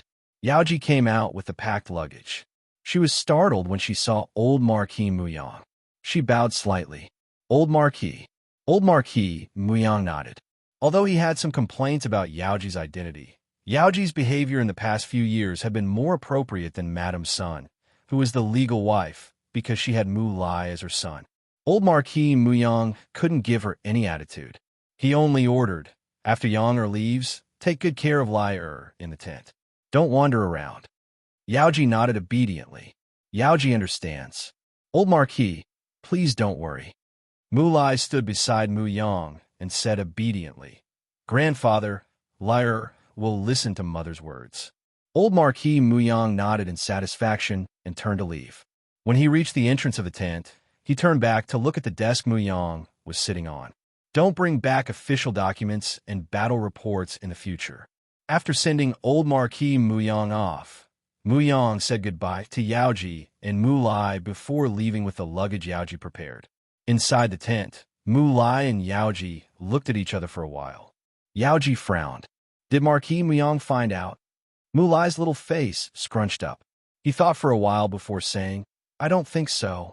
He probably thinks that it's not good for Muyang to put those things in the family's living quarters. No matter how smart old Marquis Muyang was, he wouldn't suspect a grandson who was only 8 or 9 years old. If old Marquis Muyang had discovered his identity, he wouldn't have just given him a few simple reminders. Yaoji nodded. Anyway, it's better to be careful. I know. Don't worry. All right. I just saw a few places where the Chu army is lying in ambush. I'll draw it, and you can send it to General Liu later. Okay. When Muyang left the Chu army's camp that night, a secret letter was sent to Liu Jingxian. After Yili bid farewell to Liu Jingxian, she led the 200,000 soldiers and horses around the narrow shortcut, still taking the main road to the south. In just 2 or 3 days, they had reached a place not far from the Chu army. They set up camp and did not advance any further. This made Mo Jingli, who had been waiting there for a long time, a little disappointed. He naturally hoped that Yili would immediately lead her troops to fight the Chu army. This way, Mo Jingli would have at least an 80% chance of defeating the Mahist army. In the Mahist army's barracks, Qin Feng, who had just come out of the Chu army's barracks, also appeared here. After not seeing each other for many months, the people by Yi Li's side were still very familiar with Qin Feng. Yin Ting didn't hold back as he walked to the front and put his hand on Qin Feng's shoulder as he smiled. Commander Qin really comes and goes like a ghost. After not seeing each other for many months, you suddenly appeared on the battlefield again. Tell me, where have you been these past few months? Qin Feng had always been by Yi Li's side. Last time, Yi Li had come back from Jiangnan, Qin Feng had disappeared. The Mahist army was not completely uncurious. However, because Wang Fei might have sent him on an important mission, they couldn't ask. Now that Qin Feng had returned, Yinting naturally didn't hold back and wanted to know firsthand. Zhuo Jing and Lin Han naturally knew the truth, but they were also very curious. Naturally, they were curious about Qin Feng's personal matters. Yi Li had many subordinates, but the most special one was Qin Feng, because he wasn't just the personal bodyguard that Prince Ding had personally sent to protect Wang Fei. He was also the commander of Qilin. He had probably spent more time by Princess Ding's side than Zhuo Jing and the others who had been Princess Ding's shadow guard. The ones who had the deepest relationship with him were naturally Zhuo Jing, Lin Han, and Wei Lin. Yi Li smiled faintly and glanced at Yin Ting as she said with a smile, If you have any questions, ask them in private. Qin Feng, is there any news from the Chu army? Qin Feng nodded and said in a low voice, Wang Fei, Genom of Gojoseon's heir, Lei Tengfeng appeared in the Chu army's camp the day before yesterday and hasn't left. Also, 2 days ago, Mo Jingli sent Mu Yang to lead 100,000 soldiers to intercept General Liu. Mo Jingli himself has probably already set up his troops and is waiting for Wang Fei's arrival. Yi Li's eyebrows rose slightly. Lei Tengfeng. Qin Feng nodded and said, That's right. When Lei Tengfeng was in the Chu army's camp, Mo Jingli didn't give him any preferential treatment. Lei Tengfeng was also very well behaved and rarely raised any objections. However, it's strange that he hasn't left. Yi Li thought for a bit and asked, What did Lei Tengfeng say? Qin Feng said, Lei Tengfeng said that he was ordered by Genom of Gojoseon to follow Mo Jingli's orders. However, Mo Jingli definitely wouldn't allow Lei Tengfeng to come into contact with the Chu army's military power, so he kept him there as a figurehead. Since he didn't let him do anything, he naturally couldn't do anything. However, Lei Tengfeng didn't seem to mind at all. Yi Li thought for a bit and then said with furrowed brows, Send someone to investigate whether or not Lei Tengfeng has brought any troops here. Qin Feng was slightly startled and said, Wang Fei means that Lei Tengfeng might have secretly brought troops here. He wants to wait for the Mahist army and the Chu army to both be injured and then reap the benefits? After all, on the surface, Lei Tengfeng hadn't brought a single soldier to the Chu army. However, this didn't mean that he couldn't place his troops in a nearby place.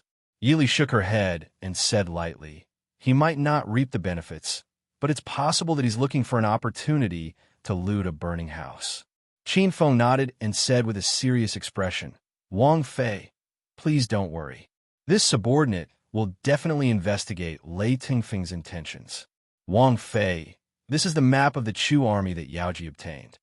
Qin Feng presented the map in his hands. Yili took it and looked at it. She asked with furrowed brows, Can it be trusted? Qin Feng said, This subordinate has already sent someone to check it. It's mostly trustworthy. Mostly trustworthy? Yili raised her brows with interest. Qin Feng said, The map is real, but there are some places where it's half real and half fake. Mo. Jingli doesn't trust the generals around him. This includes the Marquis Muyang's mansion. Qin Feng could understand this. After all, the Mahist army was defeated because of this and almost caused the Prince Ding mansion to be destroyed. Although it had nothing to do with Mo. Jingli, Mo. Jingli would learn from his mistakes. Besides, Mo. Jingli was just as suspicious as Mo. Jingli. However, Mo. Jingli probably didn't expect that Qin Feng didn't use the map immediately. Instead, he used the time before Yili arrived to send Qi Lin to check the locations one by one. Yili looked at the map in her hand. It was only the size of a handkerchief and was filled with all kinds of symbols. The black map was the one Qin Feng obtained from Yaoji. The red words and symbols were added or crossed out by Qin Feng after he verified them. She handed the map over to Zhuo Jing. Very quickly, Zhuo Jing returned a brand new defensive map to Yili. Yili looked at it and put it down. She asked, Do you think this is complete?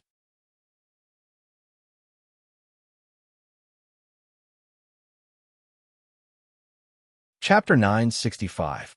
Qin Feng thought for a moment and then shook his head. The Chu army has 800,000 soldiers, but I think that with Mo. Jingli's persistence and hatred towards the Mahist army, it might be more than that. But from a map, there are less than 600,000 people. I think Mo. Jingli might be hiding a trump card. Mo. Jingli has grown quite a bit. Yili said with a faint smile. In order to deal with the Mo. family army, Mo. Jingli could be said to have resorted to every conceivable means. He was even able to come up with so many ideas on the defensive deployment map. This was far beyond the intelligence that Mo. Jingli usually displayed. Could this be considered an extraordinary performance? If you were Mo. Jingli, where would you hide the 200,000 soldiers? Yili asked. Qin Feng lowered his head and thought. Yun Ting beside him also stretched his neck to look. His lips twitched as he said, If I were Mo. Jingli, I would use the 200,000 soldiers to deal with the Wang family mansion. If I could defeat Wang Fei. Even if General Liu breaks through the blockade, he would be alone and surrounded on all sides. Also, if Mo. Jingli completely defeats Wang Fei, it would be extremely good news for the low morale of the Chu army. At the same time, it would be a heavy blow to the morale of the Mahist army and the Prince Ding mansion. Yili smiled and said, Yin Ting has indeed grown quite a bit. Yin Ting wanted to retort that even an idiot could think of this. But then he thought, if he said that, wouldn't he be the same as an idiot? He could only laugh and say, It's because Master has taught me well. Yili looked at the map in front of her. She pointed at 3 places on the map and said, Here, here, and here. What do you think? Lin Han said, If it's like this, as soon as our army leaves the Cold Valley Pass, we will immediately be surrounded by the mountain. In addition to Mo. Jingli's forces on the surface, we will be surrounded by at least 300,000 soldiers. But does Mo. Jingli have that kind of brain? What if they thought too highly of themselves and Mo. Jingli didn't think of it? In the end, it would be them scaring themselves. Qin Feng said, Even if Mo. Jingli doesn't have it, old Marquis Muyang will have it. Qin Feng had stayed in the Chu army camp for the longest time. He naturally knew a lot about old Marquis Muyang, who Mo. Jingli valued the most, and who was also the best fighter in the Chu army. Character did not represent ability. Even though many generals and officials of the Chu state despised old Marquis Muyang's character, no one could deny his ability. Yun Ting shrugged and said, If we want to surround General Liu from both sides, we have to leave the Cold Valley Pass. Even if there are 300,000 soldiers in front of us, we have to leave. We can't go back now. Maybe his master had already exterminated the Chu army and reached their destination. At that time, it would be them who were late. That wouldn't look good. Yili held her forehead and thought for a while. Then she laughed softly and said, Yin Ting is right. If we are late, we will harm General Liu. Hearing Yili say this, Yin Ting also became anxious. Princess, then what do we do? How do we pass this place? Yili thought for a while and had a plan. She said in a low voice, Yin Ting, lead the 150,000 soldiers to attack the Cold Valley Pass. Yin Ting was instantly shocked. He looked worriedly at Yili. Princess wouldn't be so anxious, right? Even though the Cold Valley Pass was not a stronghold on the border, it was the most famous ancient battlefield in the Central Plains. It was the most impregnable pass of the Central Plains. This was also the reason why LV Jingxian wanted to take a shortcut. If the two sides were at a standstill in front of the Cold Valley Pass, not to mention 150,000 people, even 500,000 people might not be able to break through the Cold Valley Pass in a few short days. Now that he knew that Emo Jingli had set up an ambush here, he probably didn't even have enough people to fill the gap between the Chu army's teeth. Yili smiled faintly and said, I'm not telling you to attack forcefully. You just have to pretend to attack forcefully. Don't let people suspect you. Yin Ting reacted quickly and hurriedly asked, Princess, where are you going?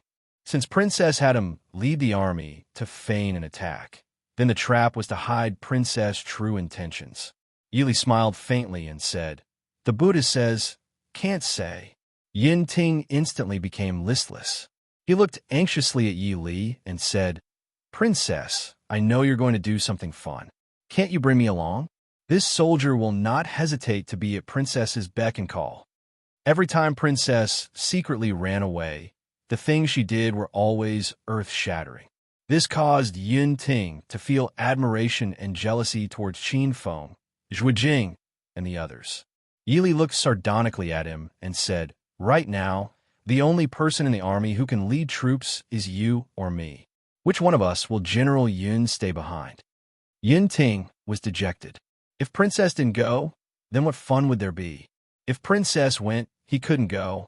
Yili raised a hand to pat Yin Ting's shoulder and said with a smile, You are also very important here. How much we can do will depend on how long you can keep the Chu army under control. If you succeed, Benfei will personally go to General Liu to ask for a reward for you. Hearing this, Yin Ting immediately perked up. Yin Ting had just been accepted as a disciple. He had taken the time to read Liu Jinxian's letter after marching for a few days. He was full of admiration for this new master of his. He had been worried that he didn't have a battle record to show off in front of his master.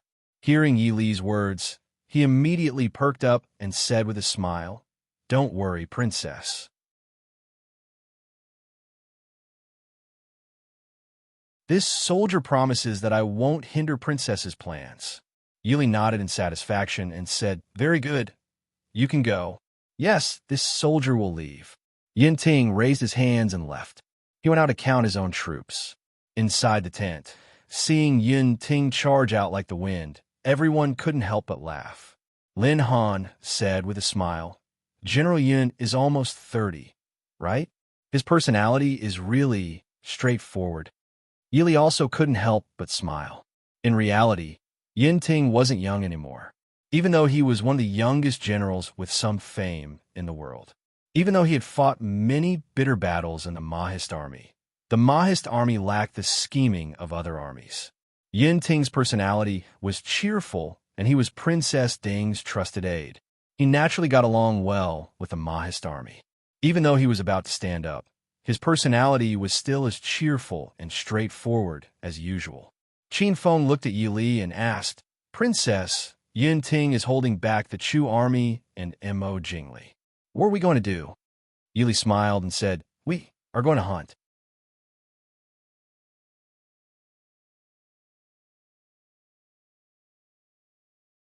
Chapter 966.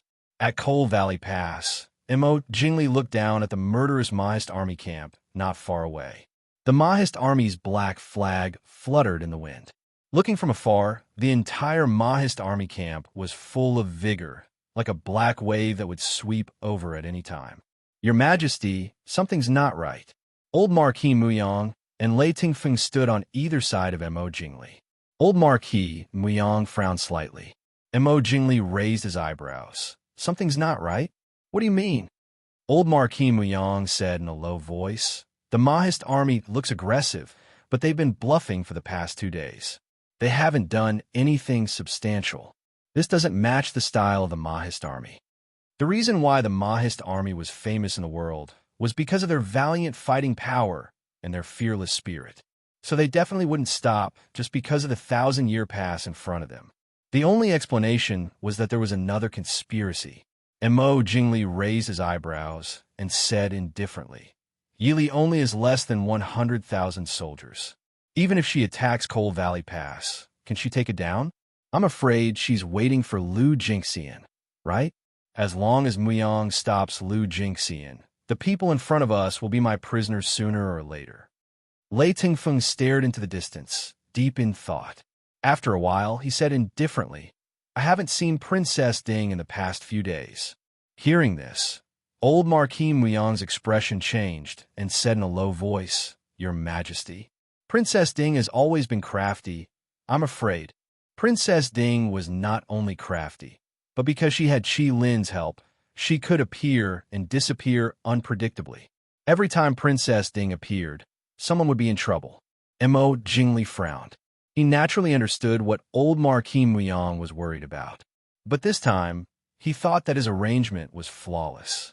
No matter how smart Yili was, she couldn't find a loophole to take advantage of. Unfortunately, although the list that Dongfang Yu gave him solved the urgent problem of not being able to place people in Princeton Mansion, these people couldn't get in touch with Yi Li without arousing suspicion. Otherwise, it wouldn't be so difficult to grasp Yi Li's movements like now. Thinking, for safety's sake, Mo Jingli ordered, send someone to check if Yi Li is in the camp outside the pass. Old Marquis Muyang nodded hurriedly and turned around to leave to give orders. Reporting to Your Majesty, there's an urgent military situation. Before Marquis Muyang left, a soldier had already rushed up. Old Marquis Muyang's eyelids twitched. He had a bad premonition. The soldier who reported said, Urgent report from the front line. The 100,000 soldiers led by Marquis Muyang were ambushed by Lu Jingxian's army. They were almost wiped out. Lu Jingxian has already bypassed the ambush set by our army and is heading towards the Cold Valley Pass. How can this be? Old Marquis Muyang couldn't help but cry out. His body swayed, and he almost fell to the ground. He hurriedly asked, How is Marquis Muyang? The soldier looked at Mo Jingli behind him and then at old Marquis Muyang. He then said, Marquis Muyang has brought less than 10,000 soldiers and is heading towards the Cold Valley Pass. Old Marquis Muyang heaved a sigh of relief when he heard that old Marquis Muyang was fine. But when he turned around and saw Mo Jingli's expression, he secretly complained in his heart. He had been worrying about this and that, and in the end, the one who was in trouble was his son. With Mo Jingli's personality, how could he not be angry? Sure enough, Mo Jingli glanced at old Marquis Muyang with a gloomy face and asked indifferently, Old Marquis Muyang, what do you have to say? Old Marquis Muyang said with a bitter face, My son failed in the battle. Please punish him, Your Majesty. On the side, Lei Tingfeng's handsome eyes narrowed. He stepped forward and said in a low voice, Emperor Chu, Marquis Muyang is still young after all. How can he defeat a veteran like Lu Jingxian, who has fought for half his life? Moreover, we need people now. Mo Jingli snorted and said to old Marquis Muyang, For the sake of Jinnum of Gojoseon's face, I will give him a chance to redeem himself. Old Marquis Muyang was delighted and quickly thanked. Thank you, Your Majesty, for your kindness. Even the way he looked at Lei Tingfeng was more kind and grateful. Thank you, Jinnum of Gojoseon. Lei Tingfeng smiled and said, Old Marquis, you don't have to be so courteous. I'm also doing this for the sake of the alliance between our two countries. In other words, the house of Marquis Muyang did not owe him a favor. Hearing this, old Marquis Muyang's expression became more kind. After all, it was not easy to owe a favor to Jinnum of Gojoseon of West Hill. Lei Tingfeng looked at Mo Jingli and said, Emperor Chu, now that things have come to this, we should summon Marquis Muyang back as soon as possible and ask him about what happened. I still feel that this matter is really a little strange. Lei Tingfeng also knew a little about Mo Jingli and old Marquis Muyang's arrangement. It was almost flawless. At least Lei Tingfeng himself could not think of any flaws. Although Lei Tingfeng did not have many achievements in military affairs, he was after all taught by Lei Jinting. His knowledge and ability were first class. If even he could not see any flaws, it proved that old Marquis Muyang and Mo Jingli's arrangement was not a big problem. Even if Muyang could not win a complete victory, he would not lose too badly. But in just a few days, Muyang's army was almost wiped out.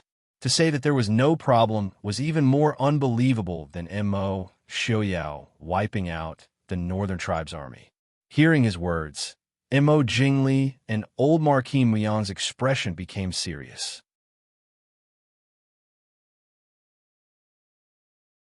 Although old Marquis Muyang did not have much interaction with Lu Jingxian, he was still a famous general. He had some understanding of the generals in the Mahist army. Therefore, he could not believe that Lu Jingxian could break his arrangements so easily. Muyang returned very quickly. It was just that when he went out, he was in high spirits, but when he came back, he was full of scars. The original 100,000 elite soldiers were reduced to less than 6,000. This sinner, Muyang, asked for the emperor's punishment. Muyang knew very well that his bout could be said to be the first clash between the Chu army and the Mahist army, and the Chu army had suffered a crushing defeat. She was afraid that Mo Jingli would want to tear her to shreds.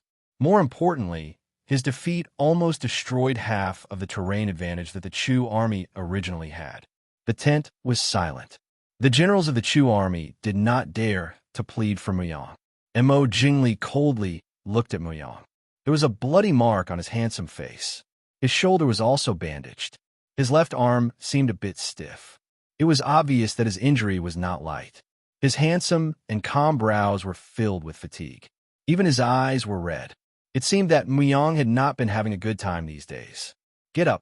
After a while, Mo Jingli said in a low voice. It was not that Mo Jingli did not want to punish Muyang.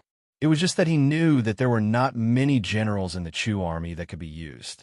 If he punished Muyang, the old Marquis Muyang might have other thoughts. That was why he listened to Lei Tingfeng's suggestion and exempted Muyang from punishment. Lu Jingxian is a famous general of the Mahist army. I'll let this matter go. In the future, you will have to atone for your crimes. If you are negligent again, don't blame me for being ruthless. Muyang was stunned. He clearly did not expect Mo Jingli to be so lenient. The old Marquis Muyang quickly reminded him, why haven't you thanked the emperor for his grace? Only then did Muyang thank Mo Jingli for his grace and stand up. What happened this time? Tell me in detail. Mo Jingli asked in a low voice. Muyang quickly recounted the events of his defeat. In fact, not to mention others, even Muyang himself felt that his defeat was inexplicable. Muyang led 100,000 troops to reinforce. Although LV Jingxian still had the advantage in terms of numbers, the Chu army had the advantage in terms of geographical location. The Chu army had a good chance of winning. However, no one expected that on the second night after Muyang arrived, Lu Jingxian would suddenly appear behind the Chu army with 5,000 troops. In the middle of the night, the Chu army did not know how many people were attacking them. They were led by the nose by Lu Jingxian. In the end, Lu Jingxian even ignited the tung oil that was originally used to greet the Mahist army. In the end, the 100,000 troops were burned to death by the ambush that he set up. When Muyang led the remaining troops out of the sea of fire, they met Lu Jingxian's army. In the end, only a few thousand managed to escape.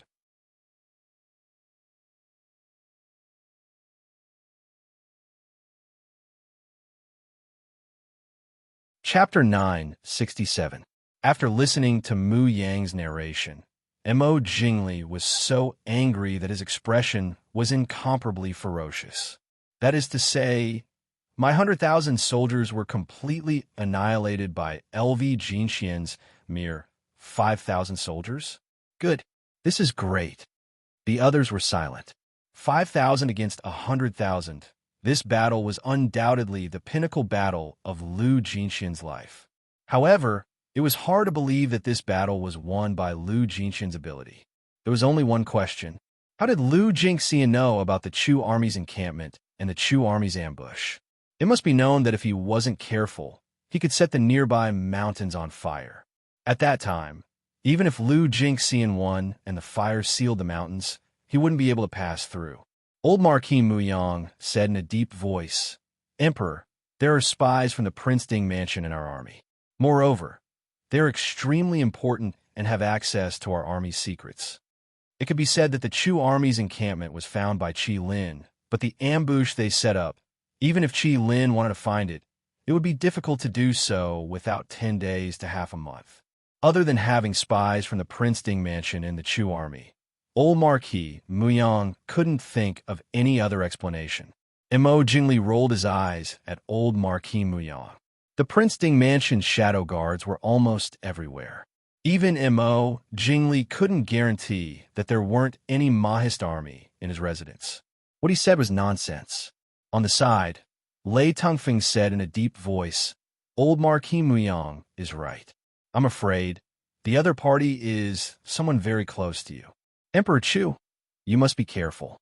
Also, Lu Jinxian's army is approaching. Emperor Chu, please make preparations."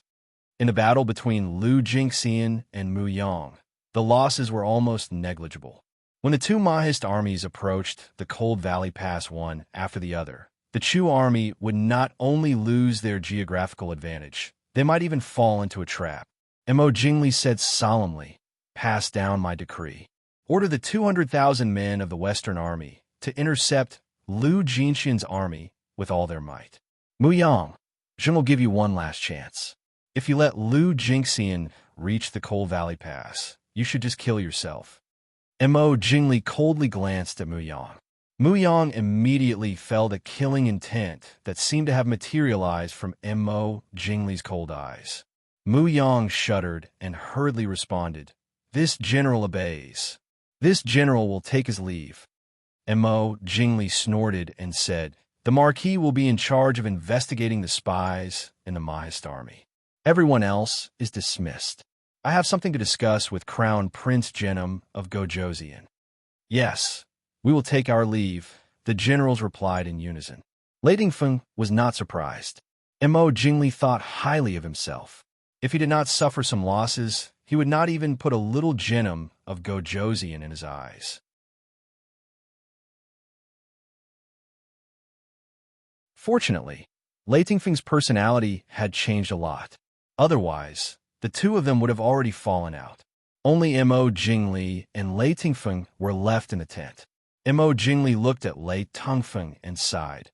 "I've let Crown Prince Genom of Gojoseon see a joke." Lei Tongfeng said respectfully, "Emperor Chu is too serious. Victory and defeat are common in war. In fact, it is not only Emperor Chu, but also Father's side is not going well. The Mahist army has shocked the world for 200 years. It is not an undeserved reputation." This was not Lei Dingfeng comforting Mo Jingli. Mo Jingli naturally had his own sources of information. How could he not know that the battle between Mo Xiaoyao and Lei Jinting was more intense than their side? Compared to the battle at Feihong Pass, the situation here paled in comparison. This could be said to be the first real battle between Lei Jinting and Mo Xiaoyao. Naturally, it attracted the attention of the whole world.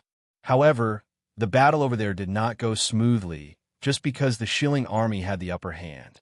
The two armies were in a stalemate. Every battle was soul-stirring.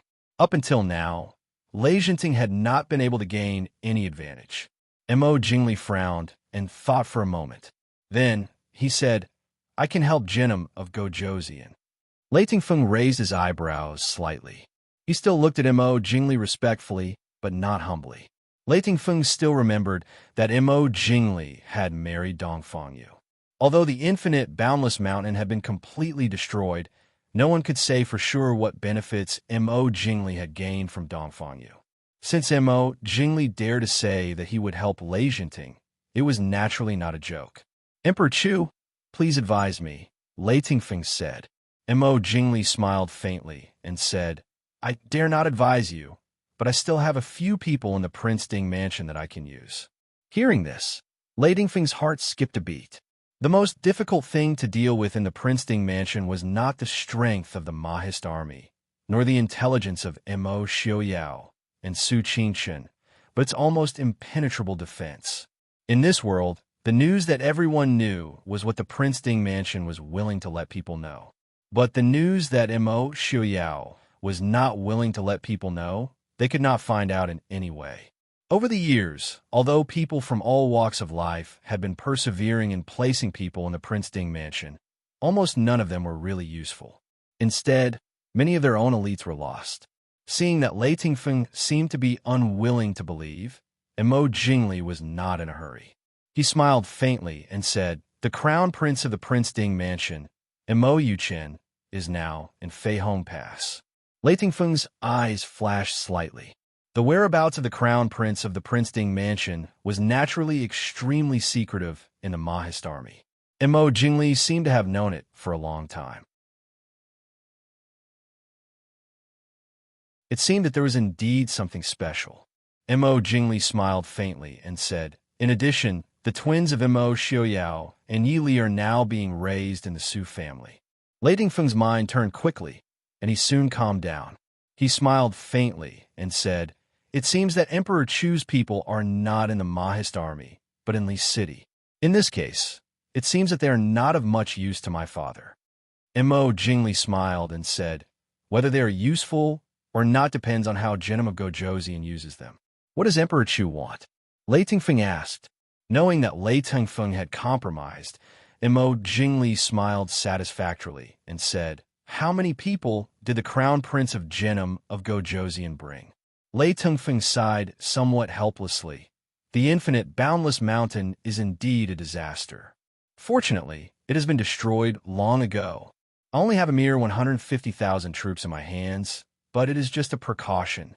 I definitely do not have any disloyalty to Emperor Chu. I naturally believe in the crown prince of Genom of Gojoseon.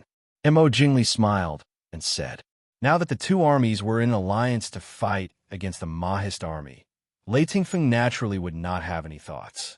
However, that would not necessarily be the case once the outcome was decided.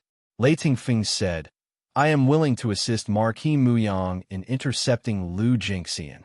Mo Jingli nodded satisfactorily, writing a few words on a piece of paper and handing it over, saying, this is a gift for Genom of Gojoseon. Lei Tingfeng glanced at it, then casually tossed the piece of paper into the charcoal fire by the side, smiling mildly and saying, many thanks to Emperor Chu. I will take my leave. Watching Lei Tingfeng leave, Mo Jingli laughed coldly and said, who said that I have no men in the Mahist army? Mo Xiaoyao. I want to see who will have the last laugh.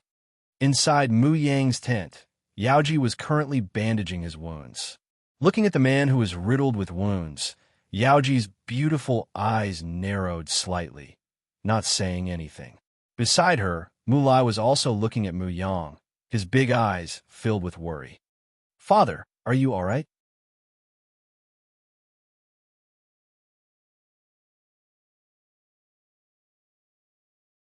Chapter 968. Mu Yang shook his head, raised his uninjured hand, and patted Mu Lai's head. Father is fine. Don't be afraid. Mu Lai nodded and sat obediently beside Mu Yang, watching Yaoji treat his wounds. Outside the tent, a soldier reported. Reporting to Marquis, Senior Marquis asked you to go over after treating your wounds. Mu Yang nodded. I know, you can go. Yaoji frowned. Why aren't you resting after suffering such a serious injury? Mu Yang smiled helplessly. I'm about to leave again. Father probably wants me to go over to give some orders. Don't worry, I didn't hurt any vital parts. But your injuries, Mu Yang sighed. Although this defeat was caused by the Mahist army receiving the information in advance, I still lost after all. The emperor gave me a way out and asked me to lead the army to resist Lu Jinxian's army to atone for my mistake. How can I say no so easily? Yaoji also knew the severity of the matter and nodded. Then you must be careful. Mu Yang smiled. Don't worry, I'll be fine. After tidying up a little, Mu Yang went to Senior Marquis Mu Yang's tent. As soon as he went out, Yaoji and Mu Lai's face sank. Mu Lai said in a deep voice, Marquis Mu Yang will soon suspect us. There weren't many people in the army who had access to confidential information. After eliminating all possibilities, the answer would be the most unlikely one. Yaoji smiled. You're wrong. He will soon suspect me. Mu Lai's face sank. You're crazy. Don't think of coming out to take the blame. Don't forget, if the evidence is conclusive, do you think Mo Jingli will let me go? Moreover, with Marquis Mu Yang's intelligence, he may suspect my identity. Mu Lai and Mu Yang didn't look alike. Only their eyes were a little like Yaoji's. At that time, Marquis Mu Yang would most likely suspect his identity. Yaoji sighed. Unless it's a last resort would I go to die? But you must be careful these days. Don't pay attention to it unless there's any important news, lest you fall into Marquis Mu Yang's trap. Mu Lai nodded with a solemn expression. I understand. I have a feeling that this matter will be over soon. Yaoji lowered her eyes and said in a low voice, It's good that it's over. You've worked hard these past few years. Mu Lai was only 8 or 9 years old when he followed her to the Chu capital. Not only did he have to secretly help her gather information, but he also had to remind her from time to time not to make any mistakes. If it wasn't for Mu Lai's company, she really didn't know if she would have been able to hold on. Mu Lai looked at her and said, If you can't do what Prince ordered, I'll do it. Yaoji smiled faintly and said, Don't worry so much. When the time comes, we may not be needed. Mu Lai shook his head and said, Since the prince has given the order, such a situation will definitely occur. Otherwise, do you think Marquis Mu Yang will be able to survive until now?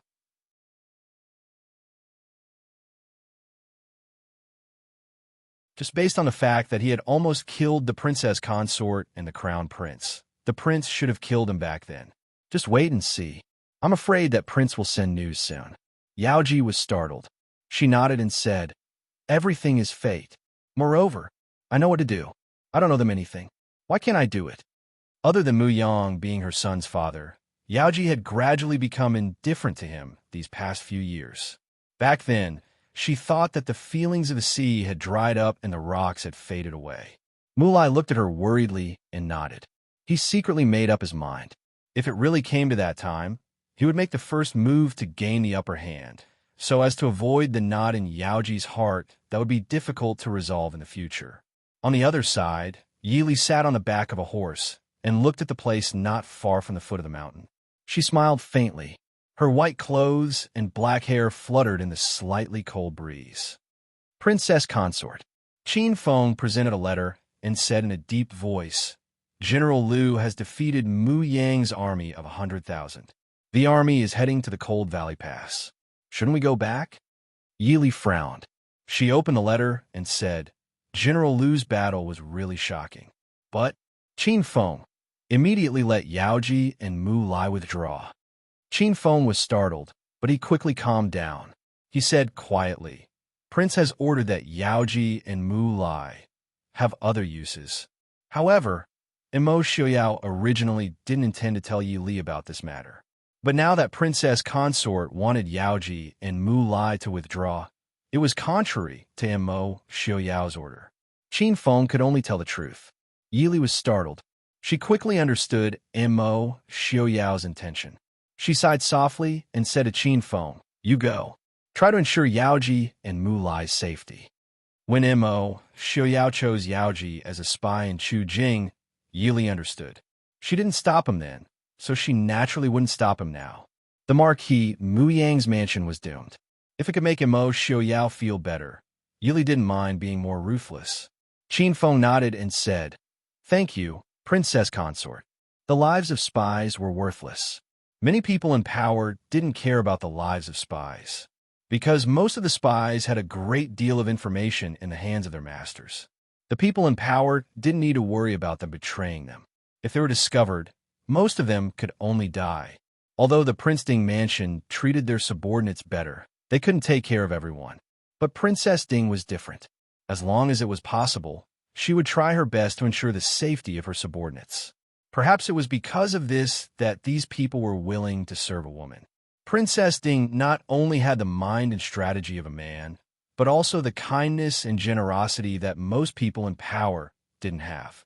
Yili smiled faintly and said, "I'm just doing my best. I can't protect everyone." That you're tuning in to the Romance Rendezvous YouTube channel. We're so grateful for your support, and don't forget to subscribe to join us on this incredible journey through captivating stories. Your generosity through donations truly makes a world of difference, as it's the primary source of revenue that allows me to expand and enhance this channel for you. Thank you from the bottom of my heart for being a part of this adventure.